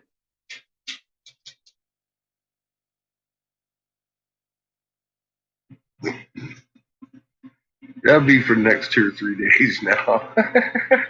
And then it'll stop. Every few months, yeah. He chases her around the house like this. It is relentless. It is fucking relentless. And if you try and separate Chico from her, he gets loud. And he crying like somebody's killing him. I mean, he's screaming. He's, I'm going to die. I'm going to die. It's like, oh my God. Which one's worse, you or him? 6 one way, half a dozen another, girl. Don't go out there and bark at me.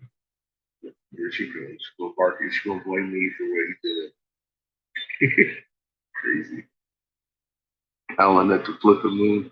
They are both. They are both fucking howling mad. I know, poor Chico.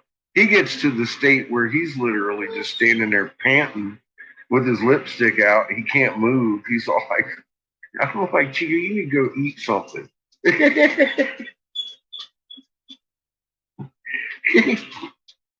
He don't give a shit. He sees Patches eating, man. That's just her standing still for him.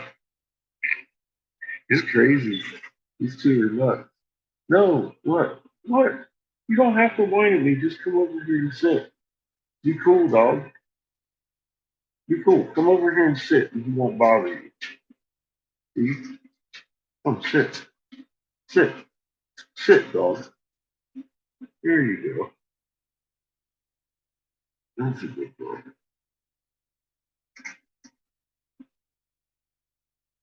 See, look, he can't bother you.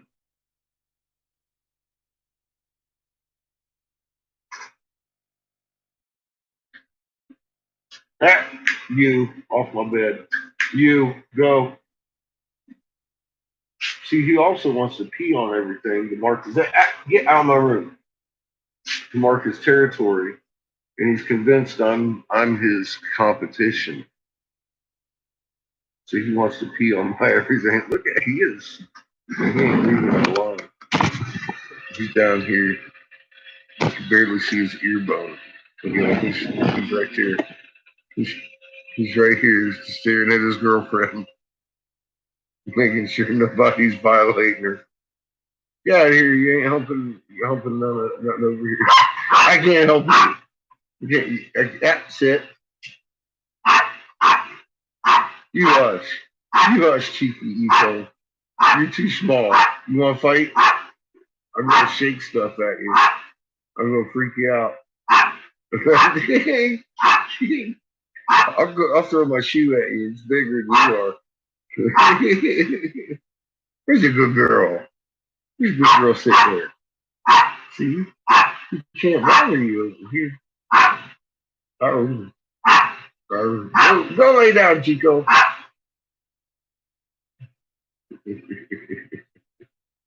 What are you doing, boy? So what are you doing, boy? You see your dogs in here? You give me an attitude.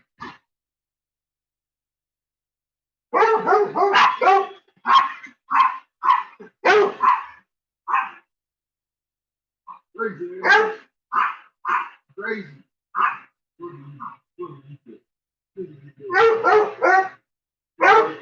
Oh, he was right there.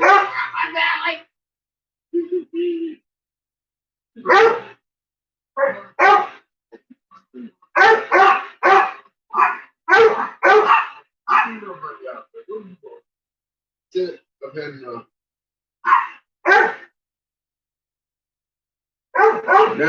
Now you can't bark at me directly. Well, she'll come around. She'll come around. Just to fucking bark at. She ain't a dummy. I needed a break though. That's fucking hardcore, man. Oh my god. You guys can turn your volume down.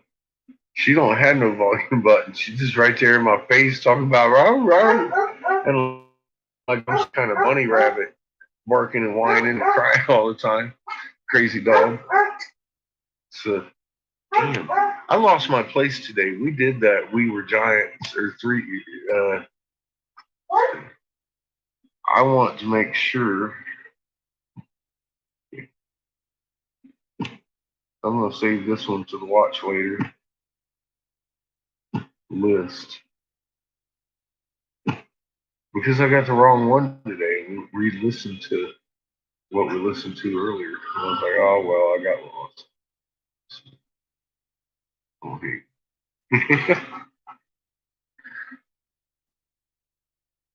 I am too. Good talking to you.